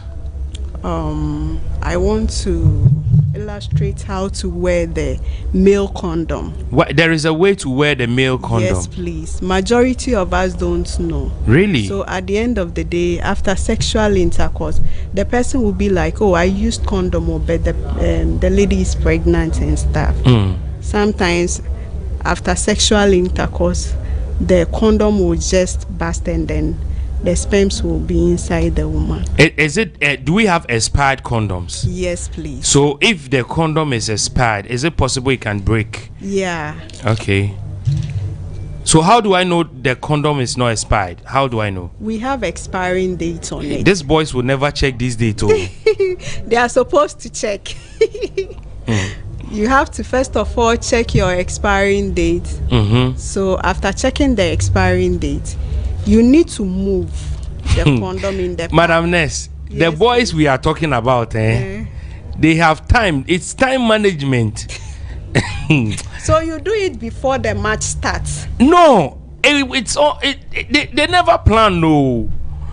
And I'm sure the young men they will understand. The boys will understand. The boys, the stubborn boys at the back, will really understand what I'm saying. But then, because some people have limited time available, and you want, Madam Ness, you want them to take and check dates. It's very important. Really? Very necessary. And so, do what again? After checking the expiring date, you need to see if there are holes in it. Why? Is it possible there can be holes around the wrappers? Yeah, around the wrappers. Okay. If not stored well. Okay. Yeah. So where is the right place to store them if you have them at home? Cool, dry place. They want to hide it. Where they hide it?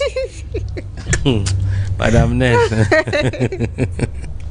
So you need to move it. If it is very sticky, meaning you are not supposed to use it, you discard. If it's sticky, you are not supposed to use it. Yeah, if it is movable, like the way my own is moving, then you use it. Okay, so one way to check whether it's expired or is to move whether it's going to move. Yeah, there is lubricant around it. But what if there is no, and you have shea butter? Can you? No, please, no, please. Some even use baby's oil. Some anointing oil, no problem. All pinty be pinty. Yeah. So after moving, we have a zigzag. Okay.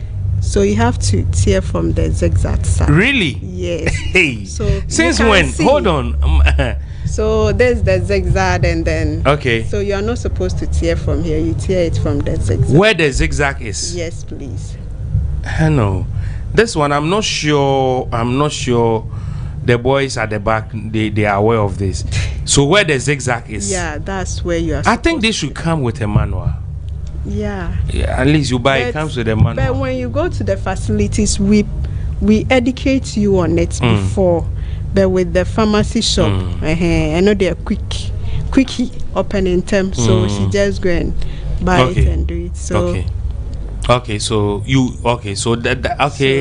so it's easy. Yeah. Okay. Then what's next? So you pull it out. Let's say this one is my ejaculated penis. Okay. Then you have to hold. So this is what you teach? Yes, at the facility. And you are an expert in this? Very expert. Wearing condoms. You are an expert in wearing condoms. I will show you. Wow. Next. Okay. Let's go. So you hold the tip. Madam, are you sure the boys at the back will have that time to be going slow? They have to. Okay. This tip, when you release the sperm, it will be inside. So you put it on it. Okay. Then you roll. Okay. You roll down. Then you leave the tip. Yeah, for sperm accumulation. Okay, to open it, is it advisable to use your teeth? No, please. Okay. Yeah. So that's it. Okay. So after the sexual intercourse, you just. This how you take it off? Yes, please. Wow, then they've been doing it the wrong way. Yeah. Okay. You pull it down. Okay. So when it gets to the tip, then what else? You hold. I'm coming. My penis is too big. Okay. You. It means that you need to check your fingernails as well. Yeah. Okay. So when it is out, okay, you squeeze it. Then you put it in there back to the wrapper, and then when you have a newspaper, you just put it around it and you put it in a black poly bag, and then you throw it away. Yeah, it's not supposed to put, you are not supposed to put it in your water closet. Yeah. Okay, so then you discard it. You discard it just like that. Yeah. Okay. That's why I said you put it in the back into the wrapper, and then you put it inside a tissue or a newspaper, and then you wrap it in a polythene bag. Then you discard it, preventing kids from going to take it and then playing with it, because sometimes you see it, they will see it and then they imagine it as a balloon, and then they will be using it for balloon. Okay, so do you have a female condom here, or you didn't come with female condom? No. Okay, then I think next time you need to come with a female condom. Yes, next time try and come with a female condom. Maybe I'll attempt another record, Guinness World Record, and wow, you need to come around to take us through these things. Very soon my next guest is going to join me, but then so after that you discard it. Yeah, you discard. Where is the appropriate place to discard condoms? You discard it in a dustbin. Yeah. Okay. Yeah. Not in water closet. Or it is not advisable. It's not advisable. Why? It can block it because it's rubber. Okay. Oh, just blocking eh? Yeah. Okay. Okay. So that is the main reason why. Yeah. Okay. What else? And what is that? You brought another thing there. What is that? That was for the female condom, but I couldn't get some. Okay. You couldn't get some for us. Okay. So when are we getting that one? Probably, let's say tomorrow I can get some. Okay. Okay. So what else? What other education when you go out? What other things do you teach? We teach about child welfare clinic. Child welfare clinic. Okay. That's the CWC. What is child welfare clinic? It's a clinic that we usually organize for babies. 0 to 5 years. Okay. We give them immunization. We educate the mothers on the food they are supposed to give to their kids, and then exclusive breastfeeding. We educate mothers on health prevailing issues and how to take care of their kids. Okay. So that is it. We give them immunizations to prevent them from the vaccine preventable diseases. Example like the BCG. Yeah. What is that? With the BCG, it's normally given to baby at birth. Okay. It protects them from tuberculosis, from getting tuberculosis. Okay. Yeah. So the moment you deliver, they give you BCG. Okay. And then when you are hepatitis B positive, they add the hepatitis B immunoglobulin to it. Okay. To prevent the child from getting hepatitis. Okay. Very soon my next guest is going to join me here. So we are going to talk about some other few things here.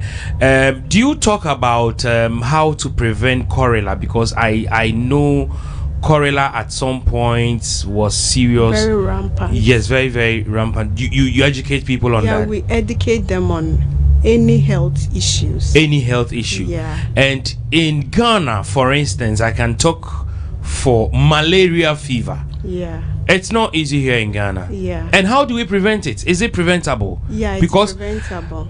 Sometimes you not feel well, you go to the hospital, and then doctors will tell you have malaria, and sometimes you don't even remember the last time you had a mosquito bite. Yeah, sure. Where do we get them from? From our workplace. You may not know, but at least I should feel that bites, but I don't remember the last time I had a bite. We have stubborn mosquitoes. Okay. Yeah. So what do we do to prevent that? What do we do? By sleeping under insecticide nets. Okay, the treated ones. Yeah, the treated ones. By weeding our surroundings, and then by covering our waters.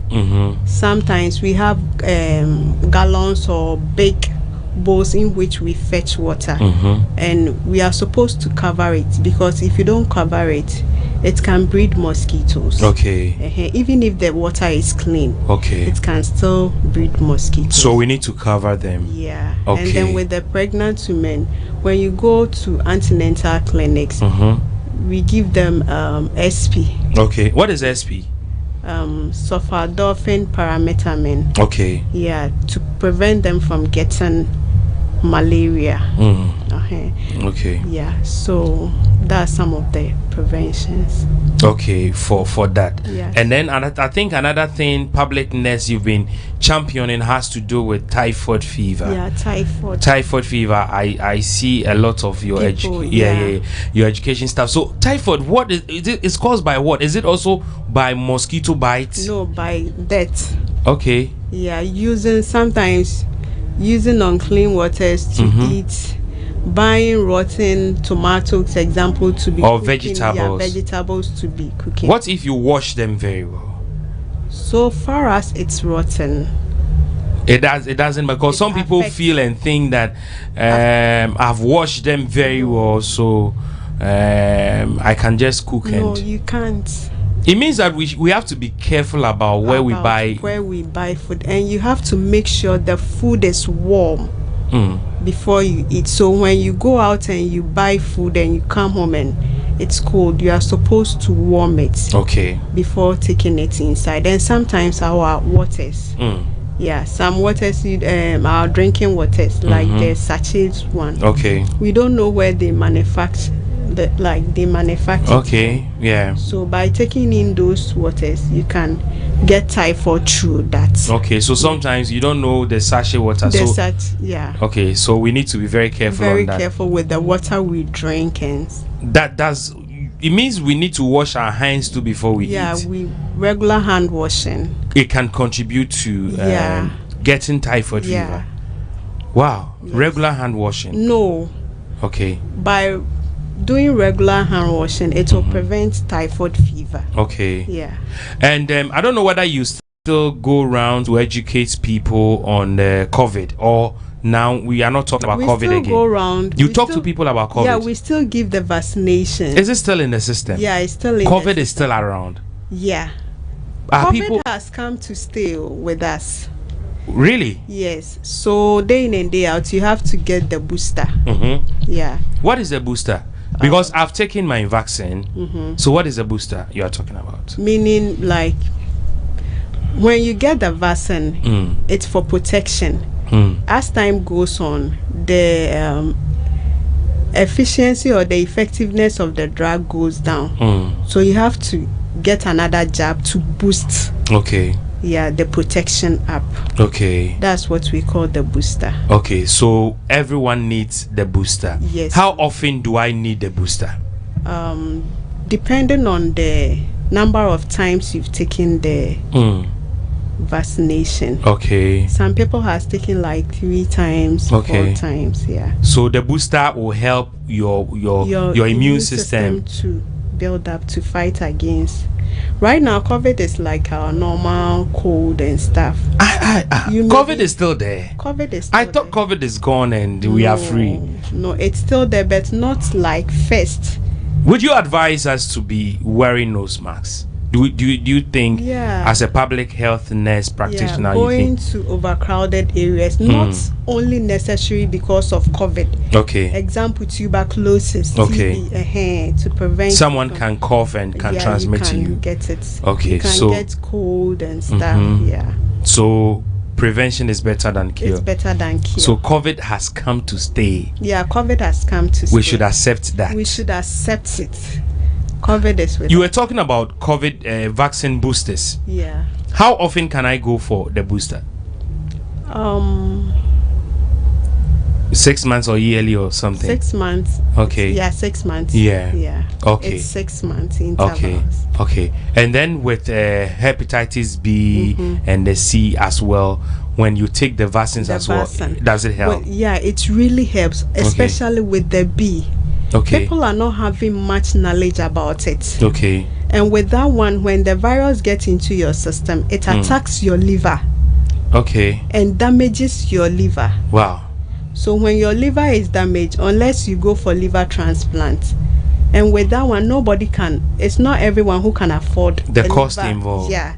So it's better to get the vaccine before it's too late. And with the Hep B, it's a silent killer. Okay. You may be having it, but you may not show signs and symptoms. Before the signs and symptoms start showing up, meaning your liver is being damaged. Yeah. That's why we usually educate the public on regular medical checkups and screening. Okay. Yeah. So we should be doing that. We should be doing that, and mostly with mothers who get pregnant and they don't go for antenatal clinics. At the end of the day, they will give birth, and then the child will be hepatitis B positive or HIV positive. How often do we have to be taking water? Regular. Every day. Every day. We need to be taking water. Water is life. Yeah. So every day. Every day, every time. Wow, we should be taking water. Yeah, it washes your immune system. When you sweat, your body is not supposed to be dehydrated. Okay. So the water keeps our body from regulating. Sometimes, how do I know my body needs water? Is there something you can check? Is there something we can do to know that your body needs water? Yeah, how do I know? Sometimes your throat will be dry, and then your lips will be dry, and sometimes your skin. Yeah, when you pull your skin, it's returning back. It takes some time. Then you know your system needs water. Yeah. So you need to check, and then you have to take in enough water. Yes. And as you mentioned, clean one, of course. Yeah, clean one. We should have clean. Yes, please. Okay. Not any ordinary water. Not any tulale water. Yeah. What of tap water? No. We shouldn't be taking tap water here. Please. But Madam Ness, this is what we've been taking all these years. Yeah, but most of where the waters are coming from, the minings and those kind of things have destroyed our waters and stuff. So it's not safe for us to drink it, but it's safe for cooking. Okay. Because we will boil it. Before. Okay, so it's better you boil before you use. Yeah. Okay. How long have you been practicing public health nursing?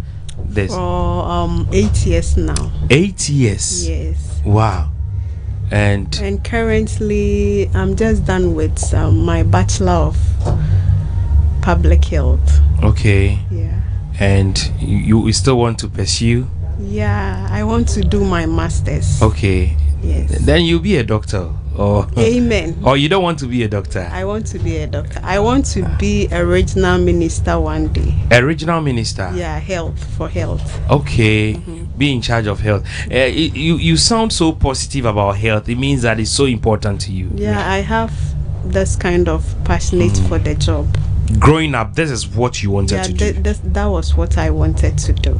And you are at peace. This is what you do. How do you treat your patients? I understand some of you are very harsh on your patients. How true is it? Yeah, individual differences. We are all nurses and doctors are normal human beings. We go through problems in the house, psychological problems and stuffs. Yeah. So sometimes when the clients come, they will rather irritate the nurse.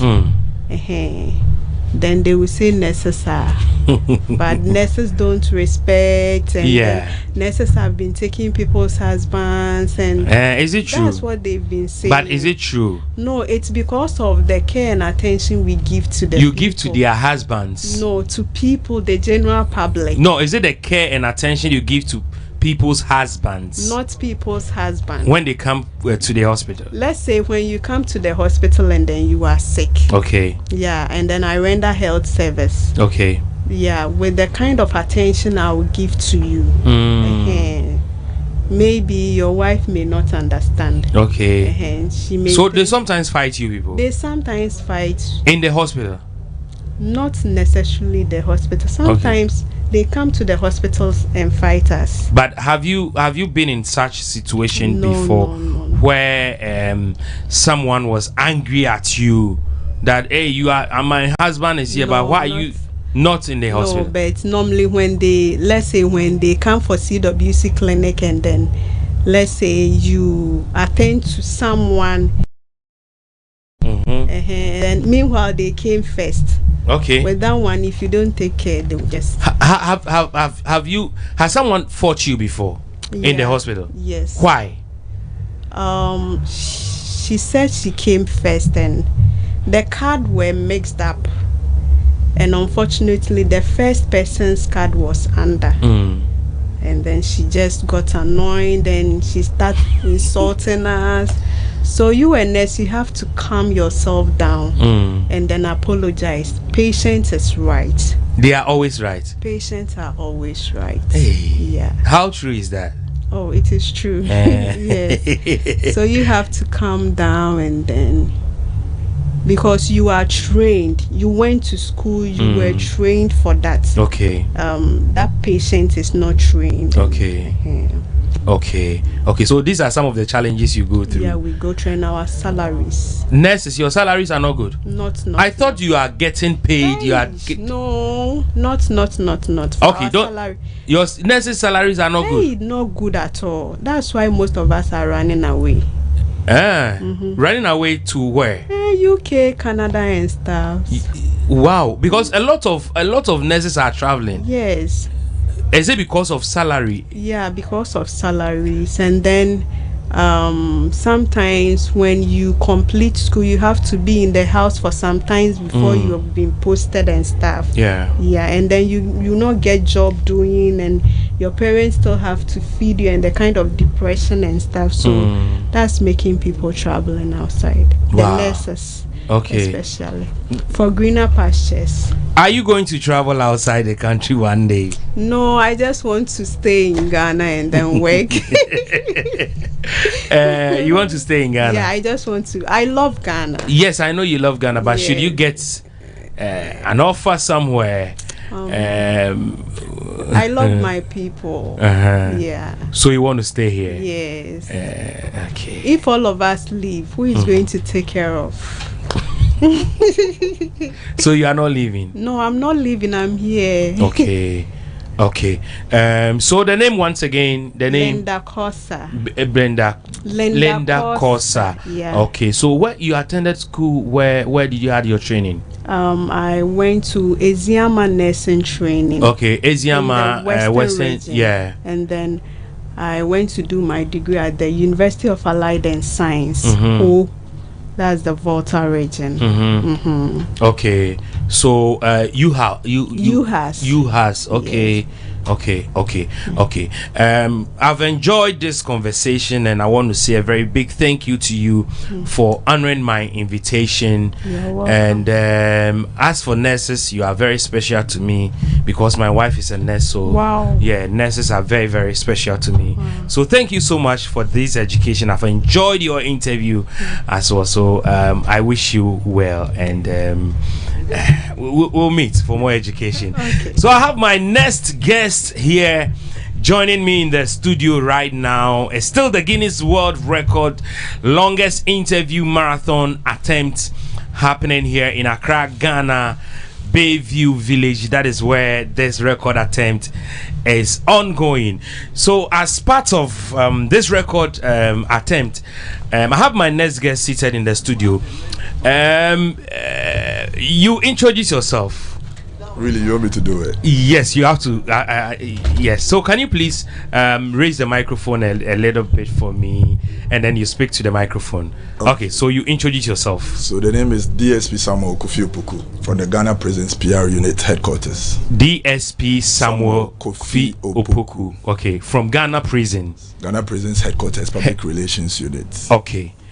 Ghana Prisons. What do you do? Or you are always taking prisoners, and soon as they are sentenced, your interest is to take them to our prisons. And what do you do? What is the mandate of the Ghana Prison Service? It's good you do a little bit of the work that the Ghana Prison Service is mandated by the Constitution to do, but we are mandated to ensure effective safe custody. Okay. So effective safe custody, that's one. Okay, so you come forward. Effective safe custody, have a one. Okay, effective safe custody. Reformation. Rehabilitation. And where applicable, reintegration of prison inmates back into the society. That is so where applicable, because we are in a developing country. So the Constitution states very clearly where applicable. Okay. Reintegration. So you know, found that really common with the Ghana Prison Service in Ghana. Okay. You've mentioned about 4 things. Sure. Let's pick the first one. That is effective safe custody. Okay. So what is the meaning if we say effective safe custody? What does it mean? So when an individual's action is in conflict with the laws of Ghana. You understand? So let's say you come in conflict, your action comes in conflict with the laws of Ghana. You've been sent to the courts, you've been found guilty by your actions, and you sentenced to prison. We'll receive you per the warrant that follows you. Okay. We have to ensure, let's say I'm here, you are keeping me here, you're ensuring what? Safe custody. I have to be safe whilst I'm here. If I'm supposed to spend 20 or 10 years, I'm supposed to be within the walls, the confines. You take care of me. If I'm sick, you're supposed to give me medication. You're accommodating me, give me burden. If I'm supposed to go to court, let's say I'm a remand prisoner or I'm a convict on trial, a convict that has another issue at court. Anytime that I'm supposed to go to court, you transport me, bring me back. If it's hard labor and I'm going out to go and work, you're supposed to take me along, escort me, transport me, bring me back. So that's the effective safe custody. At what point from the court are you available at the court, or when someone is sentenced, at what point is the person going to be handed over to you? Okay, so if you're at the court and you're found guilty and your sentence is smashed on you, so per the jurisdiction of the court, maybe you're coming to some prison, so the police or the CID will then bring you with an accompanying warrant that spells your name, the type of offense, the judge that sat on the case when you are starting your sentence, and then a stamp and the judge's signature. Then we receive you with a warrant. If the warrant is not that complete, we have to verify it. So there have been instances that individuals have been brought to the prisons that they've been returned because maybe there was no signature of the judge, there was no stamp. The judge is supposed to sign and stamp.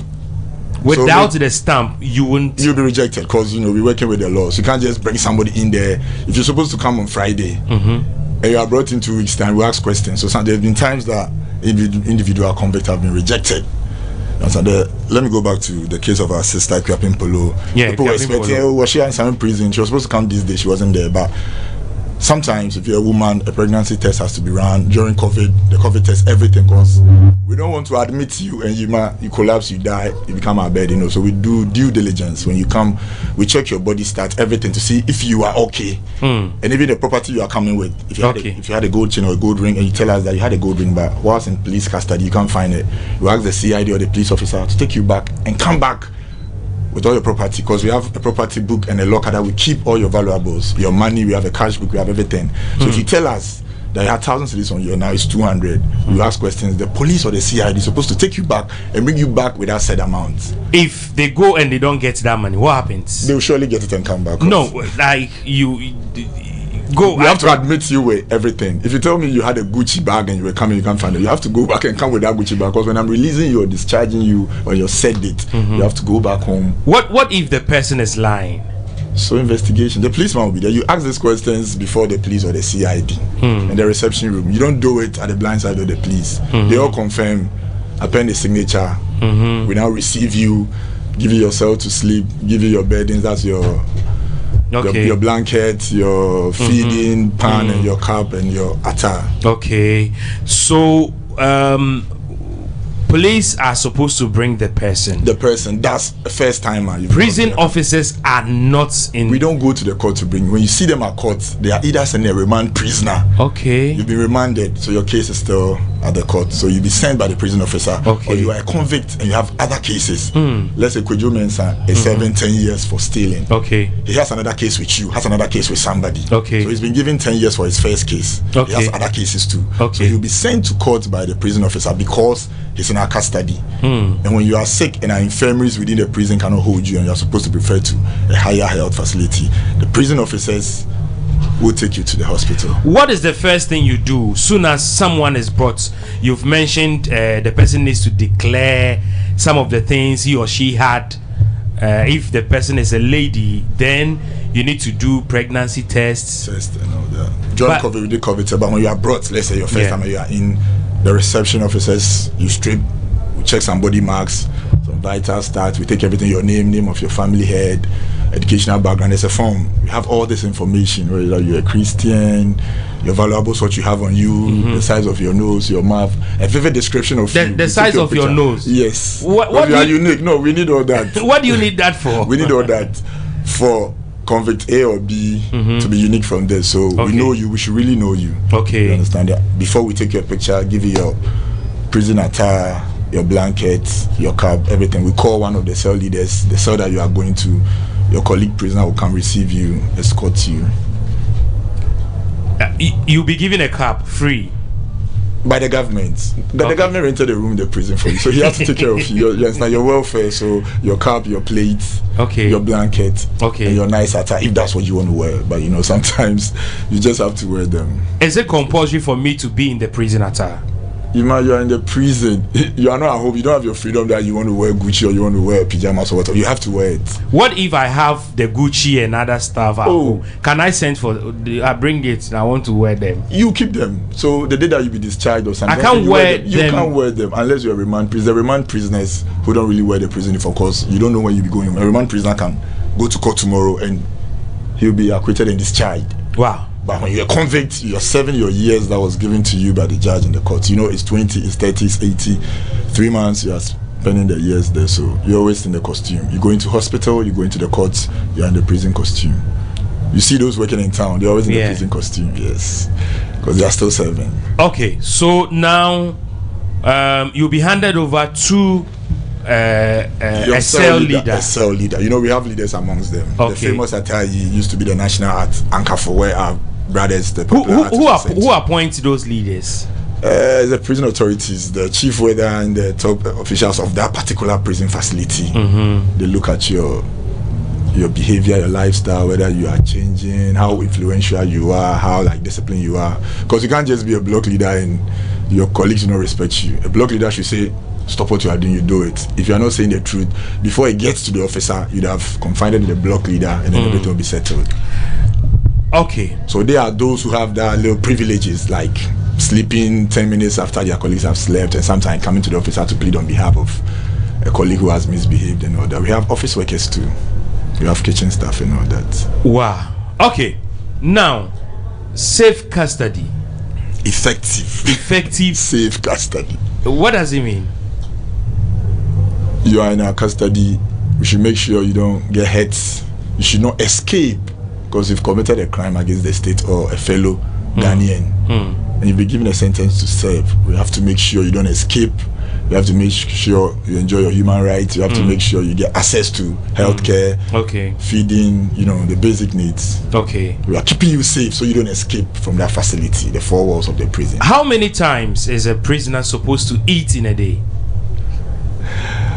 Like outside, the prisoner is supposed to eat 3 times in a day: breakfast, lunch, supper. How is the breakfast like? With the 1 cedi 80 pesos. You've been to some prison, you've been to James Camp prison. I don't know whether you were served or you really wanted to look at the food, but painting a picture for you, as we speak now, we have a population of about 15,008 prisoners in Ghana, 46 facilities. 15,008 prisoners in Ghana now. Okay. 14,000 and something are men, 190 something are women.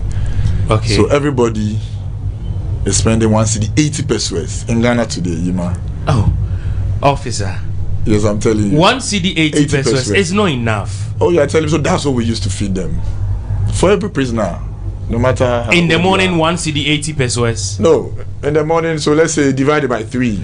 Oh, hold on. No. Every day, that's cut out for you. A day. Each prisoner is supposed to spend 1 cedi 80 pesos. Everybody knows in Ghana. Like, so what do you buy for them? So, people like you, other faith-based organizations, individuals, NGOs do come in to donate to them, as in food, clothing, toiletries and all that. And we also, we are heavily into agriculture. Okay. We support them into rice farming, maize, cassava and all that. So that complement together with the donations that come in. 1 cedi 80 pesos. 80 pesos. Whether you are in Sanwem, you are in James Camp, you are in Kumasi, Sekendi, Koforidua, 1 cedi 80 pesos. How is their menu like?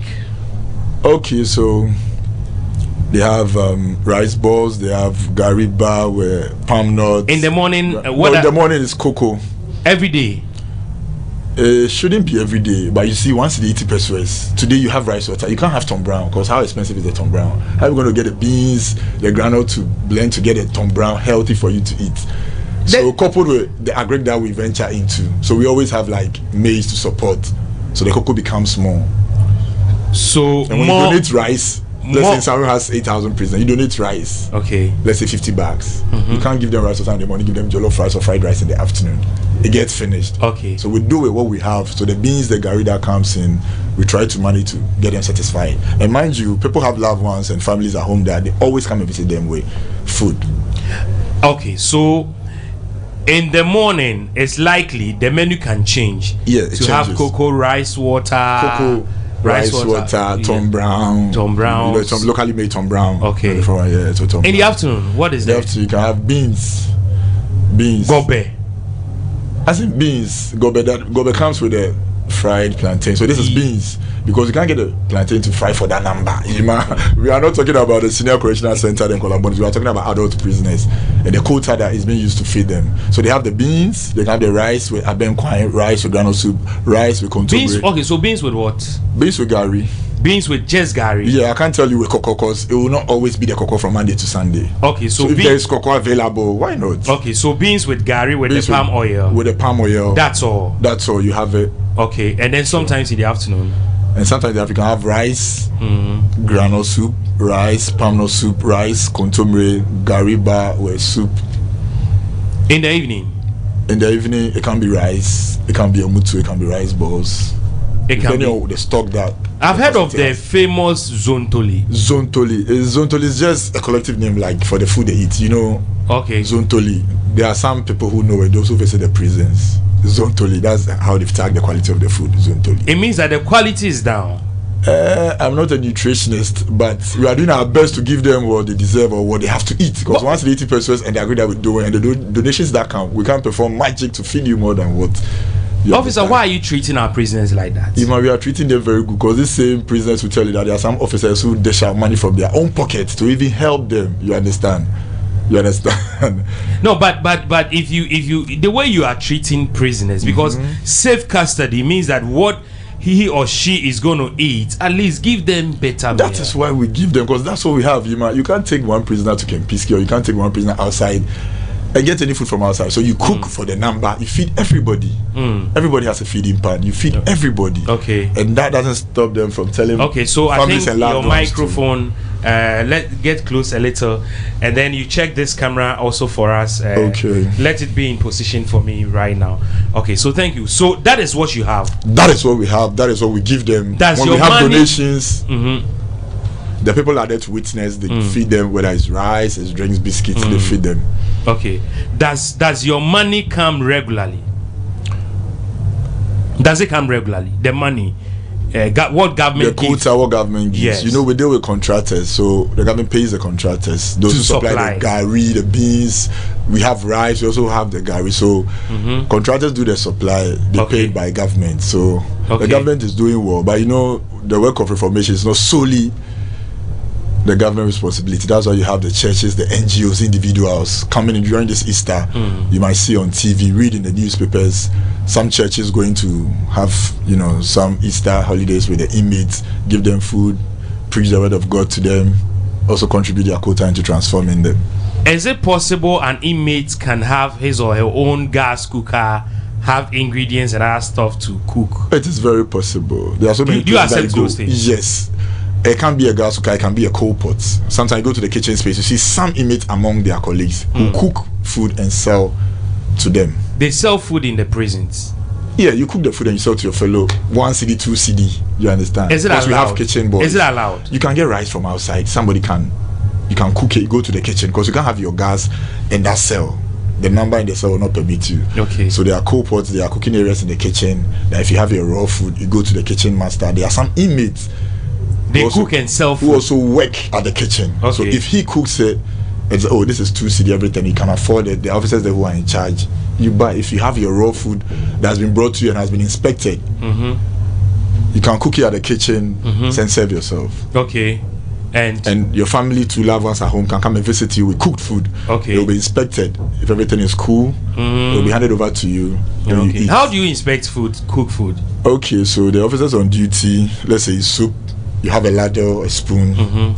We know how we do it because we know whatever contraband that might be hidden in them. And there's been instances in Kumasi and other places that they've seen same carts in egg, which I'm sure if somebody has brought to you, never have the idea. And we've seen rice balls, kinky and banku with tramor, with weed, with cigarette and all that. So we know how to just go. So if it is soup, you know where. If we know where. If it's a bag, if it's a shoe, we know where to just cut open and just retrieve it. So we do all that.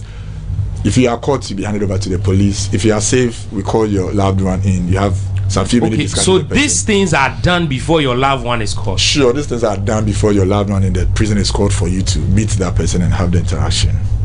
Wow. Yes. It means that when you are bringing food to the prisons, you need to be very careful. When you don't know the person you are bringing the food to and you are being sent, you have to be careful. But if you know the person, you have to be careful, because sometimes someone can just send you go and deliver this. That person knows what you are taking in, but you don't know. You think you are doing a favor for a friend or some family member. So it will be inspected. If it's free of any contraband, we call the loved one. You have that chit chat. You hand over the food, the items, whether water, food, drinks. The person takes it in, and you can leave. Okay. We sometimes hear a lot of stories. Sure. I know no mobile phones at any prison facility in the world. It's not allowed. In the world, even in America, in the UK, in the world. As prisoners as they are, I know where you are driving at. They are not allowed. They are midnight and dawn searches. You retrieve them, and these phones will get back. You ask yourself, who are the culprits? Is it not your it's office? Here and there. Is it not your office? It's here and there. We are not saints. Where you have people being so professional, you have a Mensa in there. Where you have people coming in as preacher men, coming to visit, they also bring it. And these inmates who are going out to work and come in, pump them. You've been to the prison, I know you know that term, pumping. Yeah, pumping. Whereby 2-3 phones can just get into the, anus of an inmate. He comes in and brings them out, sells it at a higher price because people need them. There are things that we don't allow in. Are officers allowed to use mobile phones in? Even to somewhere, when you get to the gate, all officers have their phones at the gate. So when you are going out, you take it. I saw them. They were searching them. Thank you. They were searching. The last time I went there, they searched them. Yes. You drop your phone when you are going out for break or anytime you go out. You pick your phone. When you are coming, you drop your phone. But they can hide it. Yes. So if you, the officer, you the indisciplined officer, when you are caught, there are sanctions. Dismissal. Your salary will be slashed, you'll be reduced in rank and all that. There have been times that people have faced panels and they've been caught. I don't know whether you have this information about 2 prison officers. It was in the news that a Chinese man. I'm aware, I know. I've spoken to it on several platforms. And what is happening now? Is it true they were giving KFC? So the case is in court. Cases in court we don't talk much about, but the camera revealed that these officers were sitting down at the reception eating KFC. Whether it was given to them by whoever, I don't know, but the camera revealed they were there at the reception eating KFC. Okay. After that, they tried to check in on the inmates. They took the away bus. This Chinese national jam through the lobby, and the case is still in court. We're still searching for him. So still, you've not seen the Chinese. We're still mostly when we are on this hands, we don't really give some information, but he'll definitely be caught. And you are sure of that? Because there's been some people go, you think you don't see them, and they've come back, sentences have been added, and they are the prison service. They themselves, anytime you come in contact with any ex-convict, ask him or her, and they will tell you. It's no magic, but they will be found. Those you bring out to work, do you pay them?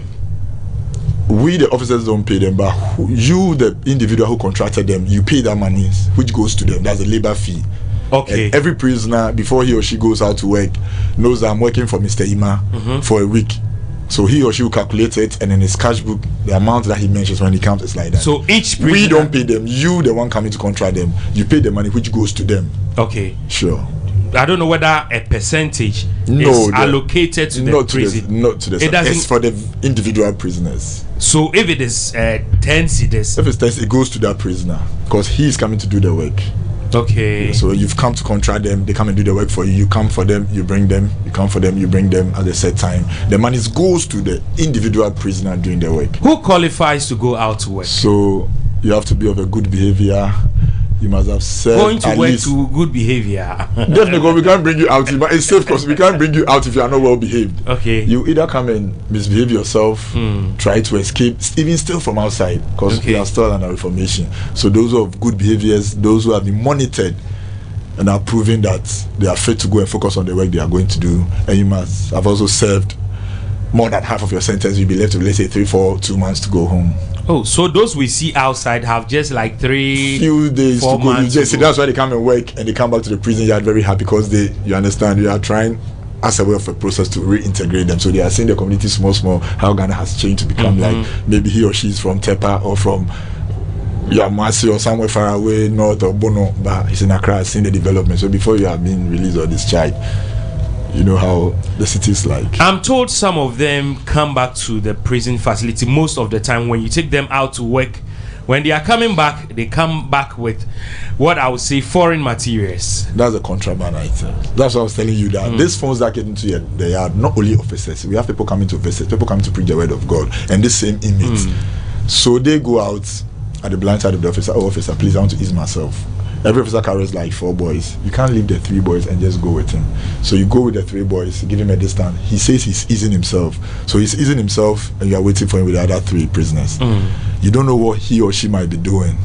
So if it's pumping, he pumps back. But when they all return to the yard. Who is there?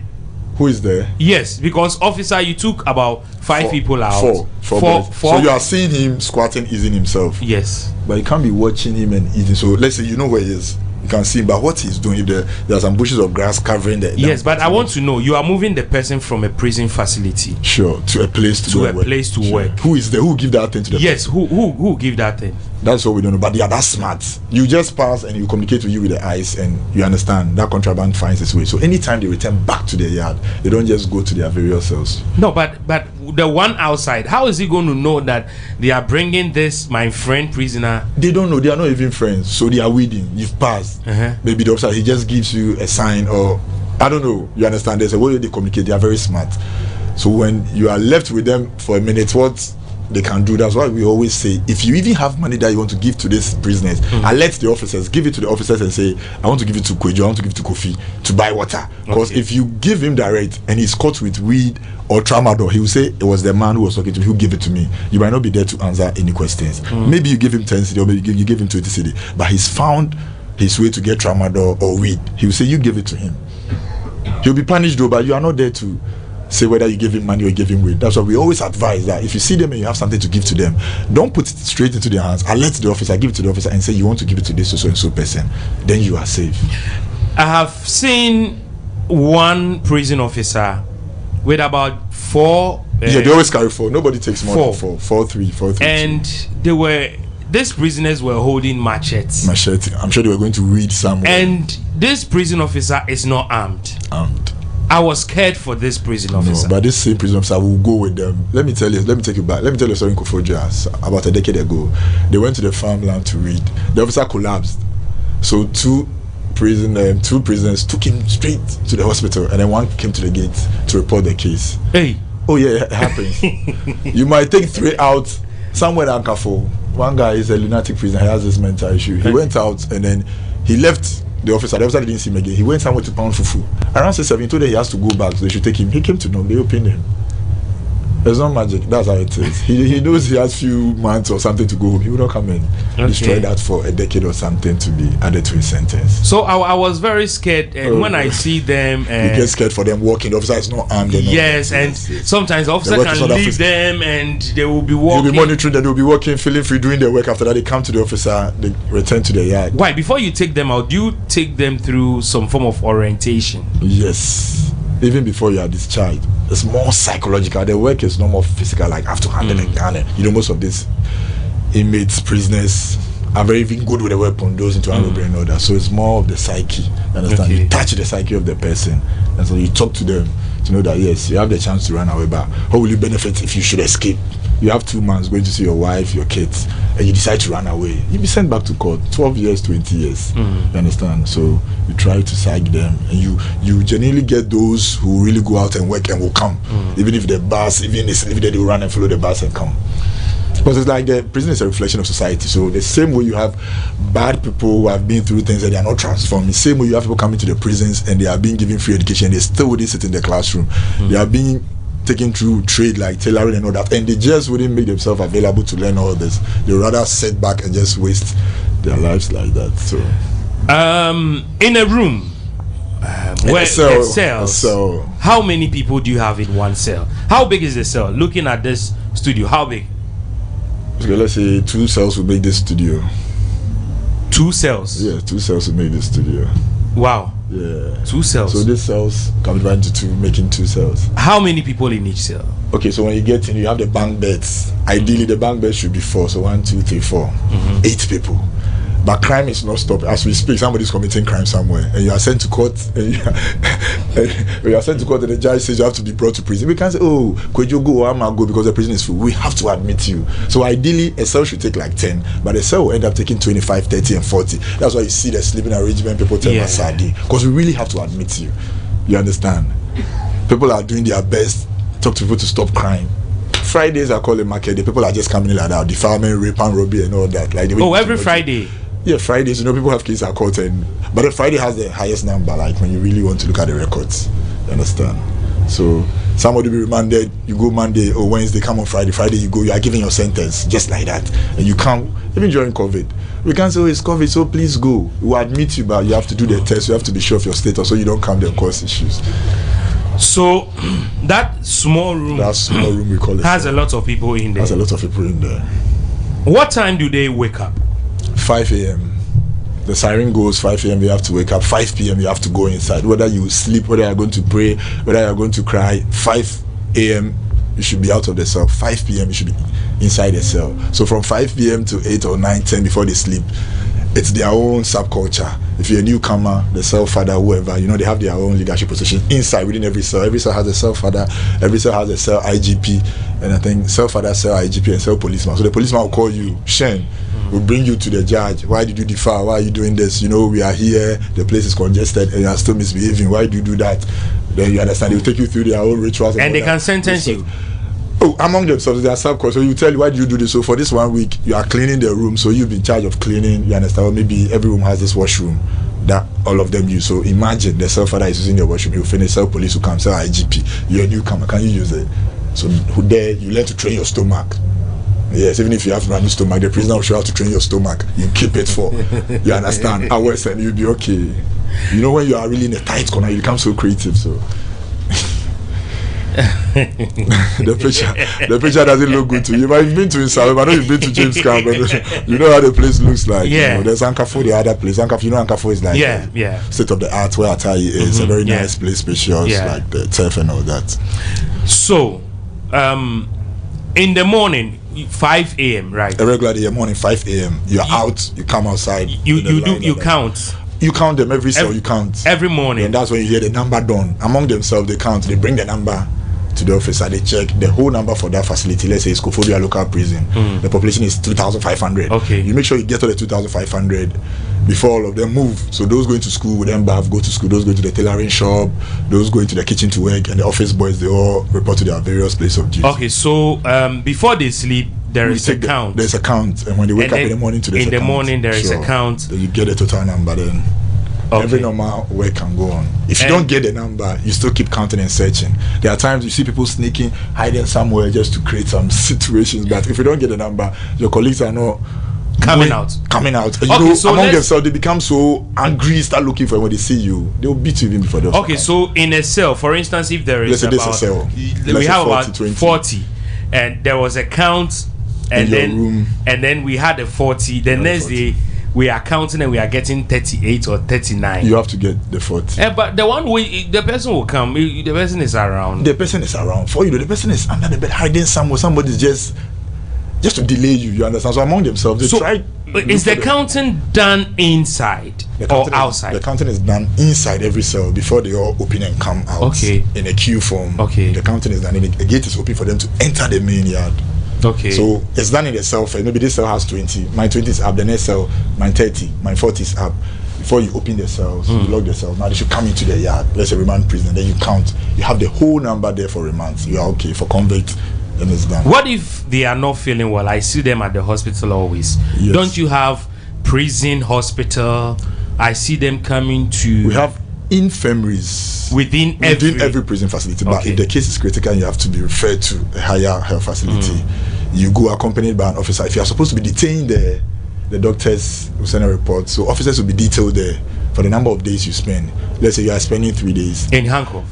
In handcuff, definitely. You are not a free person. No. You are in handcuffs. You are treating me and I'm in handcuff. Oh, definitely. The handcuff doesn't stop anything. So you are in bed, your left or maybe your leg is handcuffed. Because we can't just leave you there. You can escape. Wait for me at the entrance. And they're never done. They will escape through the washroom. They will tell you they are going. So even if you are talking to the doctor says, no, the doctor, no, you do your work. The officer is just right behind him. Say whatever you say.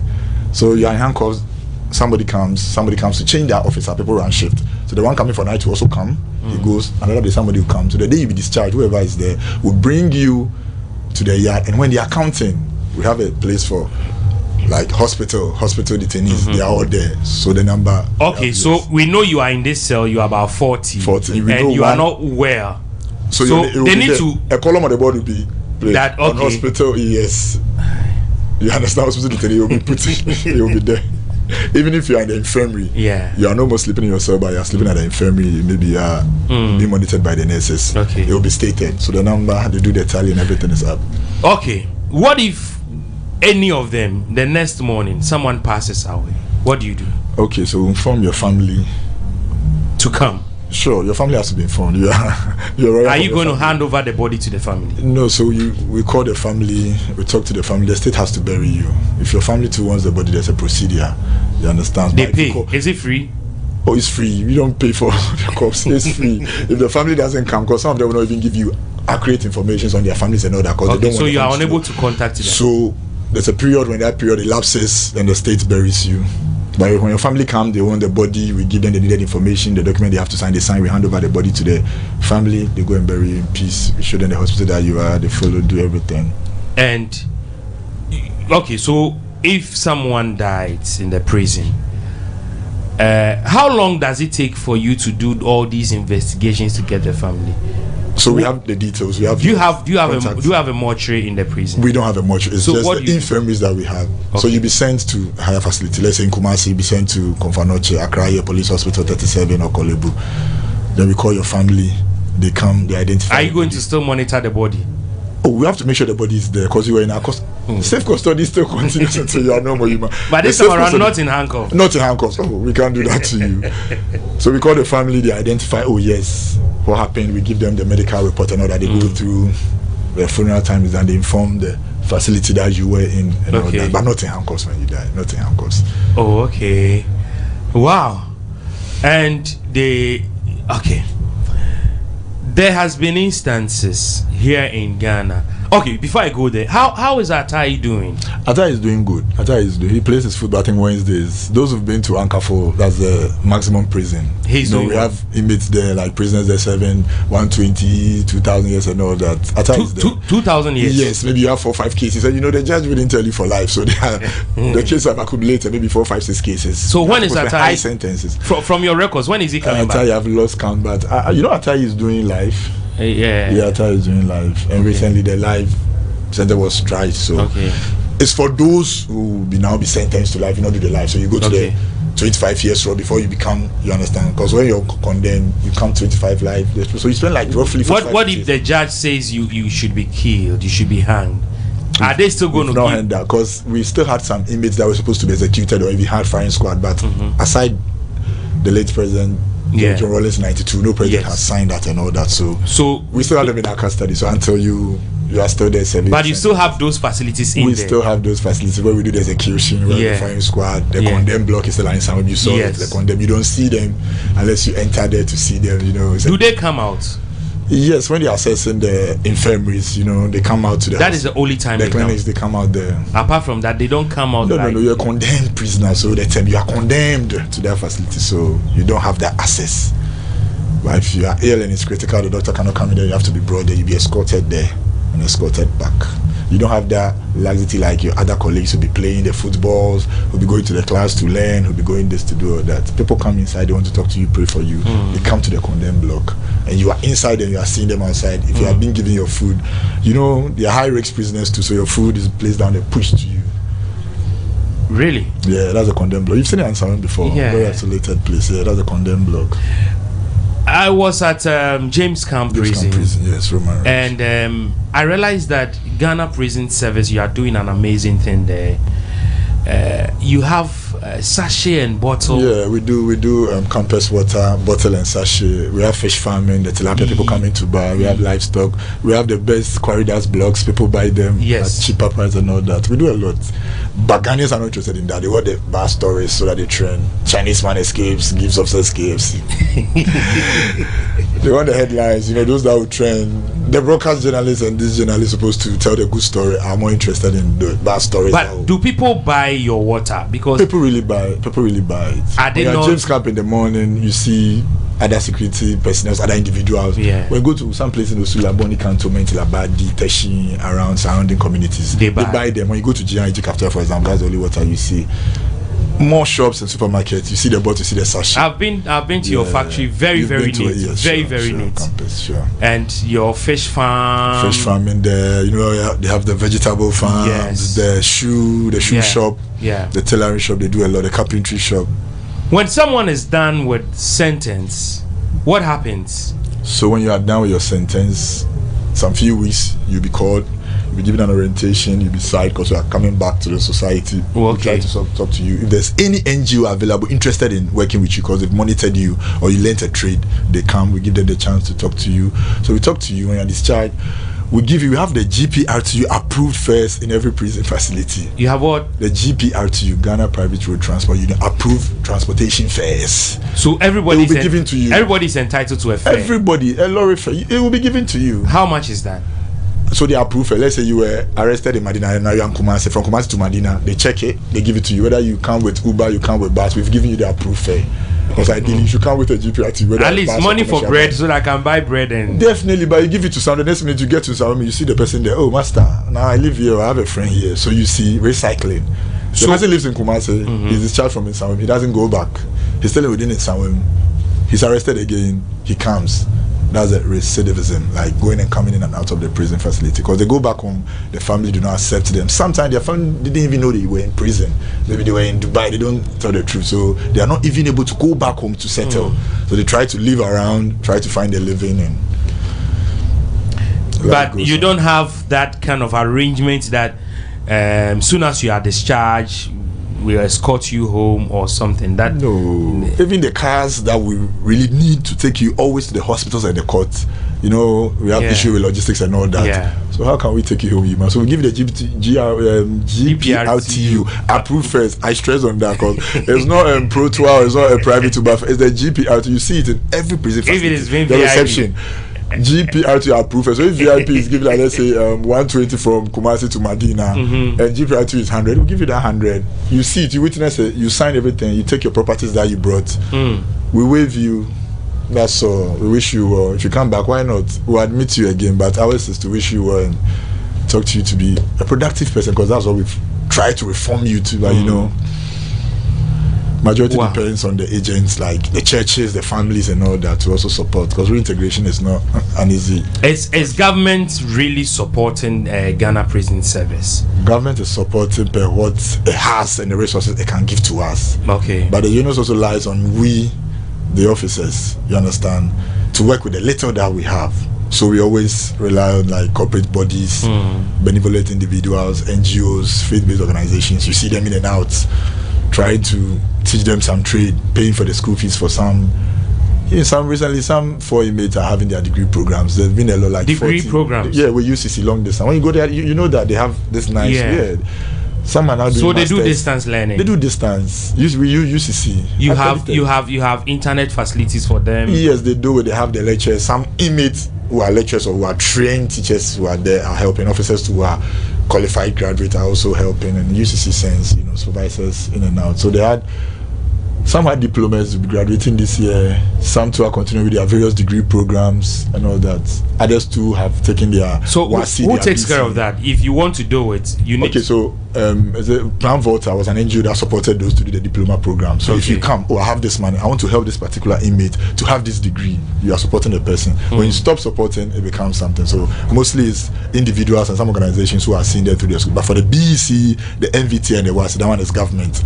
Government takes all the registration fees and all that. Same as the boys at the Senior Correctional Center. Yeah, I think when I went there, I realized they go through NVTI and all. Yes, so you write a part 1, part 2, which if you are serious and you enroll, when you come out, you are discharged, you can have a better life. Okay. The government does the registration for them. But with the tertiary, it has to be some individuals or some organization coming in to support. Okay. And it's going well. It's going well. It's going well. You are doing so well. But what happens to, because some of your officers too are not happy. The men, some are not happy. Yes, some are not happy. Oliver Twist asks for more. They are not happy because they want buses to sit inside to come to work. Exactly. They want pickups to sit inside and escort the prison. Because sometimes they see some of the things that government is doing for other securities. Yes, like I get it. I get it. Sure. Motorbikes and other stuff. They will get it. Our work is more of like teachers' work. They say your blessing is in heaven. You are doing a lot. There are instances that you take out money from your own pocket and do something for a prisoner. Nobody gives you that money back. So we pray. Those who visit the prisons and they know, they also in their own small ways do stuff to help. Even the officers. They help. Myself, together with South Organism was busy 2021. We've done a couple of donations and we are still doing it. Now I think from next month to December, I'll be looking at the female prisons. We have 7 out of the 46, 7 are female prisons here for the field. So we want to look at those who be discharged from April to December, support them with some capital or maybe some equipment, the business that they want to venture in. So if it's hairdressing, we get you a dryer, we monitor you 2-3 months, we come check up on you, because there are some when you give them the money for this, they'll go and sell them. Okay. Yeah, so we monitor you, your place that you be doing the business, we come monitor you and see how you're keeping up. So okay, so let's look at going out to work. And you said maybe the person needs to ease himself. You have, let's say, like three months to go home. Yeah, there are those who are qualified to come. Okay, so the money is put together. The money goes to the various inmates. So in their cash book, he knows that today I'm working for Mr. Emmanuel Ajima. He has come for me today. He has written 10. So he knows 5 days. He has 50 cedis. He comes to check. His 50 cedis is there. If he needs money to give to the family home, he can come to you. He takes his money. He signs. How expensive it is to engage prisoners to work for you? The labor is quite cheaper compared to the outside rate. Really? So you just call on the facility, present yourself wherever the work is. Officers who assess, they give you the time that you come for the inmates, give you the time they're supposed to come to, the time they're supposed to close. So when you compare their labor rates outside, it's quite cheaper. That's why you see cars come to James Camp and other prison facilities to pick them. But they're hardworking too. You don't talk about this. I don't know. Oh, those who don't know. No, the hard labor, it's all part. We talk about it. Those who don't know, they come for them, they do all kinds so of work. when you are sentenced to hard labor, these are some of the things you do. The hard labor, you go fetch firewood. So there are some hard labors that are within and there are some to the outside. Okay. Yes. So and then I think your blocks too are very cheap. The corridor is very cheap compared to those outside. We make it cheaper because the inmates are doing them themselves. You understand, everything is available to them and all that. So if you want to price it like the ones outside, you are not going to get. So if you want to break through the market, you have to let the prices be very competitive. Okay, and people can engage them. People can engage them. Yes. You have some work, your swimming pool, house cleaning, weeding, your farm, whatever. You call on the facility. You go there, the officers who assess, give you the inmates, the money you pay goes to them, the labor is there. So you don't take any percent. The service, it's not the officers come to, the service has not got a percentage. Wow, then it's labor fee, so it goes to the inmates. Wow. So the ones you see the collaboration with Zoomline, the Clean Ghana, every time you see them outside, they have a token that they take every day, so they keep it. It's given to them, goes to their cash books, they know. This prisoner, Johnson Combian, is he still around? Johnson Combian is still around. Okay. Combian is still around. Is someone prisoner? Combian is around, yes. Combian is around. Yeah, because we know of Combian, we know Atai. You know Atai, yes. These popular ones, they are all still around. Ramsey and Co. Ramsey, yes. Ramsey is gone, yes, but popular people who visited and came out. And there is this story which I think I've forgotten how many years now, with which has to do with the late Exopa.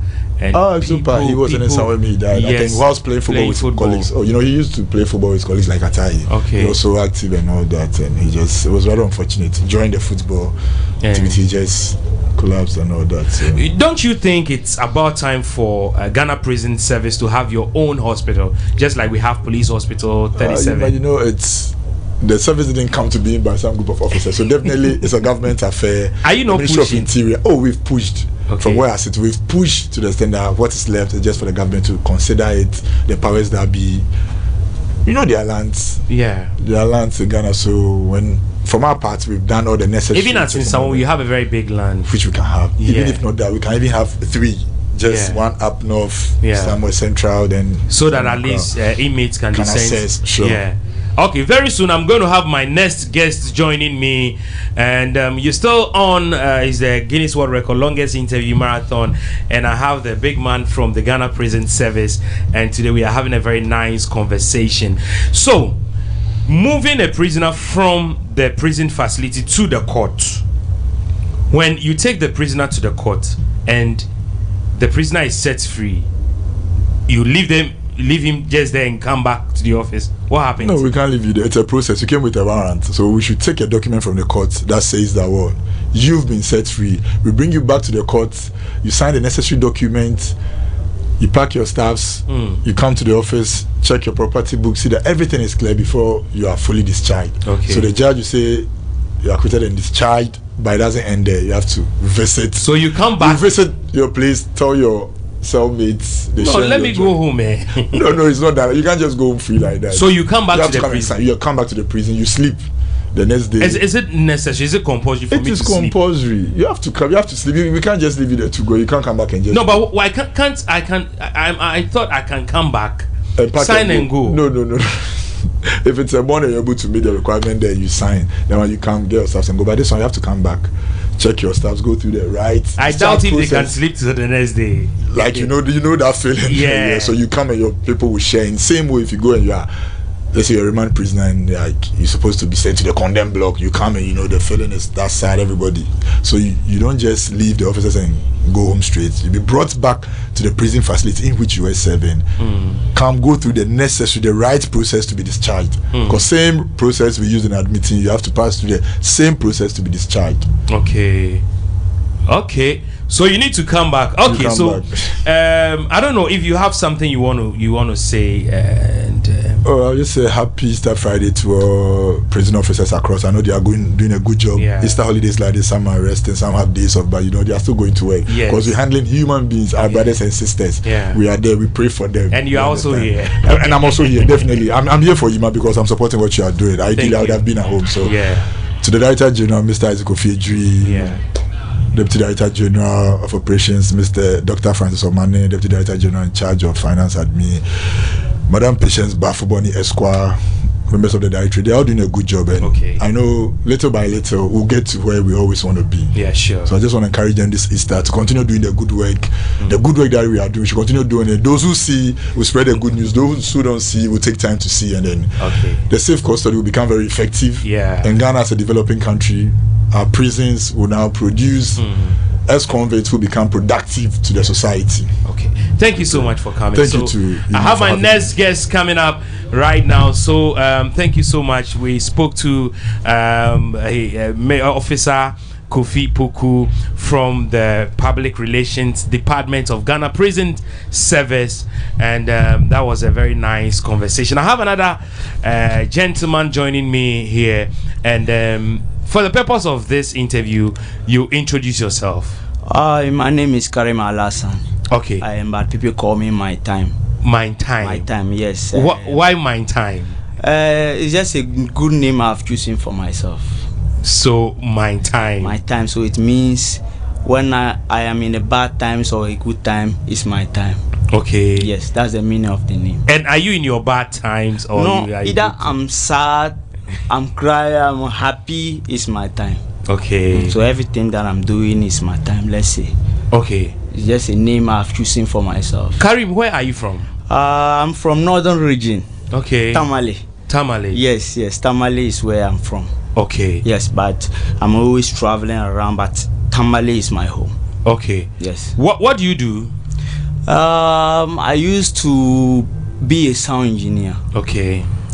And then from sound engineering, I've moved to video editing. Okay. Because the sound engineering, I can remember my father was the first person to have a sound music recording studio in the Northern Region. Your father is the first person. Yes, my father is the first person to set up a music to own a music studio, a very standard studio in the North. You know, sometimes people, the artists down there in the North, they used to come to Kumasi, they used to come to Accra to record their songs and then masters and demos. So my father came from Tamale to Accra to learn the engineering and then went back to Tamale to start working on with them. So you were also learning? Yes, I've grown up with it. I've grown up doing sound engineering. I've grown up doing music video.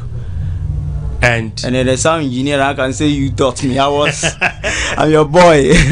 I'm your boy from a very long time. Yes, I've been following you for, keyboard training and then how to record a song and then those kind of things. So I actually learned that from you, even though my father was having the studio but I came to learn that from you. Okay. Yes. Now you are not doing music again.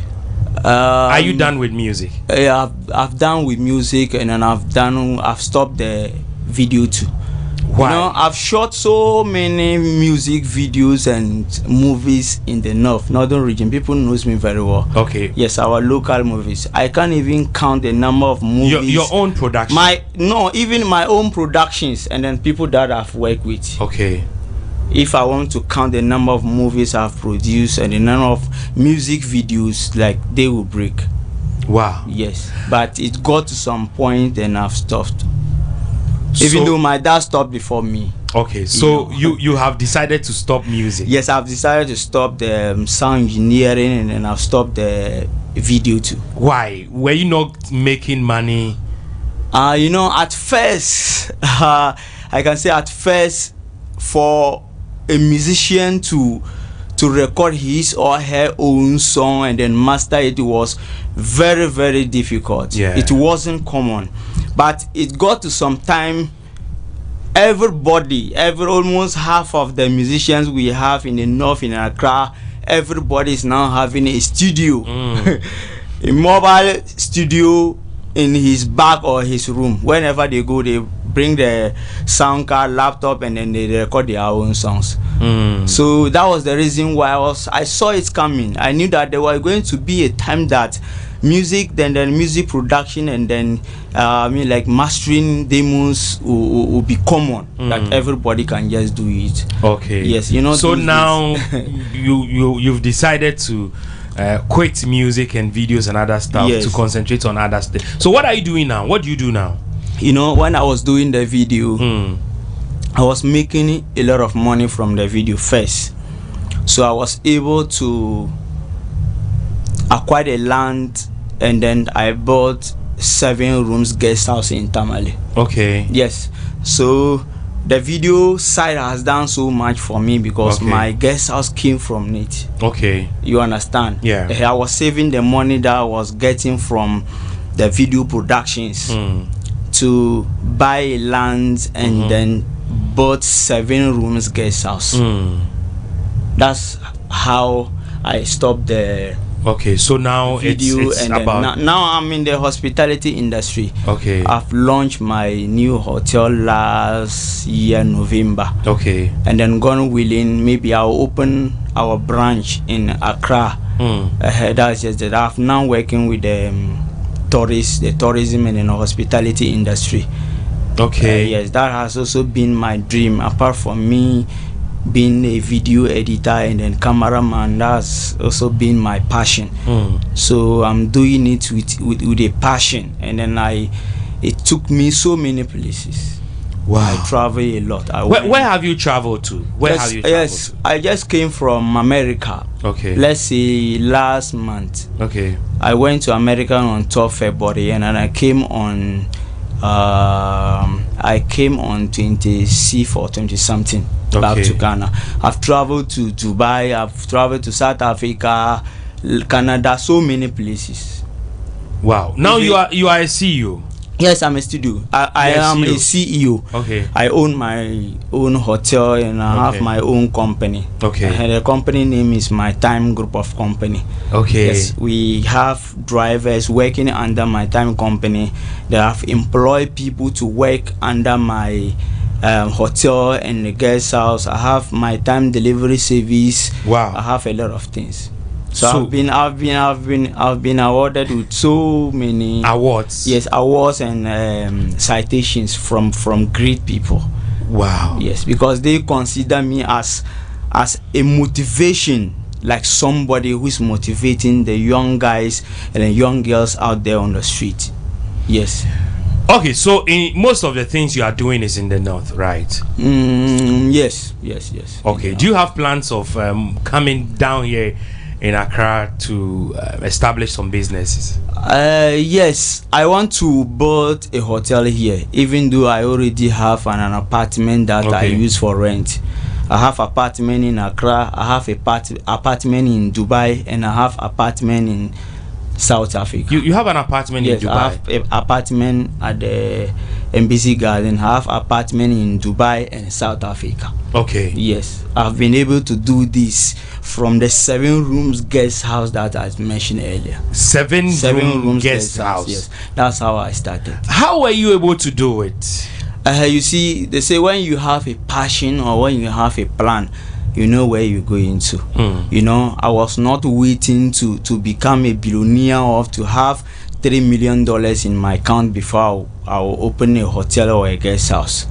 You understand? And then people say that when you can't invest 100 Ghana cedi, if you can't invest Ghana cedi, 100 Ghana cedi, if you can't use 100 Ghana cedi to make about 1,000 Ghana profit, if they give you $1 million, it will call off. There is no way you can manage with that.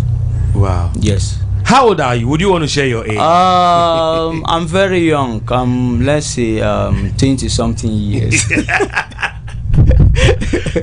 Yeah, so that's the reason why. I'm not the only person who has bought a hotel in Tamale Northern region. There have been about 50-60 hotels in Northern region, but my own is at the age that I am now, and I'm able to build a company, and then about 63 people are working under my company, both women, men, old people, and then young people. So in Dubai, your apartment, do you rent it out? Yes, I rent it out daily. Even in the one that I have in Accra here, it's daily in night. It's daily in night. You have plans of doing some serious expansion, and that's what I said. I want to build a hotel in Tamale in Accra here, because sometimes the apartment, when you look at the apartment, is very expensive. And so when you buy the apartment, before you recover the money that you use, it's going to take a very long time. Like when you buy, the one I've bought in Accra here, I've bought it $100,000. and then the apartment will be my, like it will be mine for about not forever, for 40 years. Okay. Yes, when you are a Ghanaian, they give it to you for 40 years. When you are foreigner, they give it to you for 60, 70, 80 years. I don't know why they do that, but that's the when you are a Ghanaian, it's 40 years. Can we say you are the youngest billionaire in Ghana? We can't say billionaire. Are you not the youngest billionaire in Ghana? We can't say billionaire. I'm not a billionaire. Let's I'm not a billionaire, but I can say I'm the youngest CEO in Ghana. With enough cash? I don't actually have cash, but I have investments. I'm not actually cash CEO. I don't. Yes, and the investments can be translated into cash. Yes, that's true. Yes, so I invest in the hospitality industry. I invest in apartments, and then I also invest in land. Okay. I can say I have 163 plots of land in Ghana. 163 plots of land in Ghana. No, I don't get you. I have 163 plots of land. 163 plots in Ghana. In Ghana alone. Accra, Kumasi, Tamale, those villages. Even I have a plot of land around the Volta side after Central University. When we move into Dawada, yes, I have bought so many lands. And then you see, that's one thing my father always advised me, that you see those places that we call villages, we still have places we call villages. Even if you are buying a plot of land in that place, people will say, oh, maybe you are mad, what are you going to do with that place?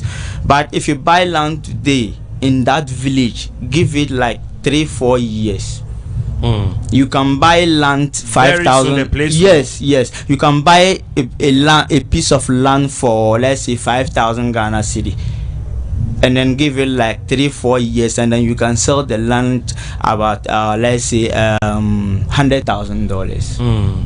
So I also invest in land, genuine land, not the land that I will buy and then later I have to bring what's the name of that? I have to bring land guard for my customer or my client to be able to board. No, I don't deal with those kind of fake land. Do you have plans in investing in the media, because you are one person, you've been in the media, music, video production? Do you have plans of doing something like I have a plan to set up a radio station in Tamale. Why Tamale? Because Tamale is my home. Even the hotel that I have bought in Tamale, the one I said we launched it last year November, the hotel is very beautiful, very, very beautiful. And then people were telling me, Charlie, why are you building this beautiful hotel in Tamale instead of Accra? Accra have the population, but you see where I'm from the north, people still think northern region is a like village or something. So it's good to invest in my own place, my stronghold, and then my hotel also make Tamale very nice and very interesting. I remember in 2005 when you hosted me in Tamale. Yeah, you told me, I said, is it Tamale? And you said yes. Yes. And you said, you people, you think when you come to Tamale you see cows moving around, and you see people like there are people in Accra who've never even traveled across Kumasi for about 20 years. There's people like that. They are here in Accra. They only know Tamale. They don't know how Tamale looks like. Wow. You understand? So I've bought it in Tamale, and then I'm going to open my radio station in Tamale. Okay. After Tamale is my stronghold. That's where I'll start. After Tamale, and then I can maybe see if I can open a radio station in Kumasi, Accra. Okay. You understand? That's the passion and that's the dream. If I'm able to have a very standard hotel in Tamale, you understand? That means I'm coming, I'm growing. Yeah. I'll surely build annex in Kumasi, Accra, Takoradi, or the other part of the. When you build Accra, pick me as the manager of the hotel. You are my boss already. So I just stand as a like a motivation, like a person who is been doing so well on the street for our brothers and sisters to also plan something for their lives. You know, nowadays you see young guys, when they break, they just go and be sitting in a ghetto, smoking, taking drugs 24 hours. If you ask them, they will say there is no job in Ghana. That's why we don't have jobs, we don't have things. No. Every government is going to have a problem with you if you are lazy, or if you are in your room thinking that you need a big capital, you want to be rich before you invest. It doesn't work that way. I think you have to start something. You have to start something, have a plan, and then you pray yes, it will work for you. Have you been well recognized? Have you received some awards? Let's say 2024, I have received about 3 different awards in 2023. Okay. Just recently, I've Northern Excellence Awards. I've won the Youngest CEO of the Year, and the Northeast Music Awards. That's another part of Tamale. I've won the Youngest CEO of the Year, and then NAN. Okay. Northern Music. I've also won an award, and then I have been nominated. Okay. I have been nominated to be part of the Excellence Professionals Outstanding Awards in Tanzania. I'll be going to Tanzania with some of my team next month. Okay. The awards now is 21st, 22nd in Tanzania. I also go to Tanzania and chop the awards and come back to Tamale. It means you are doing a lot of amazing things. Yes. You need that kind of recognition. Yes. But how has the people of Tamale supported you? A lot. You know, Tamale, we support each other, even though sometimes we have some issues down there. You know, that people have different minds about North, but Northern region, we support each other. And then a simple example is Fela. Recently, she does something and then people came in support. My people support me so well back in the North. So no matter what chances I've gotten, no matter what chances I've seen, I have to always give credit to them or send it back to the North. Anything that I want to do, I'll start it from the North before it will move the North. Before I move from the North to Kumasi, to Tuchima, to Accra, to Cape Coast or Takoradi. Everything I have to start there. Okay. That's my hometown. Okay, because that's where you are from. That's where I'm from, and even if I don't stay there and I want to make Tamale beautiful, maybe one day I will become an MP or a DC or something. That's the dream. We want our place to look good. Tamale is our home, and then we always want to make the place beautiful. Yeah. Wow. Are you interested in politics? Are you interested in politics? For now, no. Are we going to see you contesting for any? Maybe in future, but for now, I don't have plans to maybe contest for an MP or organizer or something. No, I don't. For now, I don't have any plans to venture into politics.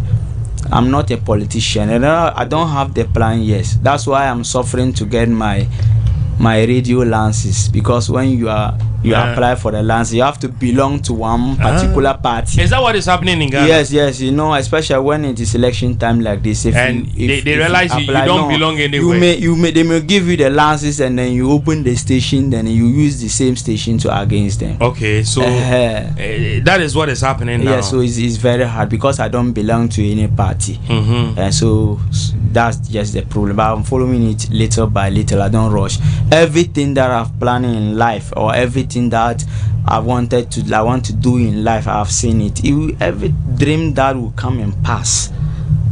You understand? The best thing from this is that I've been able to motivate my brothers and sisters out there in the North. Even let's say Africa. I'm on social media, and then I have a very powerful social media, not even in the North. When I'm traveling to America, there are people in America who want to meet me, who want to sit with me like this. If I'm going to South Africa, there are people in South Africa who can't wait to receive me. Anywhere that I've traveled to, people have been interested. People have been booking appointments just to meet me. They want to just yes, they just want to see who are like a small boy like this, and you are able to do all this. You know, the thing is that when you are a young guy and you are struggling or you are making money, then you know, out of 100%, 90 people think that maybe every young guy who's making money is doing extortion. Yeah. Any guy, anybody who is making money online is doing extortion. So I've been telling people there are more than 1,000 ways to make money on the internet. There are more than 1,000 ways. I can mention a 111 to 1,000 ways you can make money through internet. Give me like 5. You can make money through Bitcoin investment. Okay. Yes, Bitcoin investment. It's a good investment. Yes, very good investment. Some are scared to do it. Oh no, life is up and downs. It's full of risks. You have to risk, and because of people are afraid because what has happened in the past. You know, there was this woman who came with OneCoin. That was the first Bitcoin I can say I've ever heard before. OneCoin was the CEO of some woman. I can't remember the name. But they dupe people after 3 years. So people are afraid if they want to invest in the Bitcoin or something. But you know that in 3-4 years to come, the banking system and then there are some jobs is going to go down. Yes. 3-4 years to come, bankers and then people who work as a security in the banks and other things, a lot of them are going to lose their job because we will be depositing money through ATMs. Yeah. In the next years. And this kind of cryptocurrency. Yes, we'll be doing transactions online, and then you don't need to carry your money to the bank. Okay, so you've mentioned Bitcoin, like investing in cryptocurrency, there, and then you can also create a website for, let's say, like example like Glovo, then other food delivery apps. You can have a friend who is having one in Dubai. Okay. And then this guy he can make like, let's say he can make like $50,000 within a week. Wow. And then he's not doing anything. If you see him, he's going with his laptop. And then he has created the app, even if he's sleeping, even if it is raining and then he decides to sleep, he will not open his laptop. Money is coming. Because when you order food, they will have to take his share. Yeah. Automatically, yes. And then there are so many websites you can create to be selling stuffs. I can create a website for you, then we'll be selling microphone, we'll be selling cameras. Okay. And then I don't have a shop for a camera. Yeah. But the website is me. So people can upload. People can upload. Maybe you want to sell your water, and then you put it on my site. The example is look at the Tony Tom and this kind of thing. There are so many ways. You can make money through internet. Even it's just recently that some of we Ghanaians get to realize that YouTube pays. Even some right now, there are some people who are still in Ghana and they don't know that when you are uploading your stuff, or you can monetize your thing on YouTube, and then YouTube will be paying you. Some people still don't know about it. Okay. And so there are more than 1,000 ways to make money online. But sometimes we Africans, when they see small boy driving big car, it's fraud. Because they think that there is no way a young guy can make money without extortion, without stealing from white people, or that stealing from like other people. But it's not true. Some of us have started from the scratch. You are my boss. You know, we started from the scratch, and then we have plans. Right now, also, let's say 2002 or 2003, I was in Konkomba Market, pushing truck and doing 2003. You were the one helping me. I was pushing truck there. You understand? So it's just plans and then motivations from your role model. Just choose someone that you want and be faithful. Yes, and you. But if somebody choose you as a role model, he's not happy for you. But you are his role model, but he's not happy for you.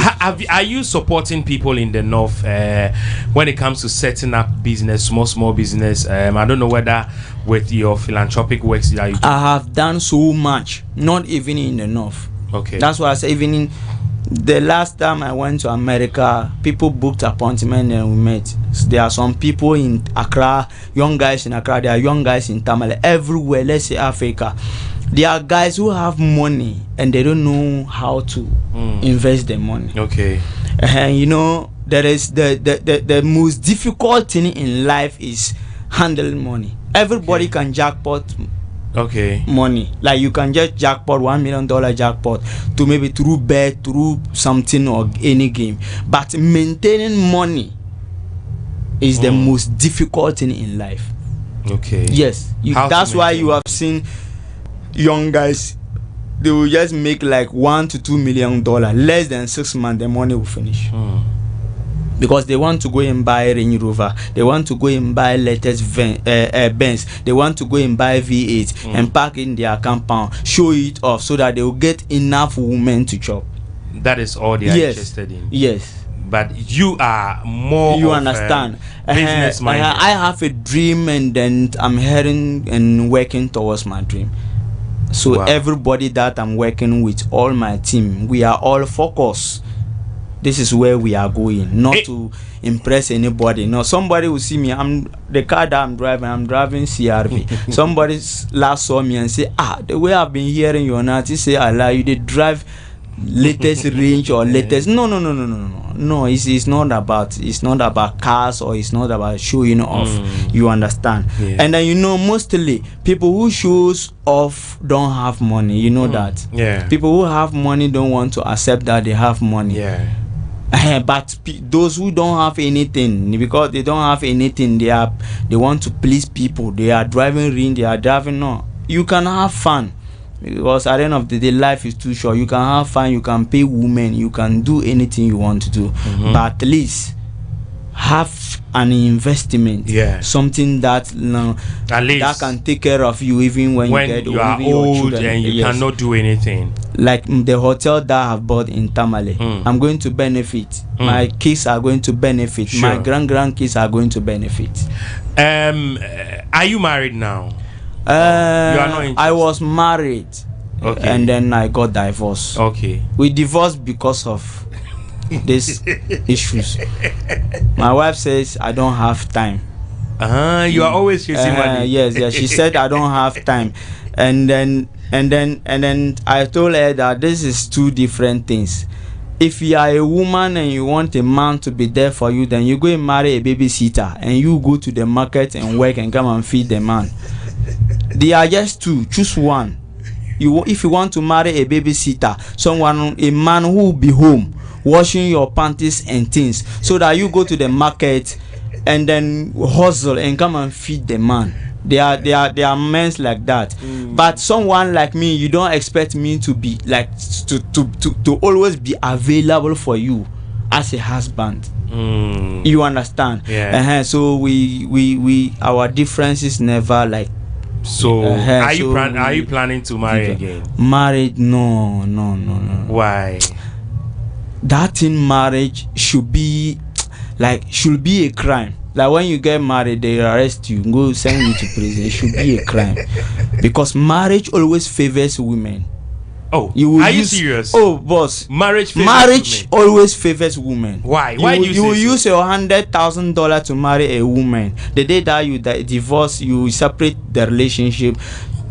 She's on her way. She'll go to another person, another man, another guy, another useless guy, to stay with him. Somebody who is not even willing to pay her bride price. Oh. You understand? Yeah. So I've just realized this marriage thing, like it should be a crime when you marry and then they send you to prison street. Yeah. Because at the end of the day, we the men will lose. But I think if you settle for the right woman, that helps. Don't you think if you should settle with the right woman? So you don't have plans of getting married? No. You won't marry? No. The thing is that women, if you have money, your woman can go and mingle with a broke guy. If you are handsome, your woman will go and mingle with ugly guy. You see, there are women like it means women no matter what you do. That's why somebody will buy. That's why somebody will use 20,000 to buy iPhone, latest iPhone for a girl, and somebody will buy charger and credit and chop. Okay. Do you understand? Yeah. You buy an iPhone, latest iPhone, 20,000 for a girl, and somebody will buy charger and chop. You understand? So those things, no. As a young guy, if you are still following the dream, it's not necessary. Seriously, for you I'm to sure after our getting married, no. It should be a crime in Ghana when you married and they arrest you. What if the women, like, they start sending you messages and they tell you, oh, we are going to behave, so marry us? The issue is that when you have a girlfriend, the character that she will show you is different than when you get married. Really? Yes.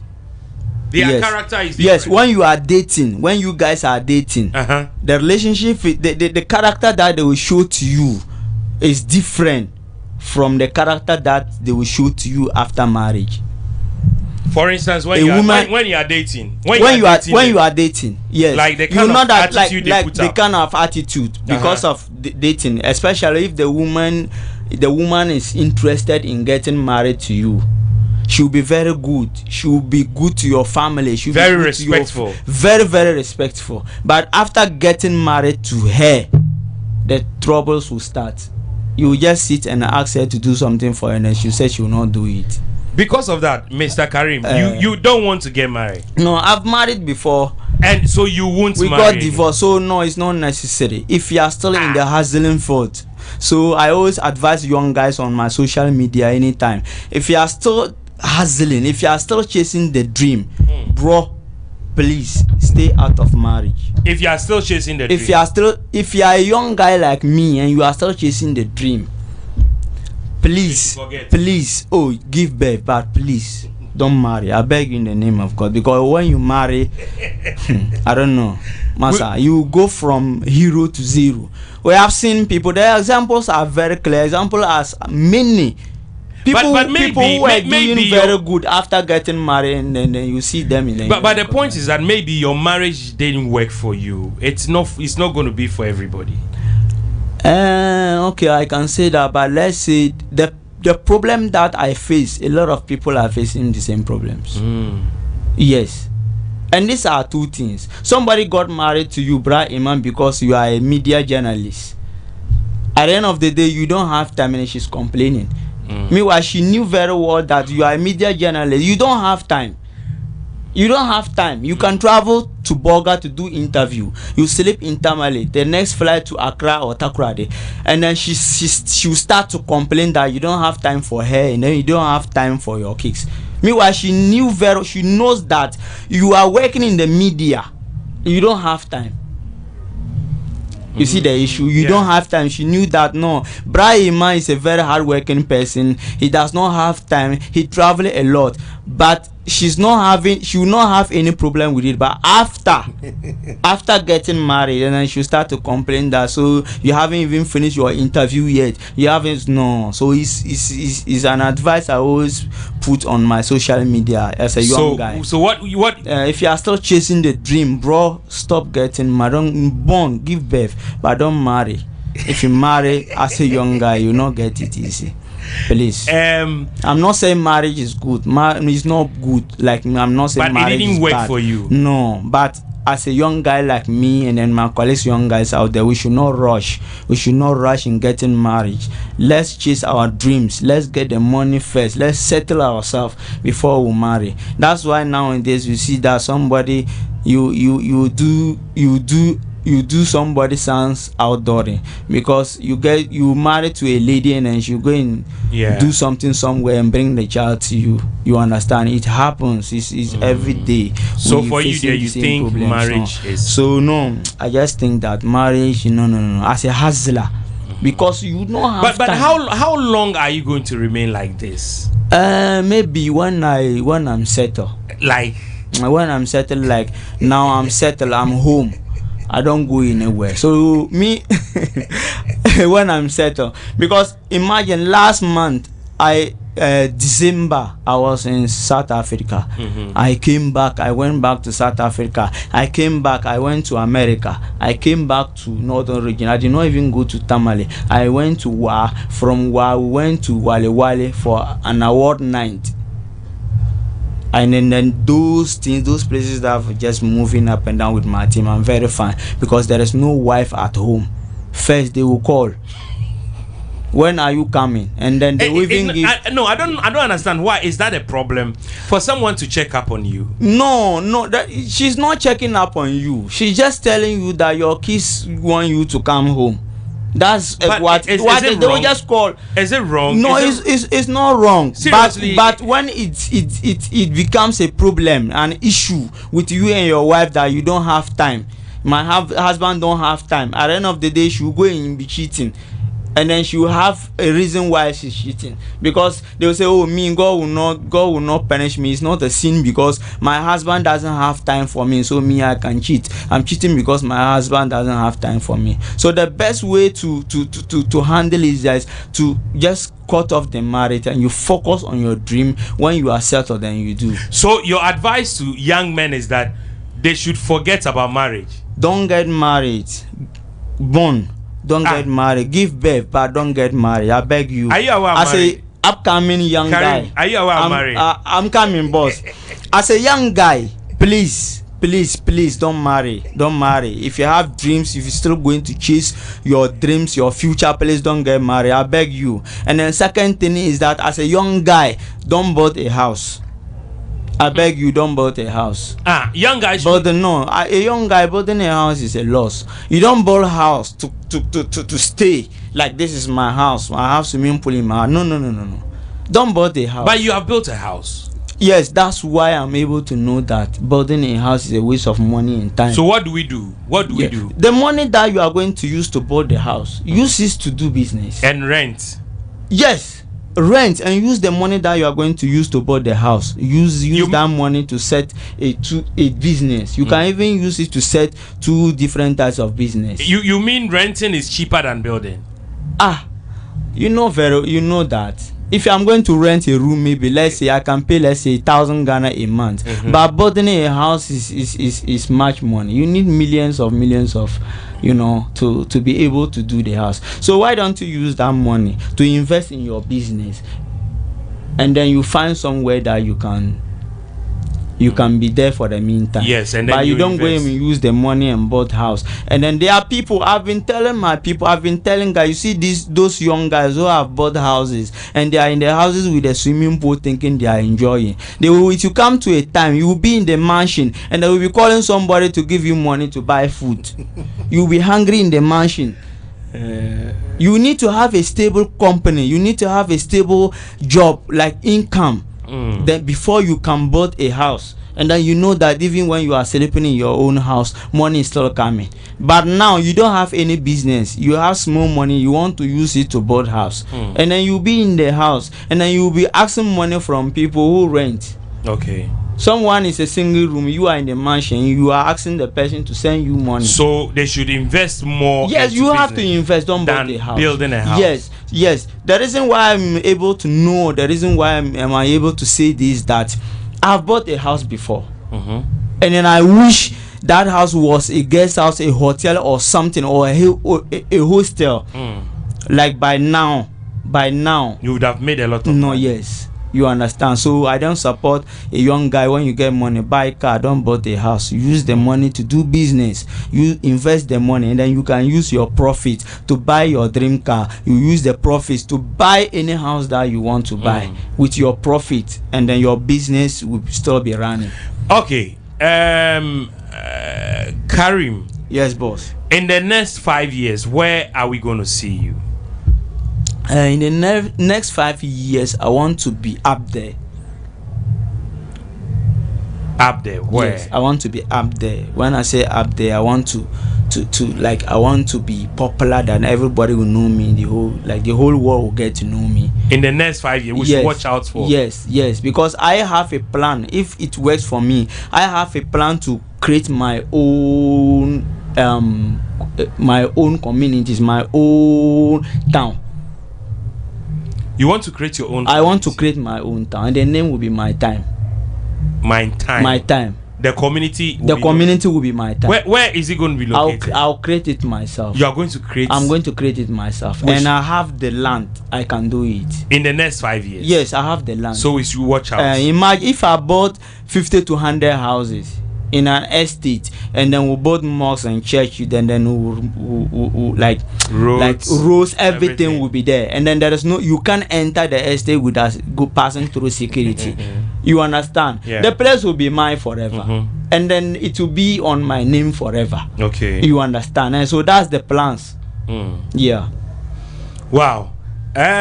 So I've been speaking to My Time CEO, and we'll be watching out more from you. Yes. Share your social media handles. Want to follow? My Facebook is Karim Alhassan. Okay. That's Karim Alhassan. TikTok is My Time. Snapchat is My Time, but only Facebook that I use Karim Alhassan. Okay. So I'm just telling my guys out there, my colleagues out there, let's forget about the ghetto, let's forget about the drugs and then the smoking, and then we can also do something.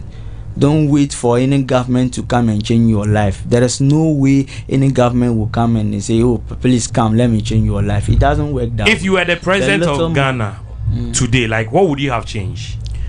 Like I will concentrate more on health. Okay. You know, it's our problem. Health is a problem, a very big problem in Ghana. There are still, do you know there are still hospitals you can go and then you do medical checkup. They will give you somebody resource. You know, it's still happening in Ghana. Yes. Somebody will go to the hospital, they say the person having HIV. The person want to kill himself, and later he went to a different person and say it's negative. And the nurses and the doctors were apologizing to the person. It is happening in Ghana. So if you were the president, proper healthcare, people are suffering, people are sick. I'm waiting for My Time Hospital. I'm praying it should come. I'm going to do My Time College School. Okay. My Time School. I'm going to do My Time School. What of hospital? Because health is important. In the future too. I want to do school. I want to do school. Okay. Yeah, I want to do school. My Time College. Okay. Yes. Mr. Abdul Karim, thank you so much for coming. Yes, thank you so much. I have the next guest also coming up, and I'm so grateful that you came, and God bless you. I have the next guest also joining me on my longest interview marathon happening here in Accra, Ghana. And we've done some hours and we're still on. I have another person joining me on this longest interview marathon. Sir, you are welcome. Thank you. Good evening. Evening. Thank you. Okay. Yeah. So for the purpose of this interview, I want you to introduce yourself to me. Okay. So my name is Yusuf. Yusuf Buddha. That's what everybody knows me. I'm into construction and manufacturing of paint products. You manufacture paints? Yes. Yourself? Yes. Like here in Ghana? Here in Ghana, right here in Ghana. Do you import? No. And rebrand and sell? We manufacture the paints right here in Ghana. As a matter of fact, there are a lot of companies in Ghana that are producing paint. It's not strange at all. We have a lot of companies in Ghana that produce paint. Azar is a company, they produce paint. Shield and some of those products are produced here in Ghana. Leyland is a company that produces paint. And we also produce paints. My company is Nashite. Okay. And currently we have the Graffiato. We have a product called Graffiato. Yeah, I've heard of Graffiato. Yes, that we produce. We produce texture paints, we produce putty filler, we produce a primer. Okay. And then currently we are producing semi-gloss paints, acrylic paints, all those paints. We produce them right here in Ghana. Here in Ghana? Yes. Right have you been in the media space before? Yes. What happened? Okay, so I've been doing radio. I think I did radio from 2005 all the way to 2016, but I was doing most of that time was in the north. Okay. So around 2014 I was in Accra with Top FM. I was hosting their entertainment program and a few other programs. But somewhere in 2016 I stopped radio entirely. Why? It was not paying, right?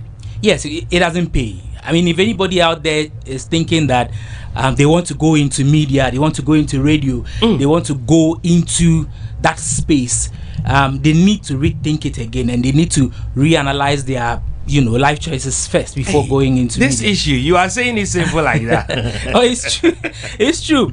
As at 2016, most of the DJs, and even today, I doubt that most presenters, most DJs, I doubt if they are taking more than 1,500. Oh, yes. And like on-air DJs, I'm telling you, they are not paid 1,500 cedis in a month. In a month. Is it that bad? It is that crazy. And as at 2015, that I'm telling you, some of my colleagues who were known, I don't want to mention names, were being paid around 300 cedis, 400 cedis a month. So you decided to quit? I decided to stop radio. I decided to just move out of the media, and I told myself that before I go back to media, I need to have made something for myself, for my family, before I'll go to media. So when I go into the media space again, I'm not doing it for the money. I'm just going to do it for the love of it. Yeah. This is strange. Yeah. But people are making money within the media space. People are making money. Is that not the case? Of course, it's true. You see, before you can make money and call it money, you would have attained a certain kind of level.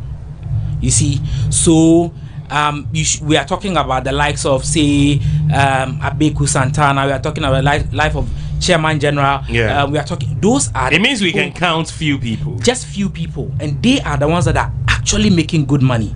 The rest of them are getting by. Okay, they are getting by. If you are in that space, and the person, I mean, people are watching us. If they think I'm lying, you are in that space and you are not to that level, you can tell us how much you are making, and we'll see.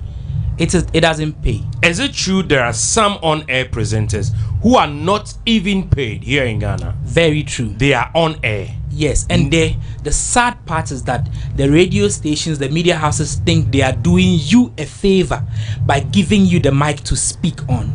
They think they are doing you a favor. So at the end of the month, if your pay doesn't even come, you dare not go and ask, and I mean, me pay that bene.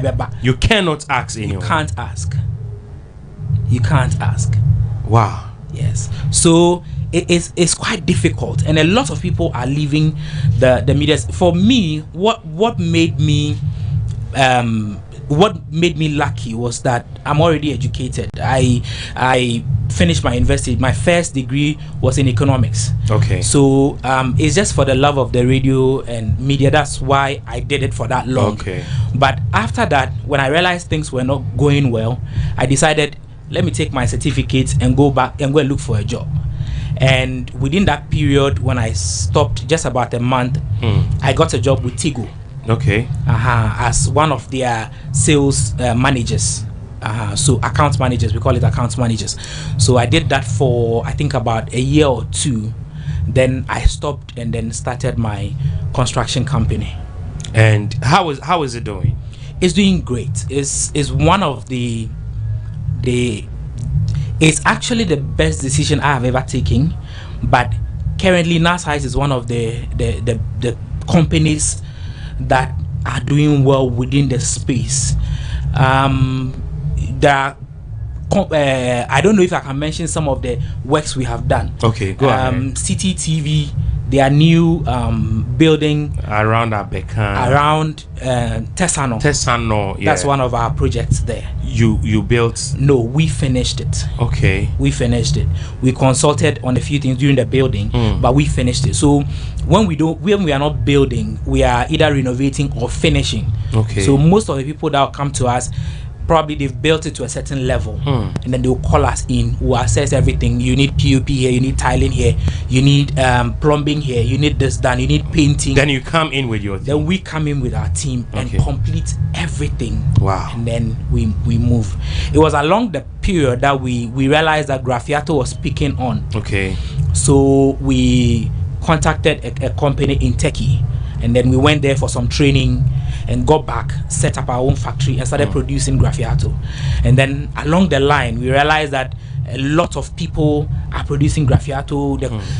So we decided, let's add other things. Sure. So paint.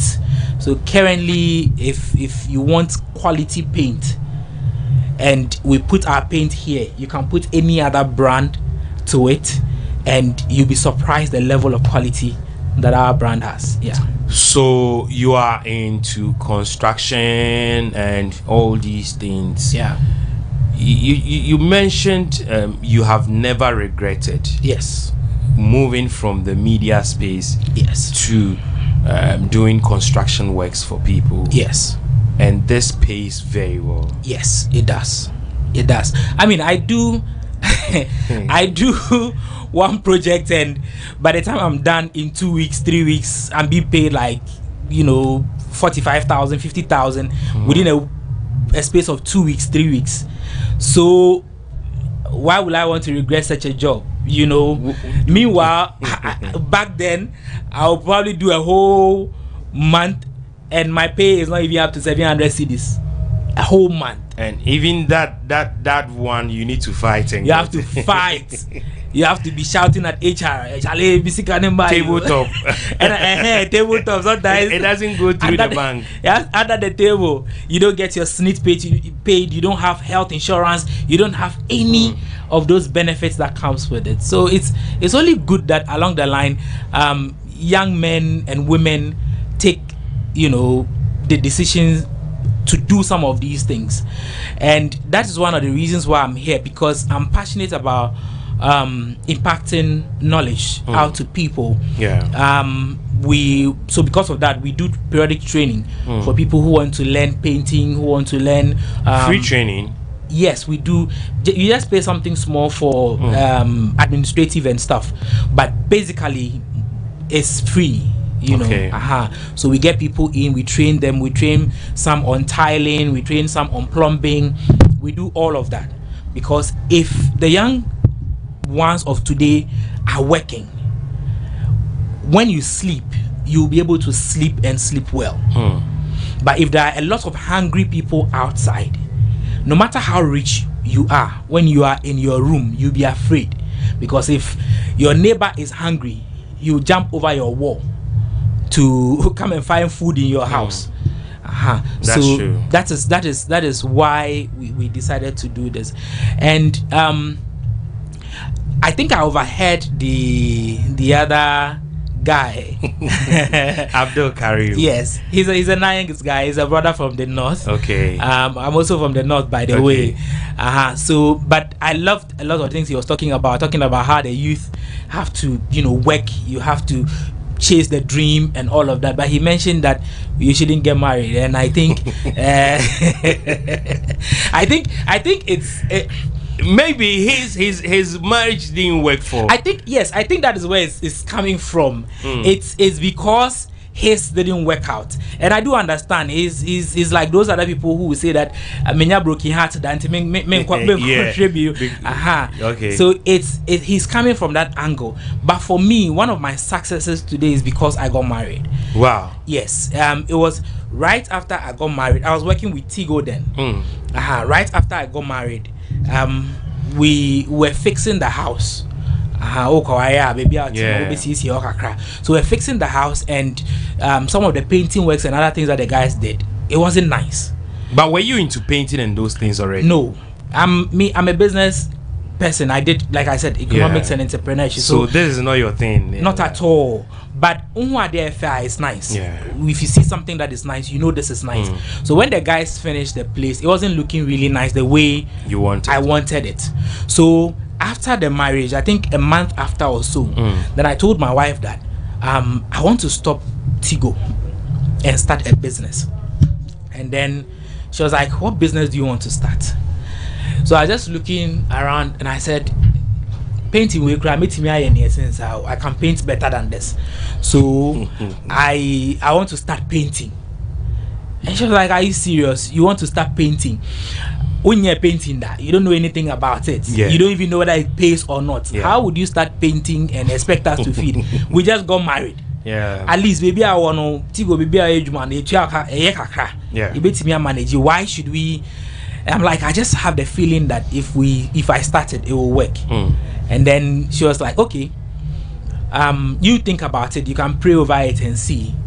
And if after a month you still feel the same, tell me about it. So after a month, I went back to her and told her, look, I still feel the need to do this. And she was like, okay, fine. So I started posting on Facebook. Okay. If you need a painter, call me. But I was still working at my former Artigo around that time. If you need a painter, call me. If you need a painter, call me. So I got a few people who called. At that time, I didn't know anything about it. So I had a friend who is into painting. He will go with me. We'll do the estimates. And then when the time comes, he will get the guys. We'll do it together and share the proceeds.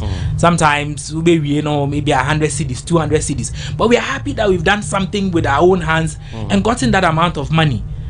So that was how it started. Small. And then I started getting guys, my own guys, and took them on. And from one job to the other, back then we're doing saloon, barbering shops, all those small single rooms and stuff. But right after that, people started calling me. I have a 3-bedroom here. Can you do it for me? When we go, they give it to us. I get guys, we go and do it.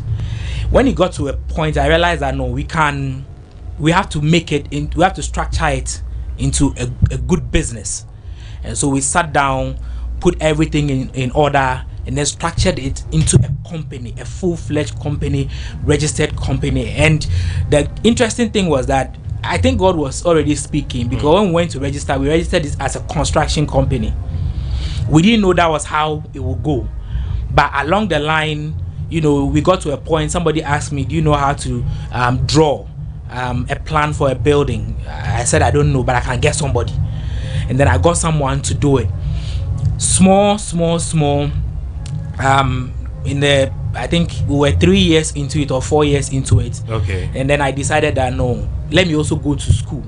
Since whatever I studied has nothing to do with construction, let me go at least get that knowledge. Exactly. Okay. And so I enrolled myself in an construction engineering school, and gradually, as I said here, I can say I'm a construction engineer. Wow. Full-fledged construction engineer. So that's how it is. And now from drawing all the way to completion, my company does everything. And it's all because I married and my wife said, help, I give you, go ahead, I believe you can do it. Wow. And interestingly, it means marriage is working for you. Currently she works with the company. She has stopped where she was working with the lab then, and yes, they do labs and stuff then. So she was working there, and then currently she's the HR of the company. She also had to go to school, finish up, have her masters, and then she's currently the HR of the company that we run. Wow. And we hire the people that we have currently that we are paying should be around 45-50 people. 45-50 people that we are working with, that we pay. It means that if you get bigger contracts, you bring in other people. More people. Wow. So if, sorry to say, you don't have a good wife, it doesn't mean you shouldn't try. Give yourself the chance. If you are a young man out there and you think the woman you are going out with, someone who thinks, somebody who can give you good ideas, marry her, go on with her. I mean, both men and women we all have our issues. Sure. So basically, it's not about marriage, it's about the individual you are going to marry. Yeah. So if you want to get married, go ahead and get married. Sure. If you don't want, and you just want to take your time and find the right person, that is also fine.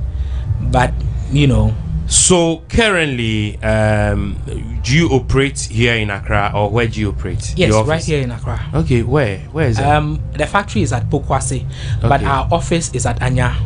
Oh, okay. So the factory where you produce the paints? Yes, it's at Pokwase. Okay. But the factory is the office is at Anya. Okay, so we have a small office there that we operate from. So if you somebody needs, they just contact us. Okay. We'll come and check whatever you want to do, and then we'll do it for you. If it's about painting as well, we produce on the factory, and when we give it out to those who sell paint, they come buy it and go. But we also use it for our work as well. So okay. Yes, if it means that you are producing the paints that you use, you produce all of them. Yes. Graffiato and any kind of paint, you have produced all of them. Yes. Okay. We produce it and we use that to do our work. So you've been able to do this from 2015 17 to today, and that's what we do from 2017 August 8th 2017 till today. And its business is good. Business is good. It has never been better.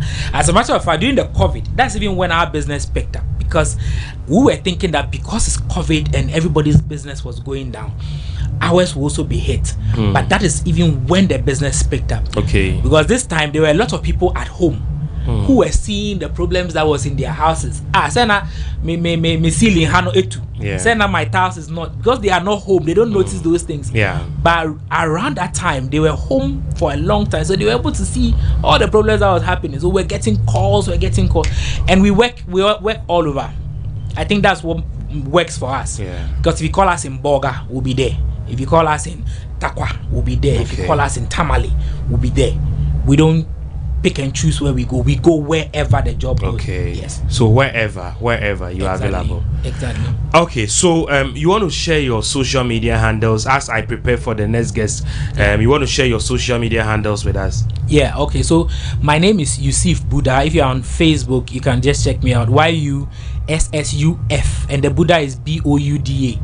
But the company's name is NAS Heights. NAS Heights. NAS Heights. NAS. Okay. And then Heights. Okay. With an S. If you type NAS Heights, you get to our Facebook page, and then you can contact us, send us message, anything. The company numbers are all there as well.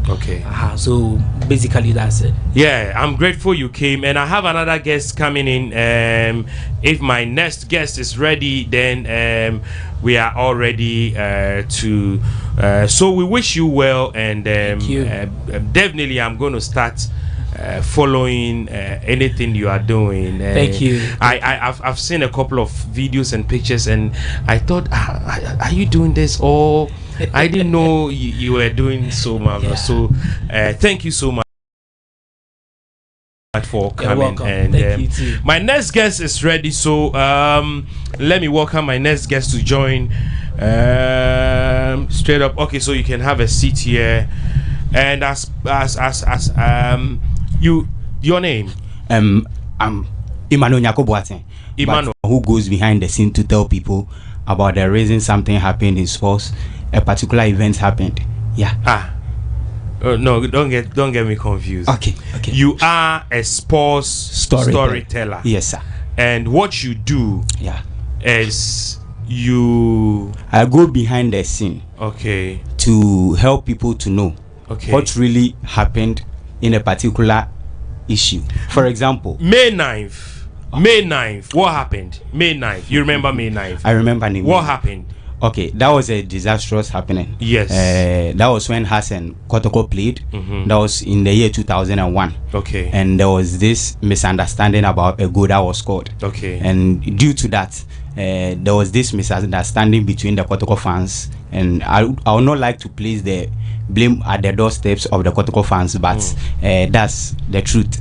There was this misunderstanding within the Kotoko fans, and they ended up breaking some chairs and throwing it onto the field, and it angered the policemen, and they spread tear gas, and that was led to the loss of a lot of lives. And then what other events do you remember? How do you want to share with us? Okay, I'll be very happy if I'll be very happy to share this with you.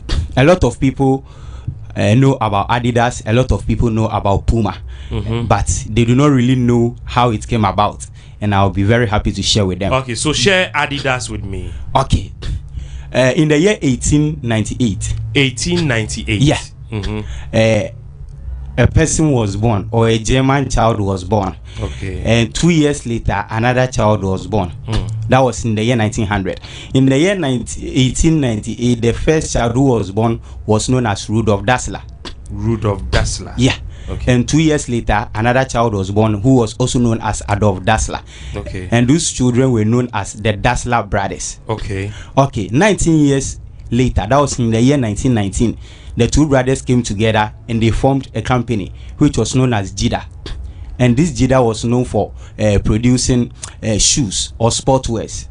Now, in the year 1936, Germany had the opportunity or the bid to host the Olympic Games in the German capital known as Berlin. So it was known as Berlin 1936. And during that period, there was this American runner who was known as Jesse Owens. So Jesse Owens was used as a brand ambassador for the Jida brand. And God being so good, Jesse Owens ended up winning 5 gold medals. Wow. Yeah. So it really helped their brand a lot because their brand ambassador was very successful. But unfortunately for them, 3 years later, which was in the year 1939, there was the Second World War. You know, the world has suffered 2 kinds of world wars. We have the First World War and the Second World War. The First World War was a 4-year war. That was from 1914 to 1918. And it happened in a country called Bosnia and Herzegovina. Where is Bosnia that? and Herzegovina. Where is it located? Yeah. 2 great personalities known as Archduke Franz Ferdinand and their wife, Duchess Sophie. That was what led to the First World War. That was in the year 1914, and it happened in the year 1914 and ended in the year 1918. So it was a 4-year war. Okay. Now, the Second War was also a 6-year war. That also happened in the year 1939 and ended in the year 1945. That was when Nazi Germany, if I talk about Nazi Germany, I'm talking about Germany that was being led by the great ruler Adolf Hitler. Yeah, because he was leading the political party known as the Nazi political party. Germany, as at that time, was known as the Nazi Germany. So he attacked Poland, and due to that, there was a Second World War, which started from the year 1914 and 1939 and ended in the year 1945. So due to the reason, due to the fact that there was this Second World War in the year 1939, it brought their work into a pause or a hiatus. So they could not function for a particular period of time. Okay. So what happened was in the year 1947. That was in the year 1945 when the World War was over, the Second World War specifically. 1946 they came back together. I'm talking about the Dassler brothers. Okay. The Rudolf Dassler being the older one and Adolf Dassler being the junior one. They came together and they functioned. But in the year 1947 there was this separation simply because they separated. Yeah. Okay. There was separation because they married and their wives were living with them at the same place, and there was this fight between the wives, so it led to the 2 of them separating. So after the separation in the year 1948, the older one known as Rudolf Dassler, as they separated, he formed his own company and named it Ruda for his name Rudolf, and Da for the Dassler, Ruda. But he later decided to change from Ruda to Puma simply because the Ruda was not a brand that was going to sell. It was not a name that was going to sell. So if you go to the United States of America or North America at large, there's this mountain lion known as Puma. So he took the name of the mountain lion, which is known as Puma, and in the year 1948 when he established his company Puma, he named the company Puma. So if you look at the Puma brand very well, it has this logo of a lion. Okay.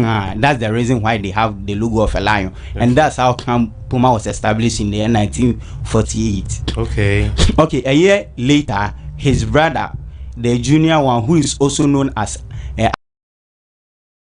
Adolf Dassler, also formed this company and named short form of Adolf is Adi, and Dassler, his name is Dassler, spelled D-A-S-S-L-E-R. So the first 3 letter words of his surname, Dassler, Das. Okay. So he added the Adi to the Das and got Adidas. So the real meaning of Adidas is his name, Adolf Dassler. Adi for Adolf and the Dassler for the Das. That's how come we also had Adidas.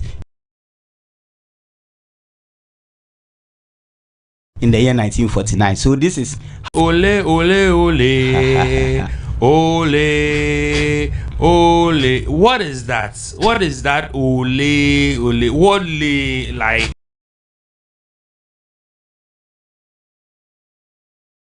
Like, I don't get you. Okay, that's a chant in football, and usually the team you hear its fans giving that kind of chant is the team that has the momentum. For example, when two teams are playing, one team has scored, another team gets the equalizer. The moment they get the equalizer, they begin to do that chant. But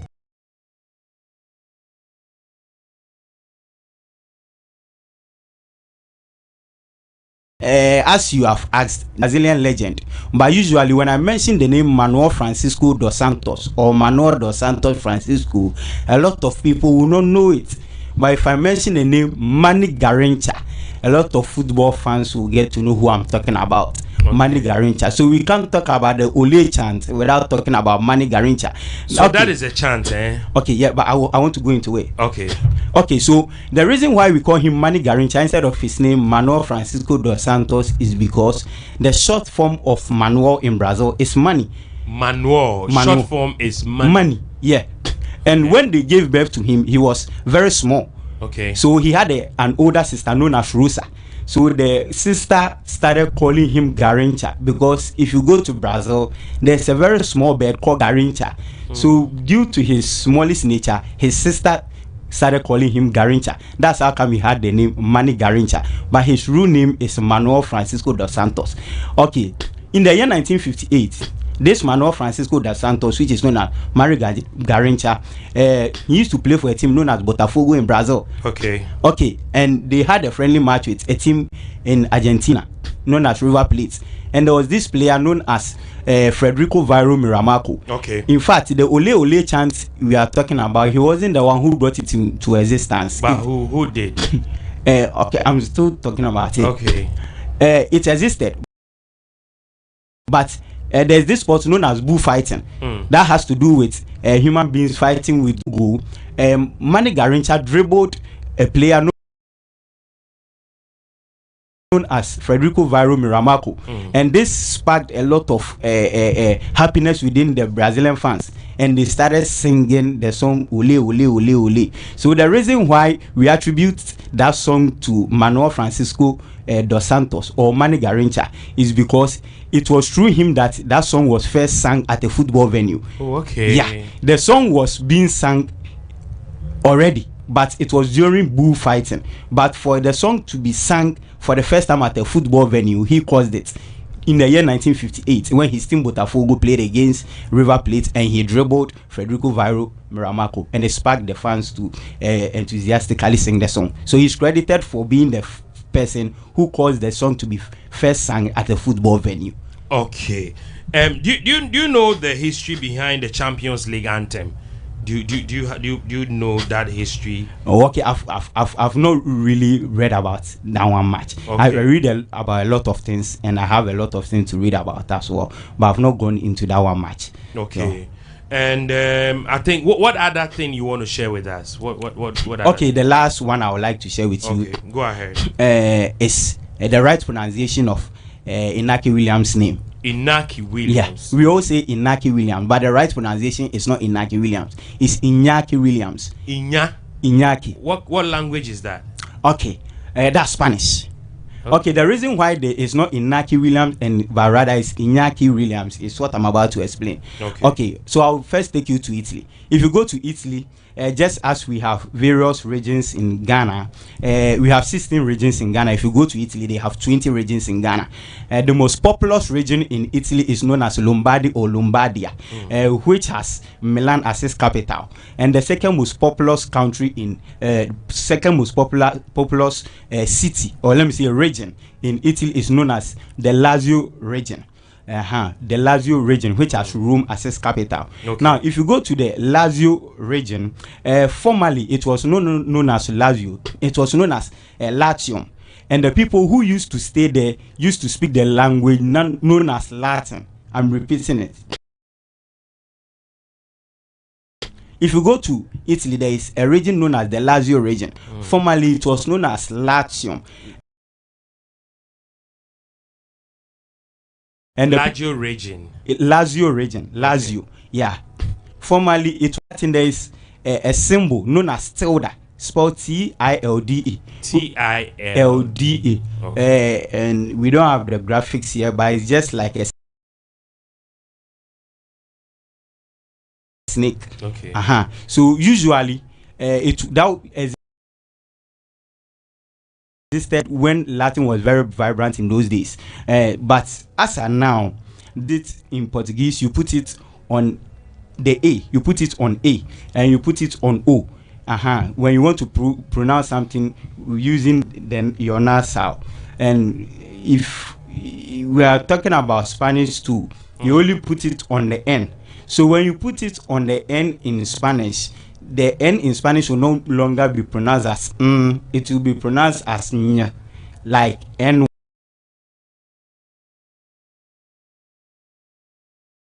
Y. So if you look at tilde on top of the N, it's pronounced as NY. So the right pronunciation is not Inaki Williams, it's Iñaki Williams. Okay.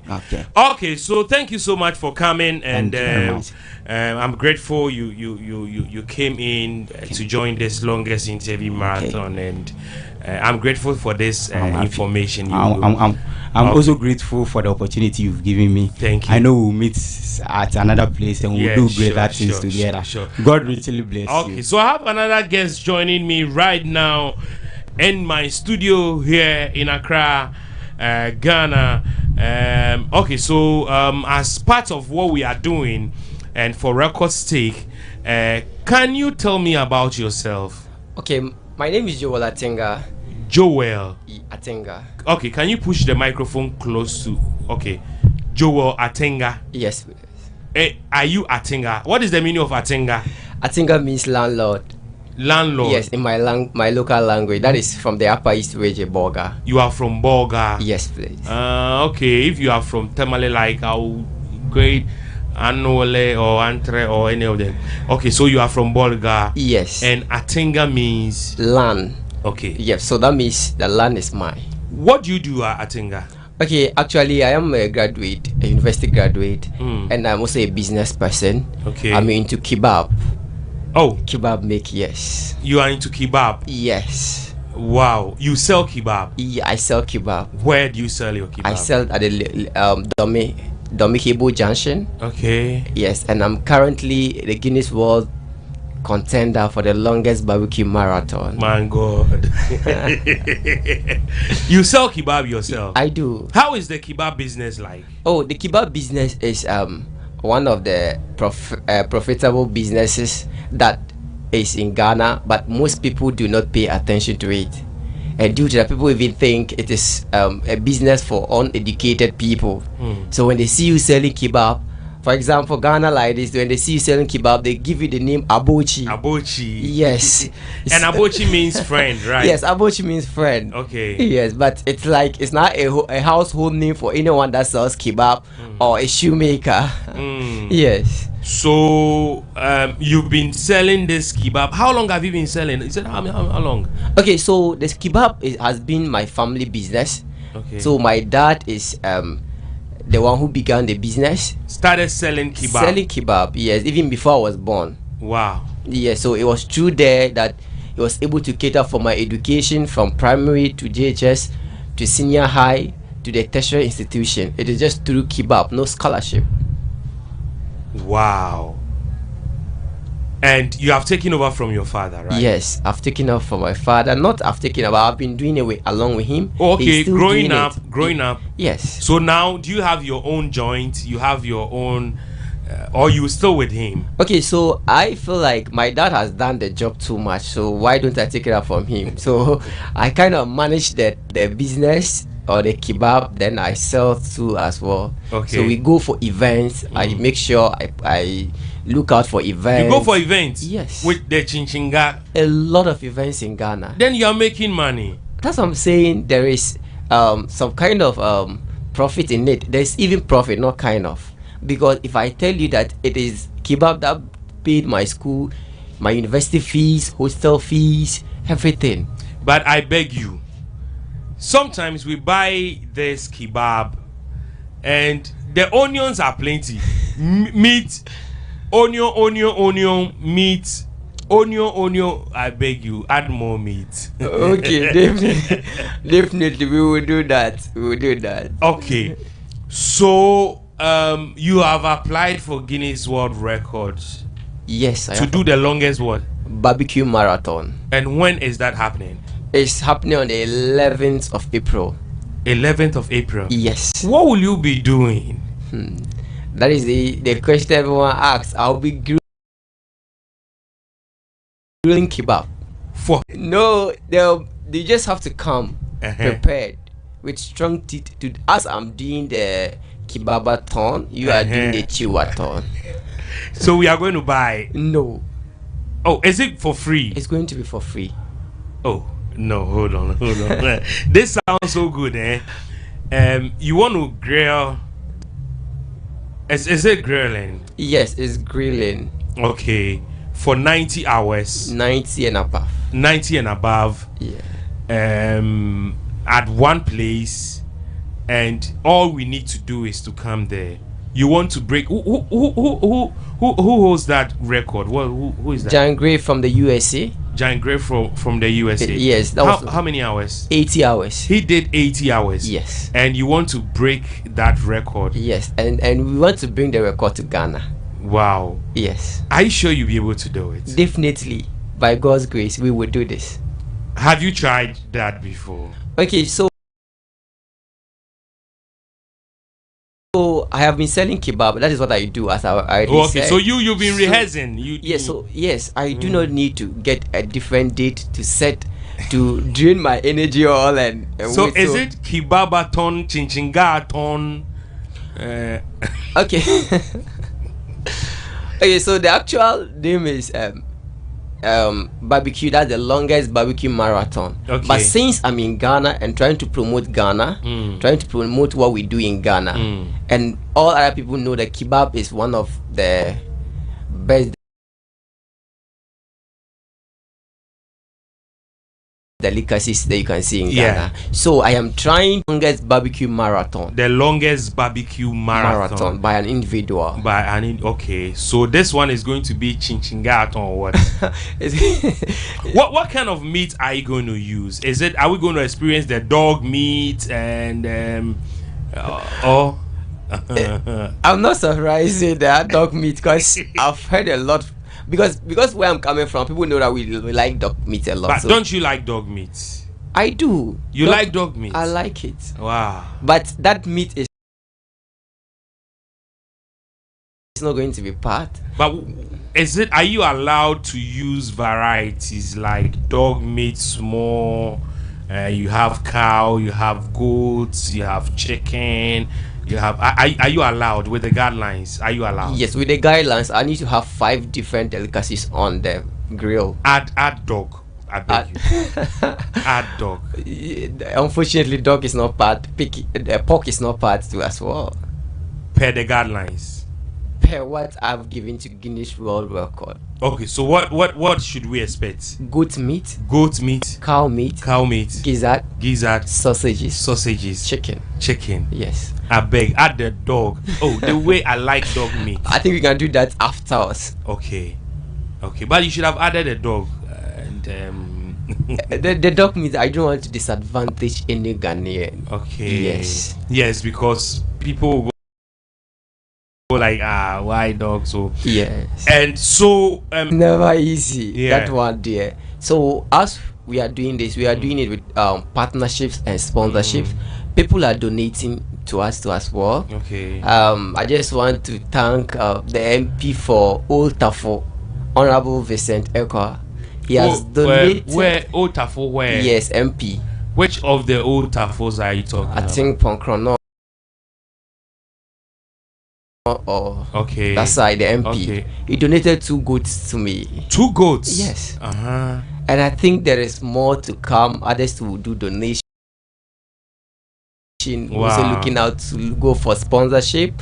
Yeah, we're also seeking for sponsorship because we want to feed Ghana. And it's not just about those that will be there. Yeah. But it's going to also as a way to share to those on the streets of Accra. Wow. Orphanages and others. Wow. Yes. So there's a lot. There is a lot. Kebab Aton, Chinchingaton will be there to support, and I hope and I believe, I know you can do it. By God's grace. Since you've been doing it, I'm sure you're. Are you allowed to have an assistant with you in there? Okay. Always call. When is it happening? It's happening on the 11th of April. Location? At the Legon City Mall. Oh, okay. Just Legon City Mall. Just here. So we should just come there. Just come there. But maybe when you are coming you can come with a bag of onion.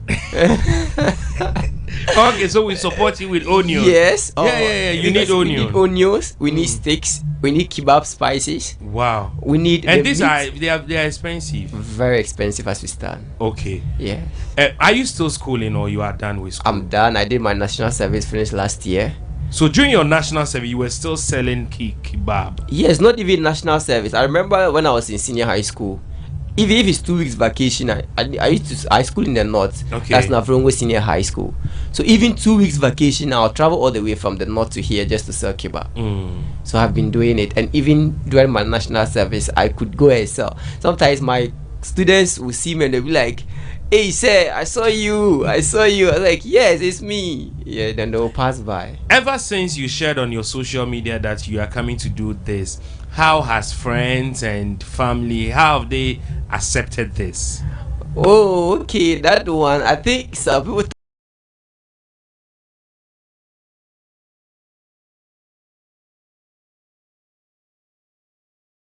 thought it was a joke. Accepted, and yes, this is something we are doing. People have also given you negative comments, eh? Not there, but it will come. That one, it will come. They are telling you people you are disturbing us. Yes. So that one is.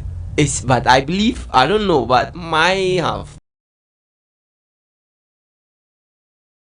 been, the response have been positive. Okay. Yeah, because a lot of people say, "Wow, this town there and must be there." Yeah, because of free meat. Free meat. Because we need to also we need to get the protein too as well. What do you seek to achieve after you are done with this record attempt? Okay, so at the end of the attempt, I want to also at least educate many people as possible to understand that the economic importance of kebab making, because people think that because it's kebab, if you are not educated, it's for uneducated people. So the youth mostly do not want to venture into this business. So with this kind of work, or with the Guinness World Record, I will be able to also disabuse the wrong notions they have about kebab sellers. Okay. Yes, and also as a way to promote what we have in Ghana, and as a way to promote the cultural practices of Ghana. So because of that, during the program, we would have culture troops present. Wow. Yes, we have musicians, we have a lot of entertainment too as well, to project what we have in Ghana. Wow. And not forgetting the final one, that is the certificate. We need it. It is coming. It is coming to Ghana. Okay. I'm so excited. I've seen your flyers around promotion, but I thought, is this serious? And today I have you here sitting in the studio, and I'm grateful you came. I have another guest, so thank you. We'll be there to also support you. I have another guest. I'm really grateful. I'm really grateful for this opportunity, and I wish you the best. Thank you. And I believe together we can make this a success. Sure. Thank you so much. I have another guest coming up, still here at Bayview Village here in Accra, Ghana, and it's the longest interview marathon attempt here in Accra, and definitely the next guest is also ready for us. So as Spankin, what do you do? I do dancehall and reggae. Dancehall and reggae. Yeah.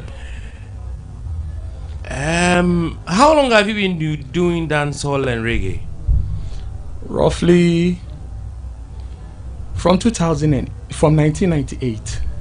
Wow. Yeah. From 1998. 97, 98. You were doing dancehall reggae. Yeah, I was blending hip life with it, but later I switched to strictly dancehall and reggae. Is it working? Please ask him to speak in the mic. Market for it here. Can you speak to the microphone for me? Yeah. We have market for dancehall and reggae. It's not easy.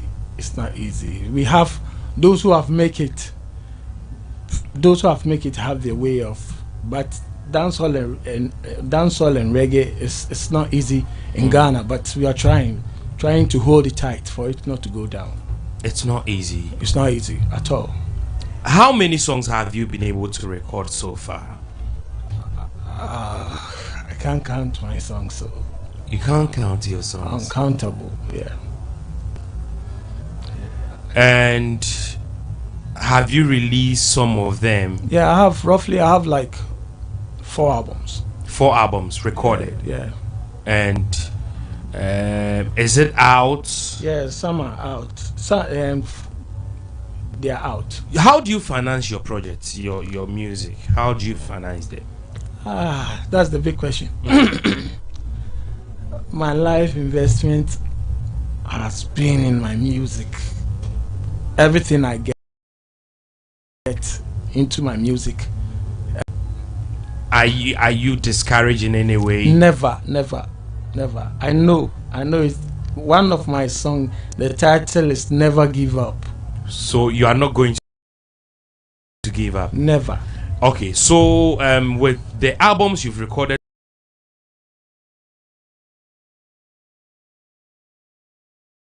so far, have you been able? I don't have. Okay, I have one guy who does dancehall and dancehall. Yeah. Who is in my? Okay, I have my new recordings, my new artist I have. That's my song now. I have a guy called El Malik. El Malik. You featured. Yeah, but when somewhere 2002, I featured 2001-2. I featured Today Shatawale. Wow. Yeah, and that time 2002. Yeah, 2001. You featured Shatawale. Yeah, and that time he was called Doggy Doggy. Doggy Doggy. Yeah, we changed the name. Obo changed the name from Doggy Doggy to Bandana. Wow. Yeah. It means you've been in the industry for quite. I started this thing from 1994, 95. Why? Do you have a hit song? That's the problem. Hits hasn't come yet, but I've featured on songs and stuff. But the major hit has not come yet. Why? And I don't have that huge budget to promote your song. Exactly. When you listen, when anybody that hears my song is like, Charlie, this song supposed to blow. Why I know they blow? Last time Sammy B interviewed me, he was like, Charlie, your stops are all tight, but I don't know. I say, yeah, it's the DJ, so you guys must help me. What's the problem with the DJs? The problem is, you see, it makes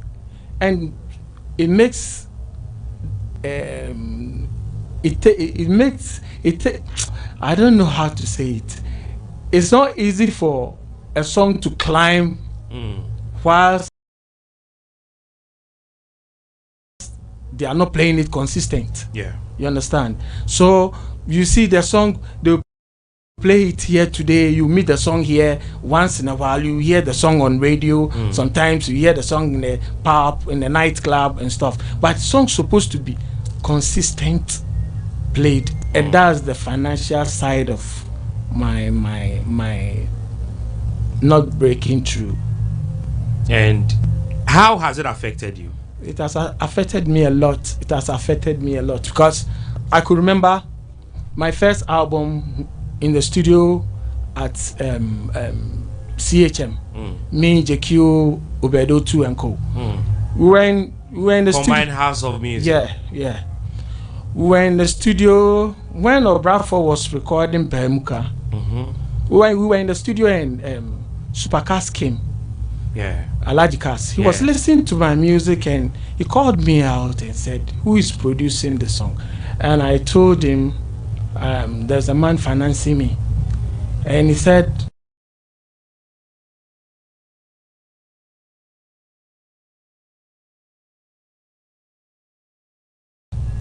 "I know what he want to. I should come to his website at Kanishi and stuff." But when I went home, I thought of it and I was like, "Oh, Charlie, this man to have invested. We pay dollars. He give me dollars to come and pay." Okay. JQ and Co. So if I will leave this man, I will leave this man and go for Supercast, and later Supercast will give me the money to go and give it to him. It's like betrayal. Yeah. You understand? But for now, I'm getting it when producers are saying, and artists wing yes and artists wing yes, because if I should have known that, like, because I was there and this song start coming out and co, and later even Pozo, the man produces, he produced Pozo, and when I went to the man again, the man was like, "It looked like your guy get beef with somebody."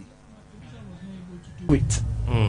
And he said, if I got somebody to do it, I should let the person do it. Okay. So when I went to him, he said, "Oh,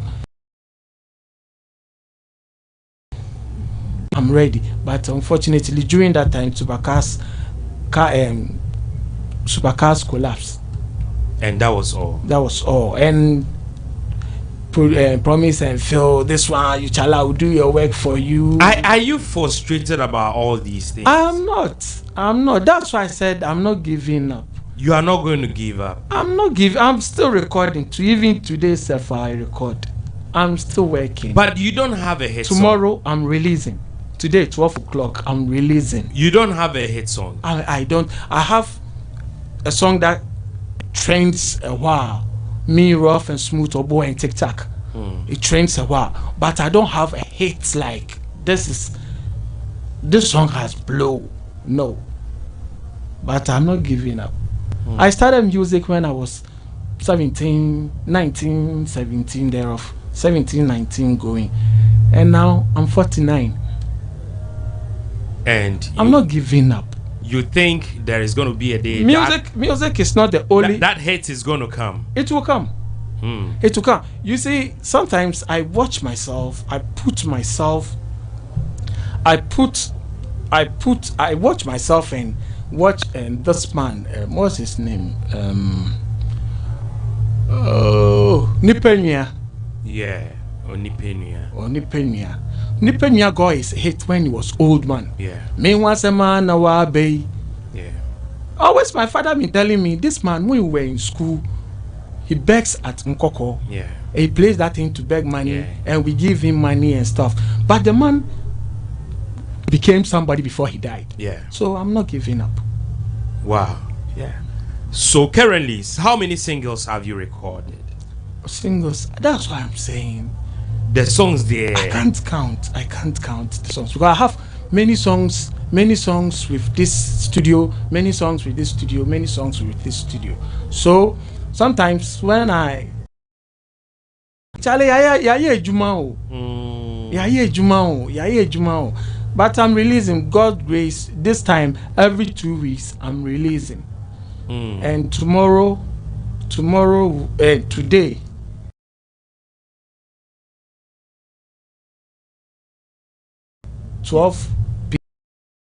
Charlie, promote idea no kakra, man fa kakra. Please promote it for some time. Yeah, and I'm telling them that see, we are blasting the airwaves, we are blasting the social media, we are blasting everywhere. The one that will hate will come. So just let's release them because the songs are there. I don't know what I'm doing with the songs. Okay, so you are still releasing, and releasing. You hope to get a producer, someone to finance executive producer, and that is what you are looking for. Yeah. Okay. If you want to follow you and listen to some of your music, where can we get some of your songs? You can get my songs at Amazon, Apple Music. Okay. Deezer. You can get my song. All the digital stations. We can get your songs. Yeah. And can you share your social media handles with I'm Natty Rankin. NUTTY. That's the Natty. And the Rankin is RANKIN. I don't have G in my ranking. Okay, Natty Rankin. You don't have any G. Yeah. Okay. And I have some high lives too. They are in my new releases that are coming. Okay, so you have new high life songs. Yeah, I have high coming lives. up. Yeah. And when should we expect the high life songs? And they are all part of the releasing. For now, it's a change something. So it will come. So we should expect the next one coming up very, very soon. Yeah. How soon? The next one today. 12 a.m. Okay. I'm releasing Suronipa. 12 a.m. you are going to release Suronipa. Yeah, featuring Asankoma. Okay. And then let's talk about Hash Hash. You worked there before? Yeah, I've not worked with Hash Hash Bar. Okay. They've done my mastering and stuff. Ubit.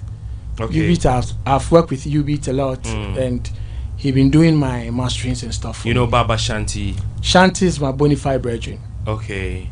Oh, so you speak Patois? Yeah, man. Because it seems dancehall. Yeah. People keep saying that dancehall is not Ghanaian. It doesn't reflect Ghana. I don't know what is and I don't know what comes from music that is not Ghanaian. Me, I know music is from Africa. You understand? Even the black Americans that are doing it, they are Africans. So anything that we do, we are not saying we are learning from them. The Jamaicans are Africans. You understand? So you can't say dancehall is not Ghanaian, reggae is not Ghanaian. It's about something that they too, when they went, they've modified it and they are doing it. So we are the originators. Okay. Just that hip and high life has taken over and everybody, our own is high life. But this is what we are, Africans, man. Okay. Yeah. Thank you so much for passing through. Blessed and I'm so excited I had you joining me here. Okay, I have my next guest joining me right now, and I'm waiting. My next guest is joining me right now in the studio. My next guest is ready, so let's make way for my next guest who is joining me. My next guest is ready. Okay, if my next guest is not ready, then I will have to go for a break. If my next guest is not ready, then I have to go for a break. Yes, I need my next guest. So if my next, okay, so let's. My next guest is walking into the studio so that we have the interview. Okay, so can somebody should help me with the door, please? As my next guest enters the studio, and we having this conversation. So as part of Guinness World Record attempt, please can you introduce yourself? My name is Antaro Ibrahim. Okay. I'm with Onya Group, head of entertainment. What? Okay, so head of entertainment. Yeah. So all about anything entertainment. Anything entertainment, from music, from dance, anything. You produce shows. I produce shows. What goes into producing a show? A lot of things. Basically, what's your concept? Okay. Yeah, basically your concept. Basically research. Basically what people want to either hear or want to watch. So it depends on what the masses want. Then you cook something for them. Okay. Yeah, basically that's how it goes. So in content creation, the producer is in charge. He's in charge of everything from A to Z. Okay. A to Z. You have to make sure everything is done. For instance, what you're doing now, the producer has to make sure that you have your guest. The producer has to make sure that when it's time for you to go on break, we go on break. When you need something, the producer has to make sure that he provides or she provides. For instance, water, they have to make sure they bring you water. They shouldn't wait for you to call for water. It means the producer is the one in charge of everything. Everything, apart from the fact that you have your financiers, people that are bringing the money, but basically it's the producer that is in charge after you get your money. And producer is in charge of. So let me understand, when it comes to technical, does the producer, the content producer, play any role? The producer, like I said from the beginning, the producer is in charge of everything. We have a technical producer, for instance, what you're doing now. We have a technical producer. I don't know who the technical producer is, who's in charge of your camera, your lights, your sound, and everything. But then, when that person needs something, it goes to the producer, and then the producer makes sure that he or she provides that thing. Or we have a production manager who's in charge of the production, part of the production. But proper, it's the producer's job to make sure that everything is done perfectly. So what shows you produce? Just entertainment? You produce only entertainment shows currently? I do a lot of things. I produce entertainment, I direct entertainment, I coordinate events and all that. I shoot art, music videos and everything.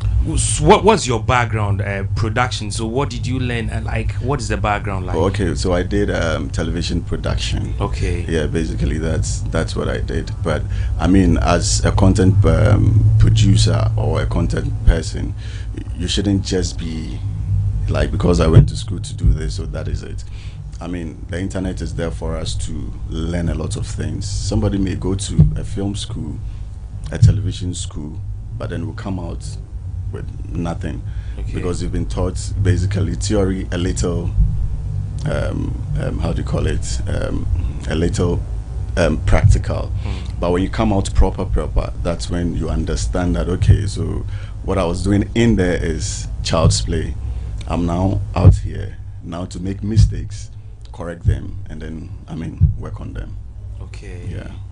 And in terms of events, producing events, how different is producing event to what you do in the studio, like producing a normal? What's the difference between the two? For me, I think studio is flexible and relaxed. Because everything you need is almost around for you to work on. But with events, I mean, it comes with a whole lot. For instance, this is an event. I have to make sure this is done properly for cameras. I have to make sure whoever is producing or bringing, or the facilities has to be ready for us on time and all that. And, you know, here in Ghana, sometimes it's difficult for us to get things on time. So basically that's how it is. So when it comes to live events outside the studio, that is different from what you do. And with live events, for instance, what goes into it? What are some of the components? What goes into it? Live event. Yes. Outside the studio, what goes into it? Because in the studio you have your cameras, you have everything, so you are just broadcasting straight. But then when you move outside the studio, what goes into it? Are there some additions that comes? So that's an outside broadcast. So it means whatever you have in the studio now has to go out. Now has to be worked on. So you speak to the microphone. Sorry for that. So if my camera, it means I have to take the camera, make sure cables are light, I make sure light is also okay. But with the studio you have almost everything. Everything for you. So sometimes it's very simple for you. It means that outside production has always been very difficult and very expensive. Very expensive because you don't know what will happen. It may rain. It may rain. Probably where you are, you need proper sound. All of a sudden, there are, this is Ghana, there are some cows walking there, some cars screeching, some horns and all over. So you didn't plan for this. but then it has happened. You have to start on here time. in Ghana. Your lights can even go off. Your lights can even go off. Okay. So it's very difficult. It's very difficult. Are producers paid well here in Ghana compared to their presenters? Well, presenters are paid very well because a presenter brings a lot on board. A presenter will bring in a sponsor.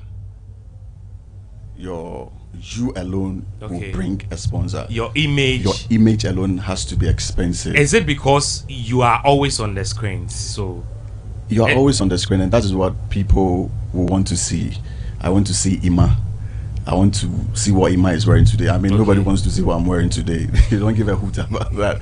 So basically, a presenter has to be paid well. Okay. There's no way a presenter will have to go and pick public transport. No. With me, I can pick a public transport. Because you are not on screens. I'm not on screen. Paid very, very well. A presenter has to be paid well because of you, Aqua Gold is coming on, not because of the production, because of what you're doing within the content. How do you say it? An advertiser will want to come on. Okay. Yeah. For instance, a lot of our shows, people want to see the numbers you have. Okay. Okay, this person is pulling this number of people. So okay, if I advertise, it means there are a lot of eyeballs watching. Okay. So I'll get whatever I want for the product I'm selling out there. Okay. So because the presenter is a brand, people would want to associate themselves. Exactly. They will not come on board to sponsor the event because there is a producer. No. But I think the producer is giving you the content or the whole thing. Yeah. So for me, I believe that owners of media houses should really take care of producers. Oh, they have to. Yeah. They have to.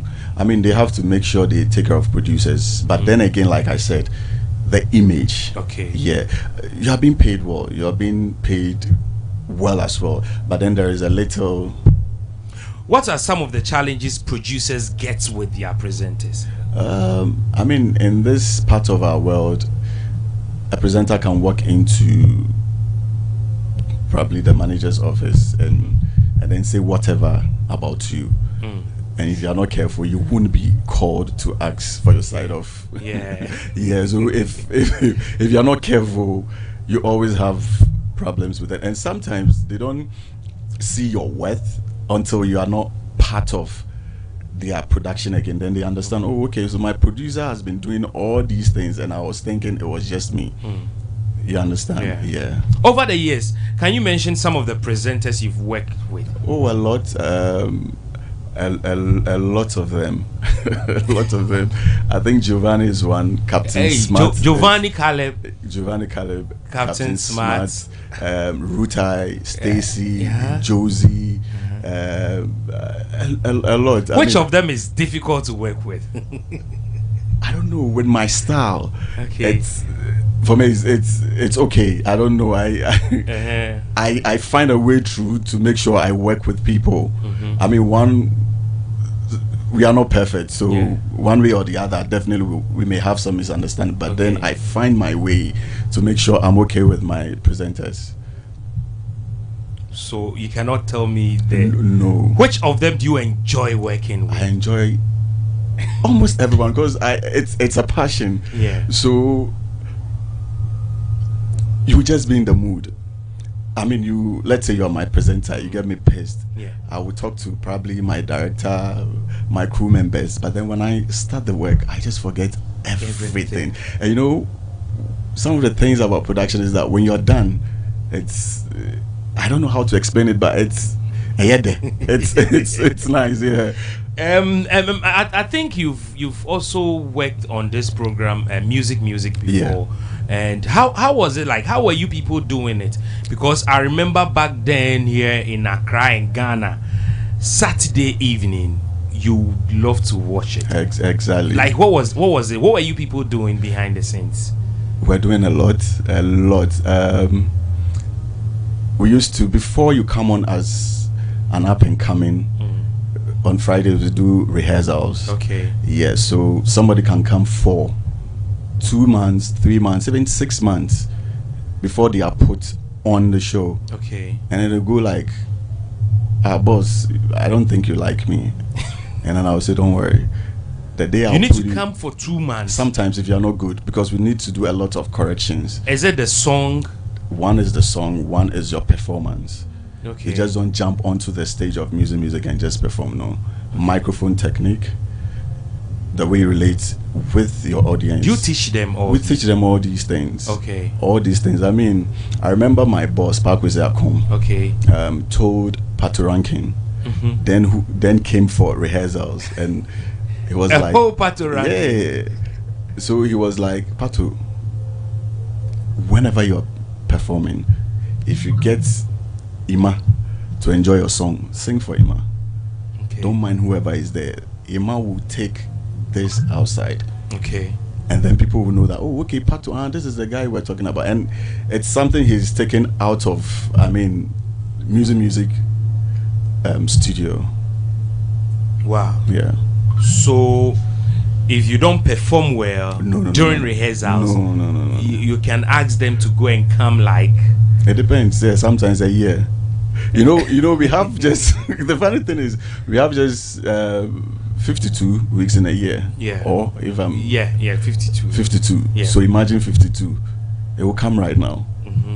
4 weeks is a month. So if you're not careful, you live somewhere around Tamale. When are you coming back to Accra? Yeah. So you need to have that belief in you that, okay, I want to be on the show and I know what this show will do for me. And I mean, most of the people after performance on the show, they tell you, boss, thank you so much for what you've done for me. It means music have really shaped a lot of artists. It has. So sometimes when I see this new crop of musicians and they just jump onto a stage, they just do something, I cringe like, what are you doing? You have an opportunity.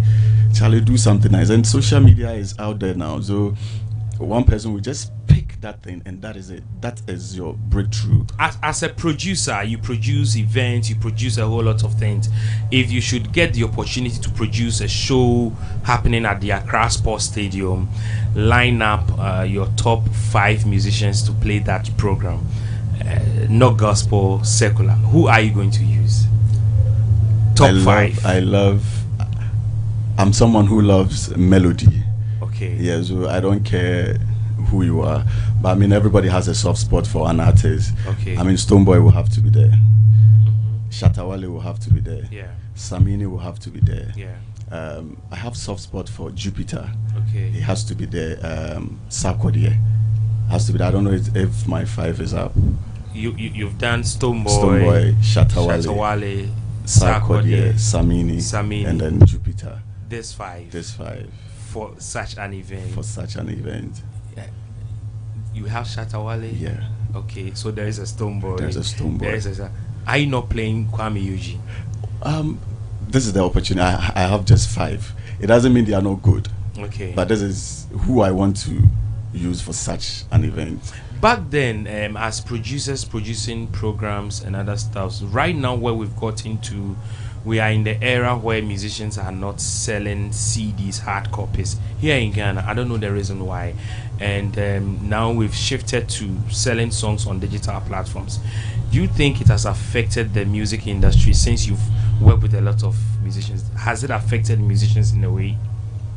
Sorry, your question again. Back then, we were selling hard copies, songs, yes. Now, we've moved to selling songs on digital platforms. Yeah. Has it affected our music in a way?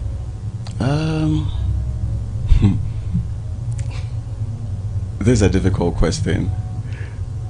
I think the world changes. So once it changes, what are you also doing for yourself? Okay. Yeah, so if probably music was then the talk of town. Okay. And now music is not there anymore. Yeah, you have to try and then sell your music out so there. Digital, we should accept digital platform. We have to. I mean, some few weeks back, the internet was just down. People were running helter-skelter trying to buy chips and all. You understand? That's true. It has changed. You have to change. That is the world. I mean, you have to accept it. Okay. You have to, I mean, it gives opportunity for some of your fans out there also to try purchase and for you to get some money, because there are other people who are not performing but are doing very well. Okay. Selling their stuff on there. Okay. Okay. So, what is the future of television and radio in the next 10 years? Looking at what we are seeing now, YouTube, there is TikTok, there is a lot of social media. Do you think there is going to be a time radio and TV, these two forms of traditional media, are going to face off? Do you think we are going to get for me personally, I think it will be difficult. It would be difficult. It will be difficult for it to change it. I mean, once in a while, I don't think you want to hold your phone. You just want to sit down and drink water and, you know, watch television. Sometimes you're also driving. I don't think you want to hold your phone. You just want to just shake your head. Radio and TV will never fade. Will never fade. I mean, probably it will go down a little, but it will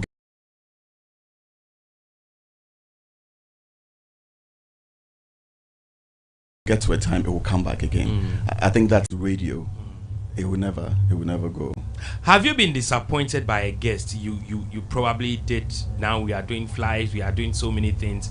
You promoted an artist, or let's say a guest, to appear on a show you were producing, and the day came, maybe, I don't know whether you called. Have you been disappointed before? Oh, I mean, severally, but I don't think I really put these things in my head. I mean, so it has happened. Oh, it has happened, yes. Several times. Yeah, sometimes it's not intentional. Sometimes you're coming on the motorway, or I've forgotten the artist. Your tie just went off. The person is safe. What do you do as a producer when some of these things You have to make sure you cover your hours. And I mean, that's some of the experience that, like I said, when you're done with your show. So let's imagine with the event or with that program, you didn't make provision for a backup. What happened? What do you do as a producer? It hasn't happened before. I mean, let's say I have two artists on the show. Okay. One is not coming. I'll still find a way to utilize this person. Okay. I will. I mean, that's something you should learn. It means you are always making provision for a backup. You have to. It has happened. What are you going to do about it? This is life. And the show. What if the person is even there and the person is sick? What are you still going to do? You should think on your feet. You should think out of the box. And probably that day to go on. You don't have a choice. People have paid. Your sponsor has paid. Have you been disappointed by your presenter before? The day came, you've produced a show waiting for your presenter, and presenter says, "I'm locked up. I'm not feeling." Have you experienced that? Yeah. But I mean, like I said, these things.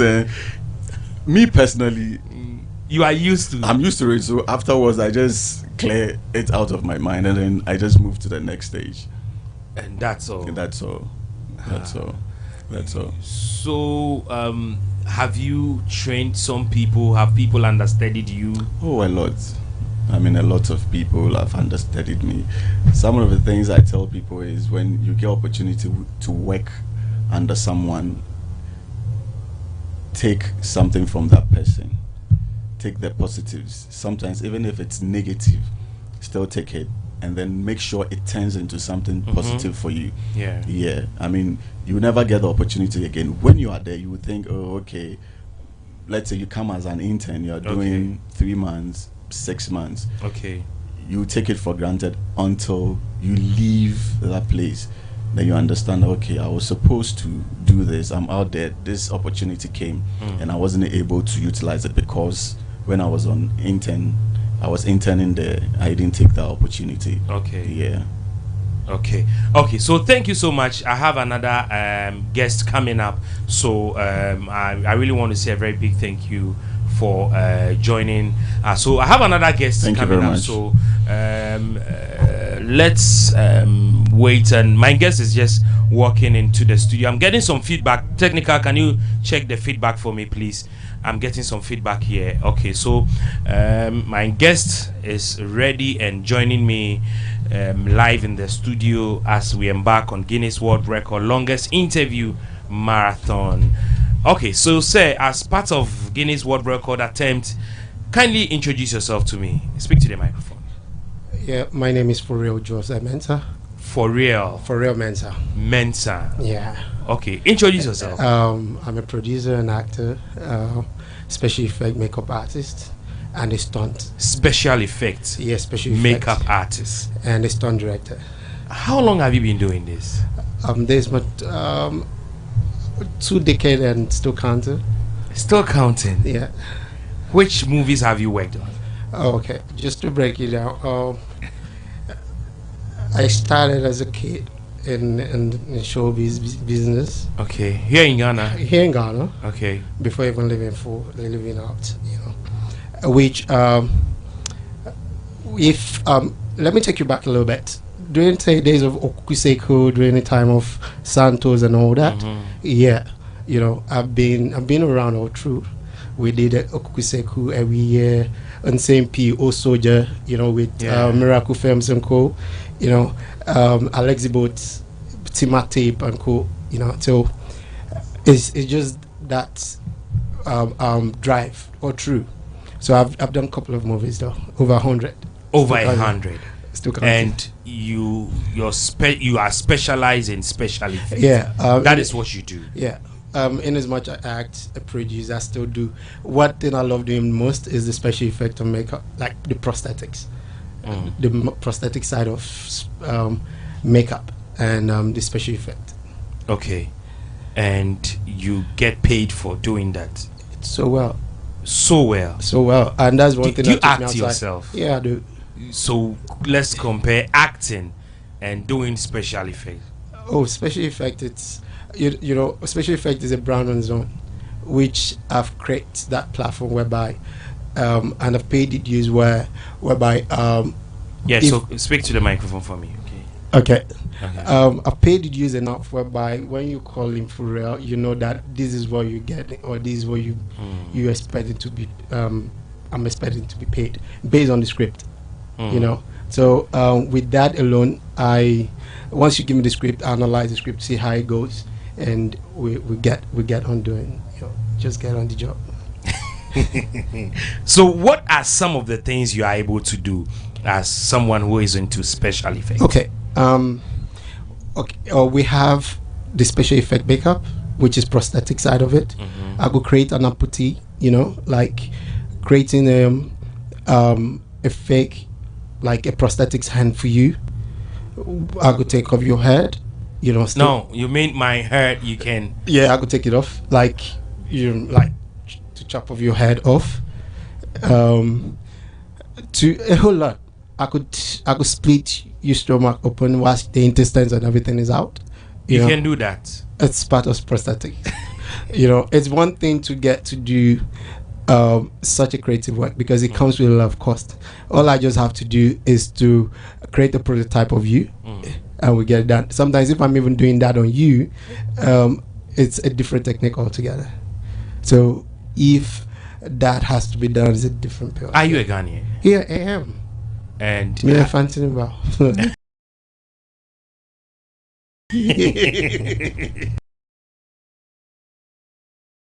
outside Ghana, first from South Africa to the States, to America, where I did most of the American films, and that's where I specialize all that, like the special, like here I could lit here up with fire and everything, and it won't cause any dent. So that's part of the special effect. You know, it's how it's been done in Hollywood and all that, because that's where I work and that's where I learned the trade and went for some Fox and, you know, so many productions like that. So I did the Dark Tower, I did the Game of Thrones, I did The Crown. I mean, just to count some few, a whole lot. And example, you know, that was shot here in Ghana, NFL, the NFL ad. So that's part of the kind of production. Who taught you what you've been doing? Oh, before you traveled, who taught you? Okay, my dad happens to be one of the biggest producers as well. Okay. In Ghana. What is his name? Hamad Mensah, HM. Okay. HM Films. Oh, and, you know, okay. and then to we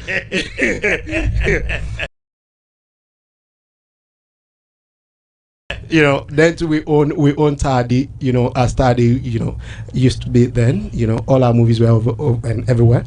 And I started filming because he producing that. So I act from there, and I had the chance of traveling to Nigeria to go film and coming back to perfect it outside, with a document to back up.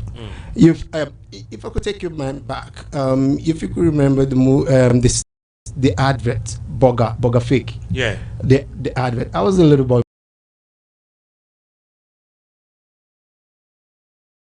playing the Boga Fake then, which my dad produced, then to Who Killed Nancy and all that, way back, So that is just a trend that we started off right from time. So I'm just trying to build that on my own, and out. What is the current state? You are an industry person. What do you see? What is the state?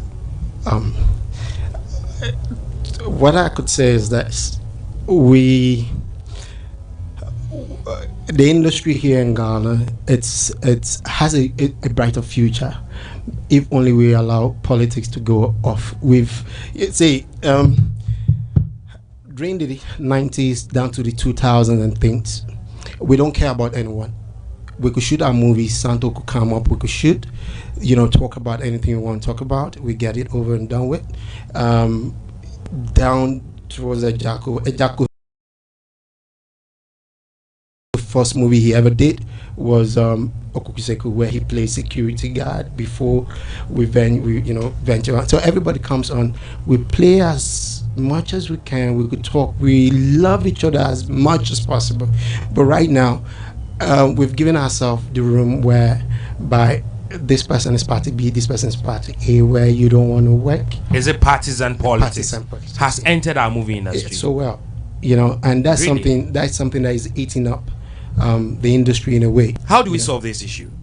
We just need to go back to our drawing board where we started from. The industry has not died off the way we say, industry is dead, but it's not dead yet. As it is, for me, for one, if whenever they bring up a script, I kind of look like, okay, this is something I feel I want to do or I don't want to do. I go into it depending on how challenging it is. So we go back to the drawing board. If it's comedy, action, drama, however it is, let's bring back that unity and love. Discrimination from Accra, Kumasi, those things, we should take it off. Bring back that, just like we do say in football, bring back the love. So some feel that with our local movies like what we shoot in Kumasi with the Tree language, others think that the insult and some of the words being used is not good. Okay, is that the case? I don't think so. Okay. It's just how we control that. If you could remember back again, let me take you back again.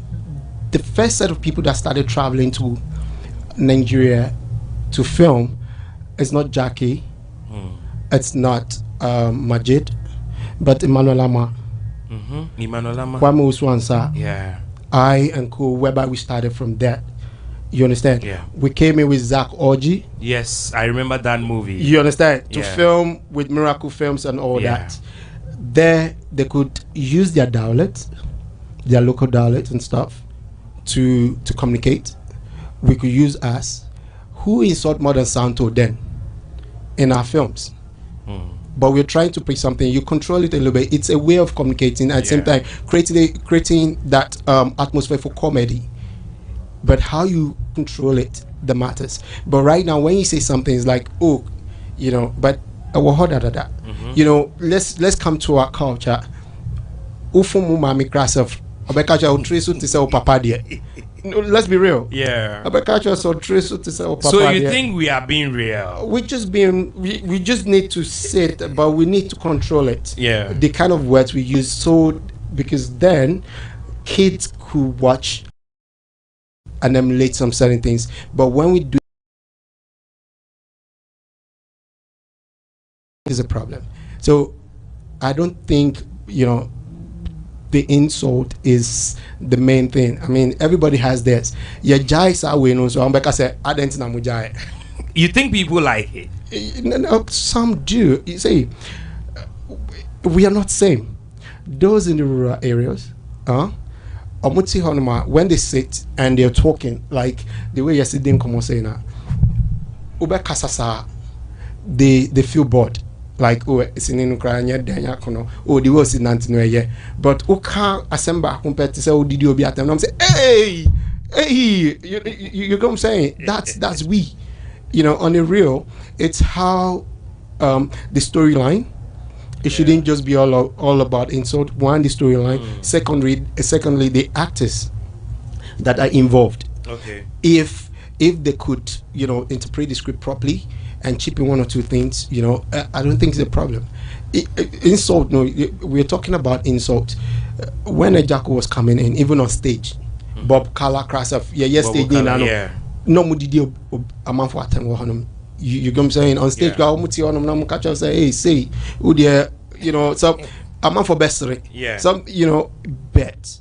Because as I said again, because we've allowed some, you say, the love is no longer there, whereby obi cast them crass of now pay BB can't found so that just to discredit whoever it is. But if we should go back to the drawing board, it's not just the issue, it's more than that. Has the influx of telenovelas affected our movie industry? Yeah, I could say so somehow, yes. In the sense that but it's been dubbed in Tree for us. Come on, we have so many series we could do in Tree in our own local language, series. But the fact is, they don't want to pay some certain amount of money. Calling Pharrell to come on set, you're about giving Pharrell $2,000. Who me car say me trim me car. Apart from movies in ABB, I'm into corporate world. I do some commercials and all that. You run around my company to see that okay, we could do this. Run some procurement based on your educational qualification. But whom said me come car or has said Sakawani. But at the end of the day, no friend me say me try me I could show you all invoice and everything. Me give me $2,000, me give me $5,000 based on how the script is. And your local crash off, the first crash off during earlier 2000, 2001 down to 2004. So that time no crash off much you have seen say. Because during the time of Susie when we shot Superstar, when we shot Girl Love Prostitute, I did Genevieve Naji every a lot by Venus Films. Then I was saying that my pay was $1,500 paid by Abdul Salam. You get what I'm saying? Yeah, I get you. That was way back. So and you bring in Genevieve because I look at it say, oh, you bring in Genevieve in, we lodge in a hotel, we take care of some certain things. Movie have been sold very well, whereby they are making a lot of money. So why do you think, sir, me and Jimmy Sika? So it's just part of those trends. So CC and Omu Philisa Umbetuiska, instead of paying Pharrell such amount of money, instead of paying the producers or the actors such amount of money, they prefer to go. Most of those series they buy it for nothing. It's just for peanuts.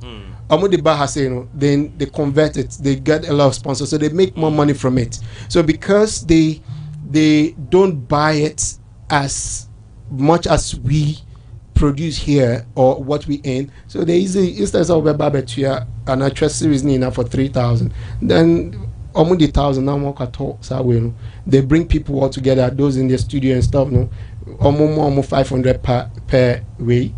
Then you ask them to speak, translate everything in Tree, you dub, you get sponsorship and all that too. So but if we allow local producers to do that, local producers, if you give them that same budget, they wouldn't be able to do it. The reason is that the foreign production did that production, they've sold it to other people, so the price will be cheaper than giving that same amount of money to a local producer. Way far from that. The only thing they are looking at, they're just looking at the skin color. Trust me. Because if constantly you want to shoot such a series, for about for 3 years, you have a good script, good content there, have good crew, well understanding. Okay, fine, every month or every week I'm paying you 500 Ghana cedis. Who isn't going to do it? Because every week 500 Ghana cedis, at the end of the day, he's making 2,000 a month. You know, apart from the feeding, because the feeding comes from production and all that. At the end of the day, everybody earns something from it. Then you market your stuff. You have a whole lot of sponsorship and things on board. You could easily do all that. But okay, thank you so much for joining me. Is a cut. Thank you so much. Thank you so much. At this time, I will take a bathroom break. I'll be back. Thank you.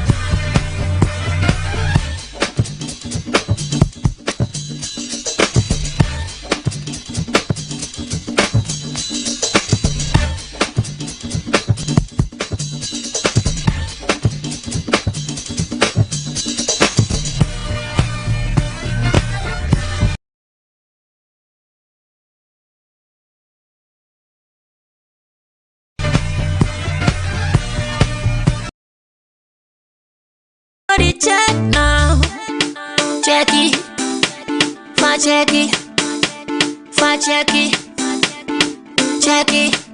The beat is real, don't will make it kill ya. Get your green select glucometer and check it. Sugar level, check it, fa check it, fa check it, fa check it, green select glucometer, check it, fa check it. Push sugar level, fa check it, fa check it, fa check it, green select glucometer. Everybody check now. This advert has been vetted and approved by the FDA. Hi, my name is Shara. I work for IRC, and we've been organizing an event called All Systems Go Africa in Accra, Ghana. And for the live streaming and video capturing of our event, we work together with Range Media GH, and it has been a real pleasure working with them. They're absolute professionals, work world class, so we thank them for their work. It has been a pleasure. Thank you.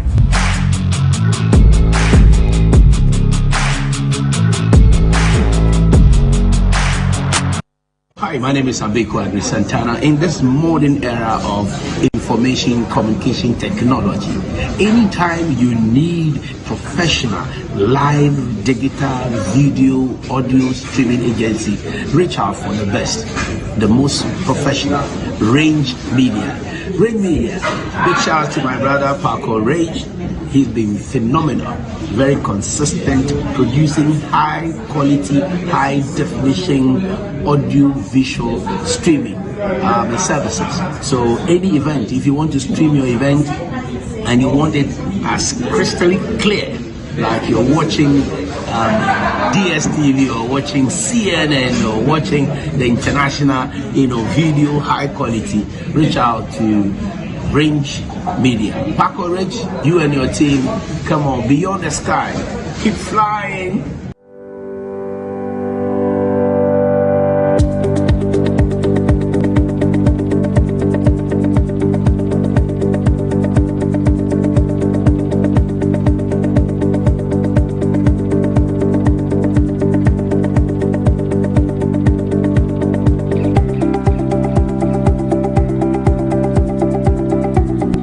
Indeed, if something is beautiful, you can't take off your eyes. Baby Village is a multi-purpose and event center which comes with a bar,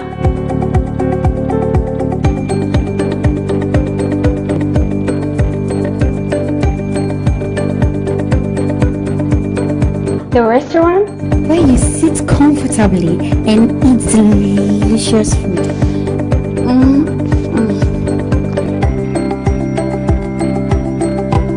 The Their conference hall, capacity of 100 to 150 people.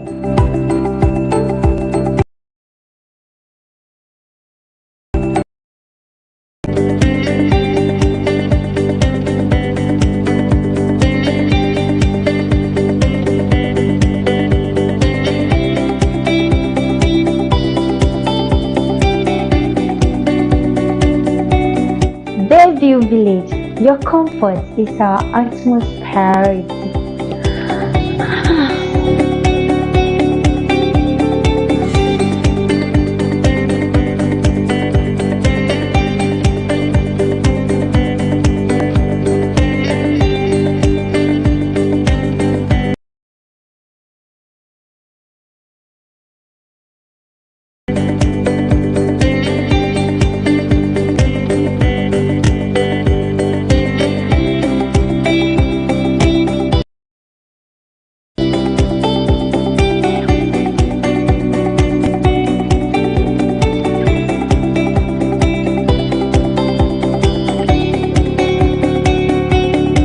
Bayview Village, you see them and they give you a warmly welcome.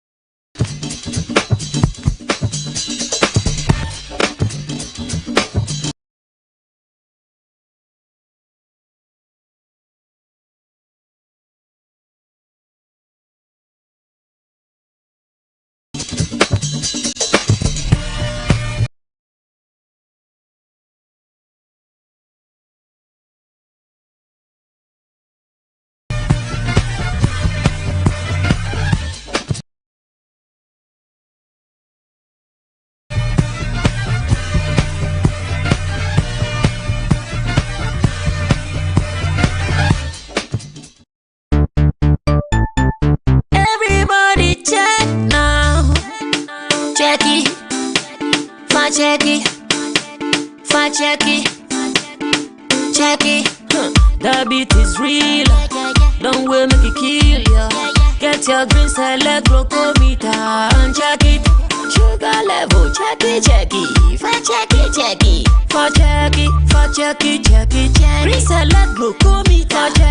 For check it. Put sugar level for check it. For check it. Reselect glucometer. Everybody check now.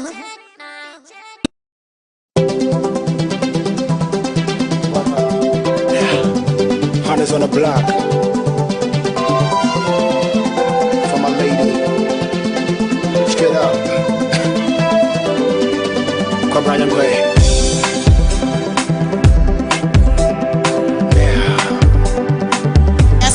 Why do you want to be wicked? You want to be wicked just because in Ghana we are all wicked. To my runners on the block.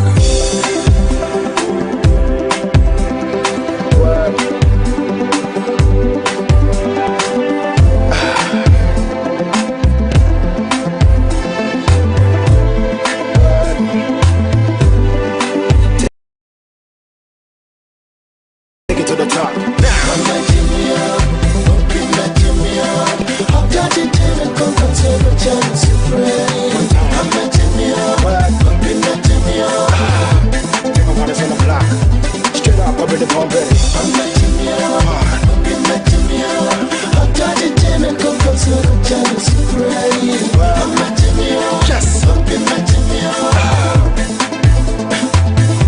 You need some money, no be problem.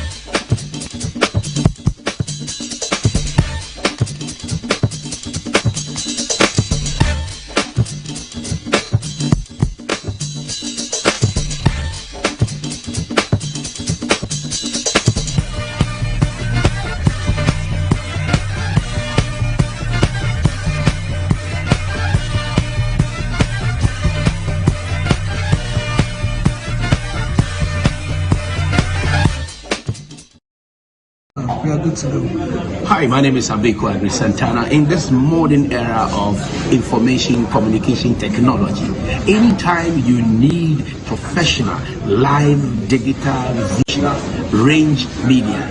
Range Media. Big shout out to my brother Paco Range.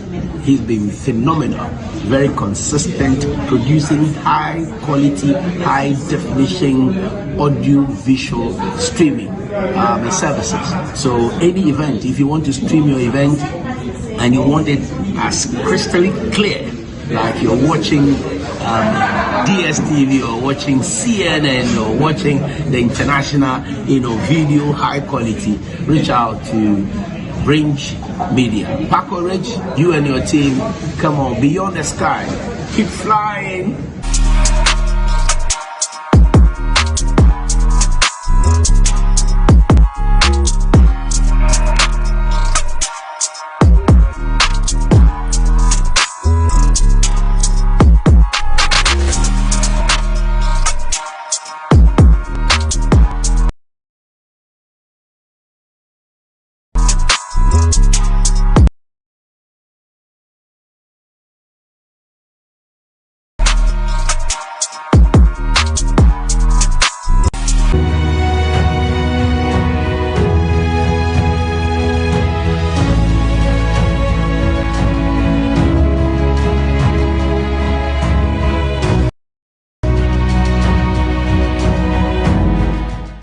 Advert has been vetted and approved by the FDA.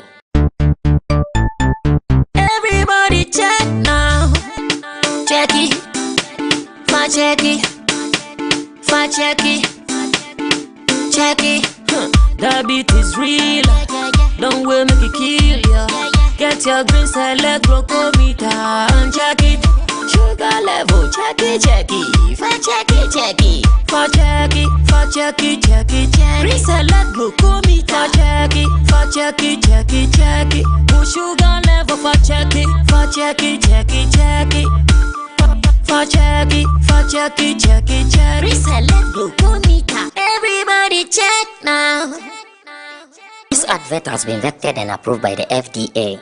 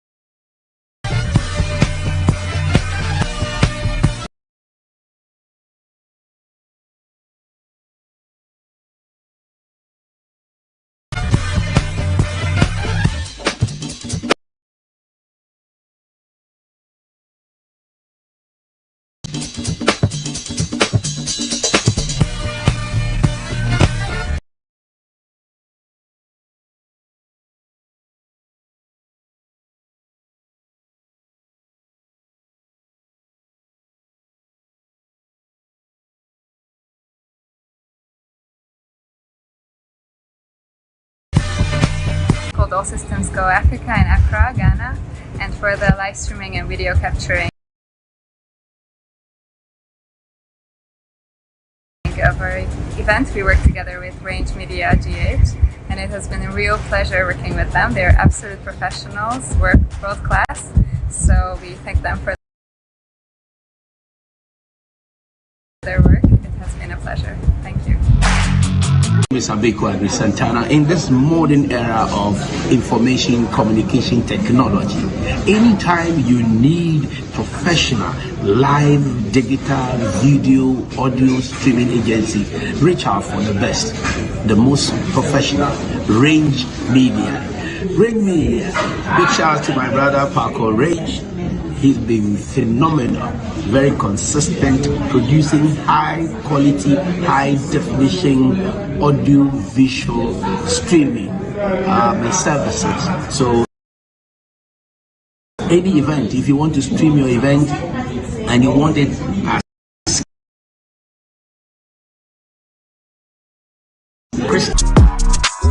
okay, so I have a guest, Lebanon. Okay, so Lebanon, what? You don't call me Lebo. Lebo. Yeah. Okay. Lebanon, tell me something about yourself. Well, basically, when he has to come to work, I'm a young filmmaker, graphic designer, fine artist. I also do music and a couple of other stuff that I do as well. You are an artist. Yeah, I'm a fine artist. A fine artist. Yeah, fine artist. I'm a graphic designer.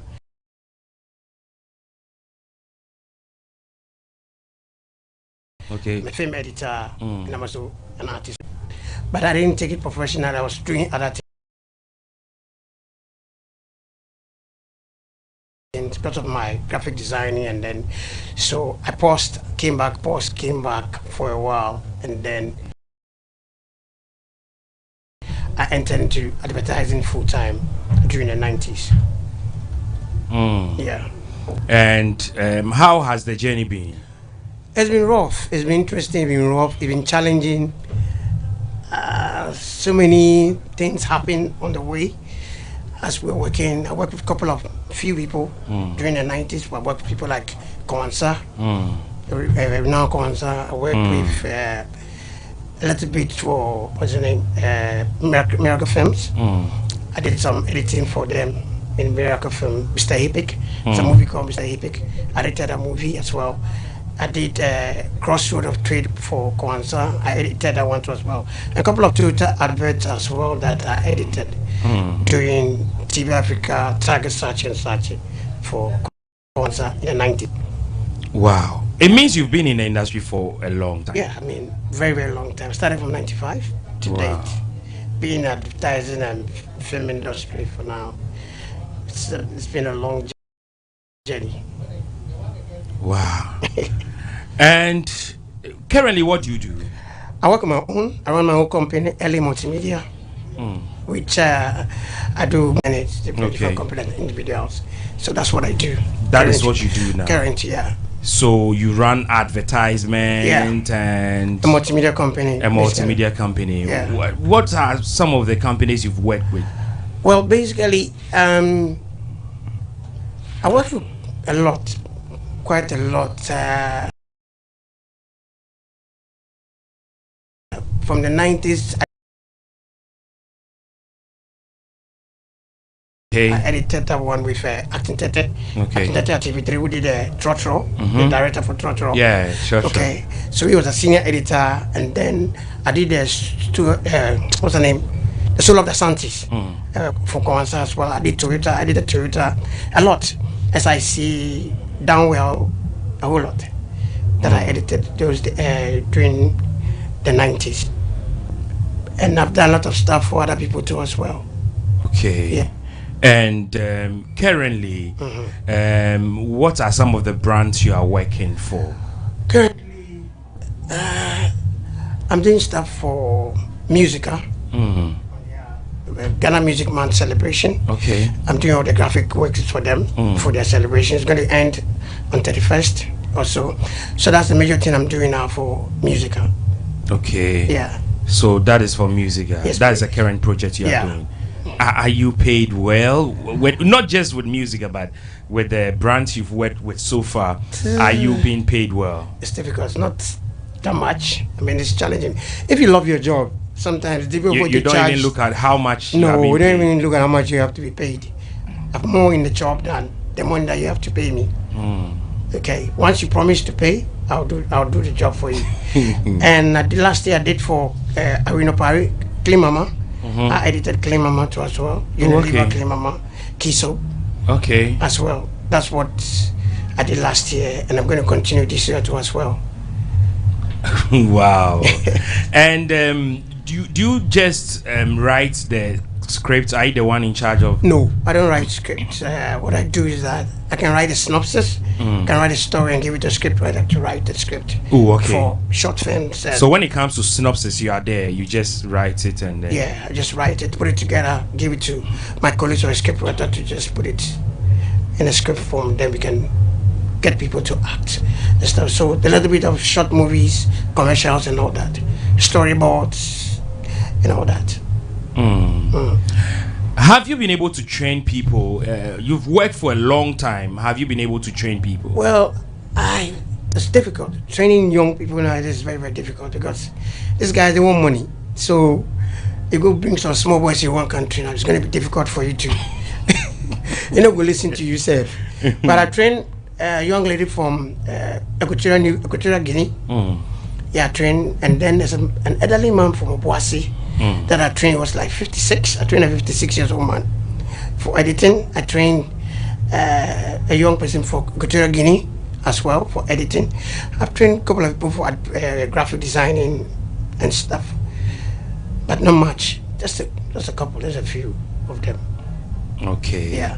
Also. And what is the future like for you after working with a lot of brands? What is the future like? What is the future like? Well, I wanted to do something. There's something in the pipeline I wanted to do.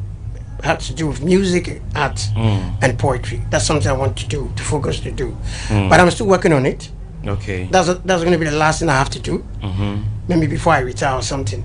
Also, but that's be the last thing I have to do, putting that project together. So that's what I'm planning on doing very soon. Okay. Probably the middle of this year. Okay. So, yeah. Okay. So we wish you well. The next guest is ready. Okay. So we are going to wish you well, and we are saying that continue to do what you are doing. Okay. Definitely, Mother Ghana will appreciate you, and I know the world is also going to appreciate you for the good works that you are doing.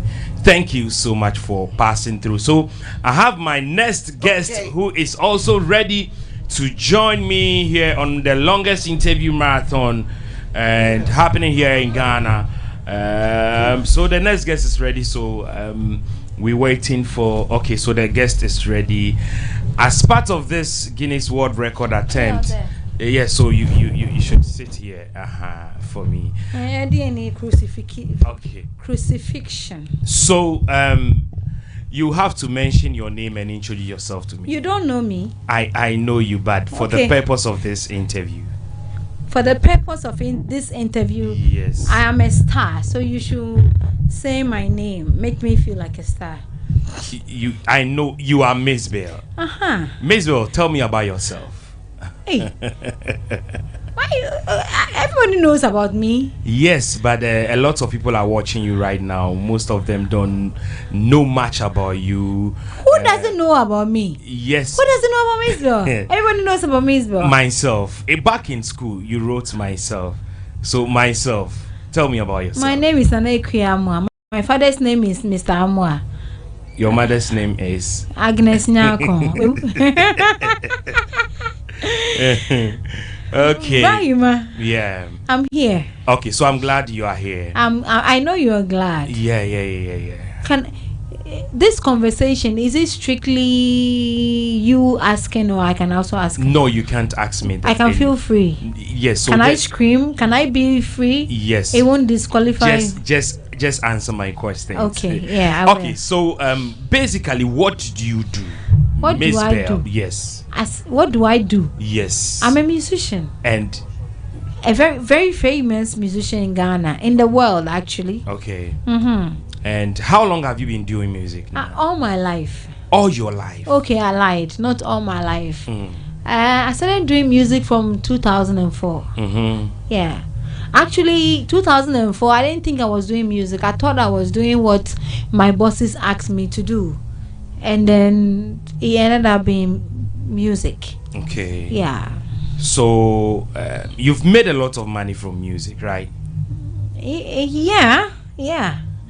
Oh, just be sincere, you've made a lot of money. I have made a lot of money, yeah. What was the biggest cash you got from music? I cannot say the figure exactly, but I can tell you that everything I am today is because of music. Who gave you that biggest cash ever? I can't say who gave me that biggest cash ever, because a lot of companies have given me the biggest cash of my life. Yeah, so I can't say who gave me the biggest. Yeah, I've done a lot of big shows. Yes. Okay, so just run me through briefly.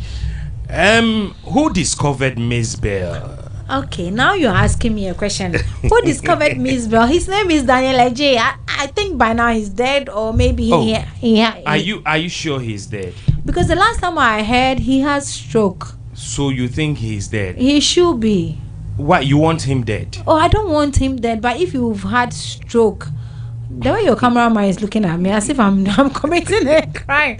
I mean, like for that time that they told me that he had stroke, if he's still alive, then that's magic. You don't think he's alive? Yeah, because the way they said it, they said that can I speak Twi? No.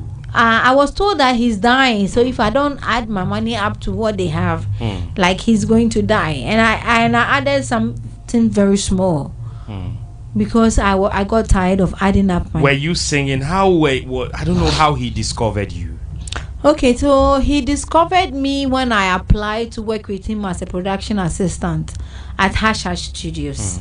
Yes, so at Hash Hash Studios as a production assistant, the studio was there, it was new, and then he would just ask me, not just me, he would just ask anybody available, go to the studio and do something, So I went to the studio and I did something, and apparently it was good. So anytime anybody comes to the studio and wants to work, they play my songs and then they tell them that, oh, this is the quality of sound that we have. And people started falling in love with my songs, and they were like, okay, when is she coming out? Who is she? When is she coming out? So he convinced me that we have to put my songs out. They did, and before I realized, I'm a star. Wow. Were you writing songs before you met him? No. You were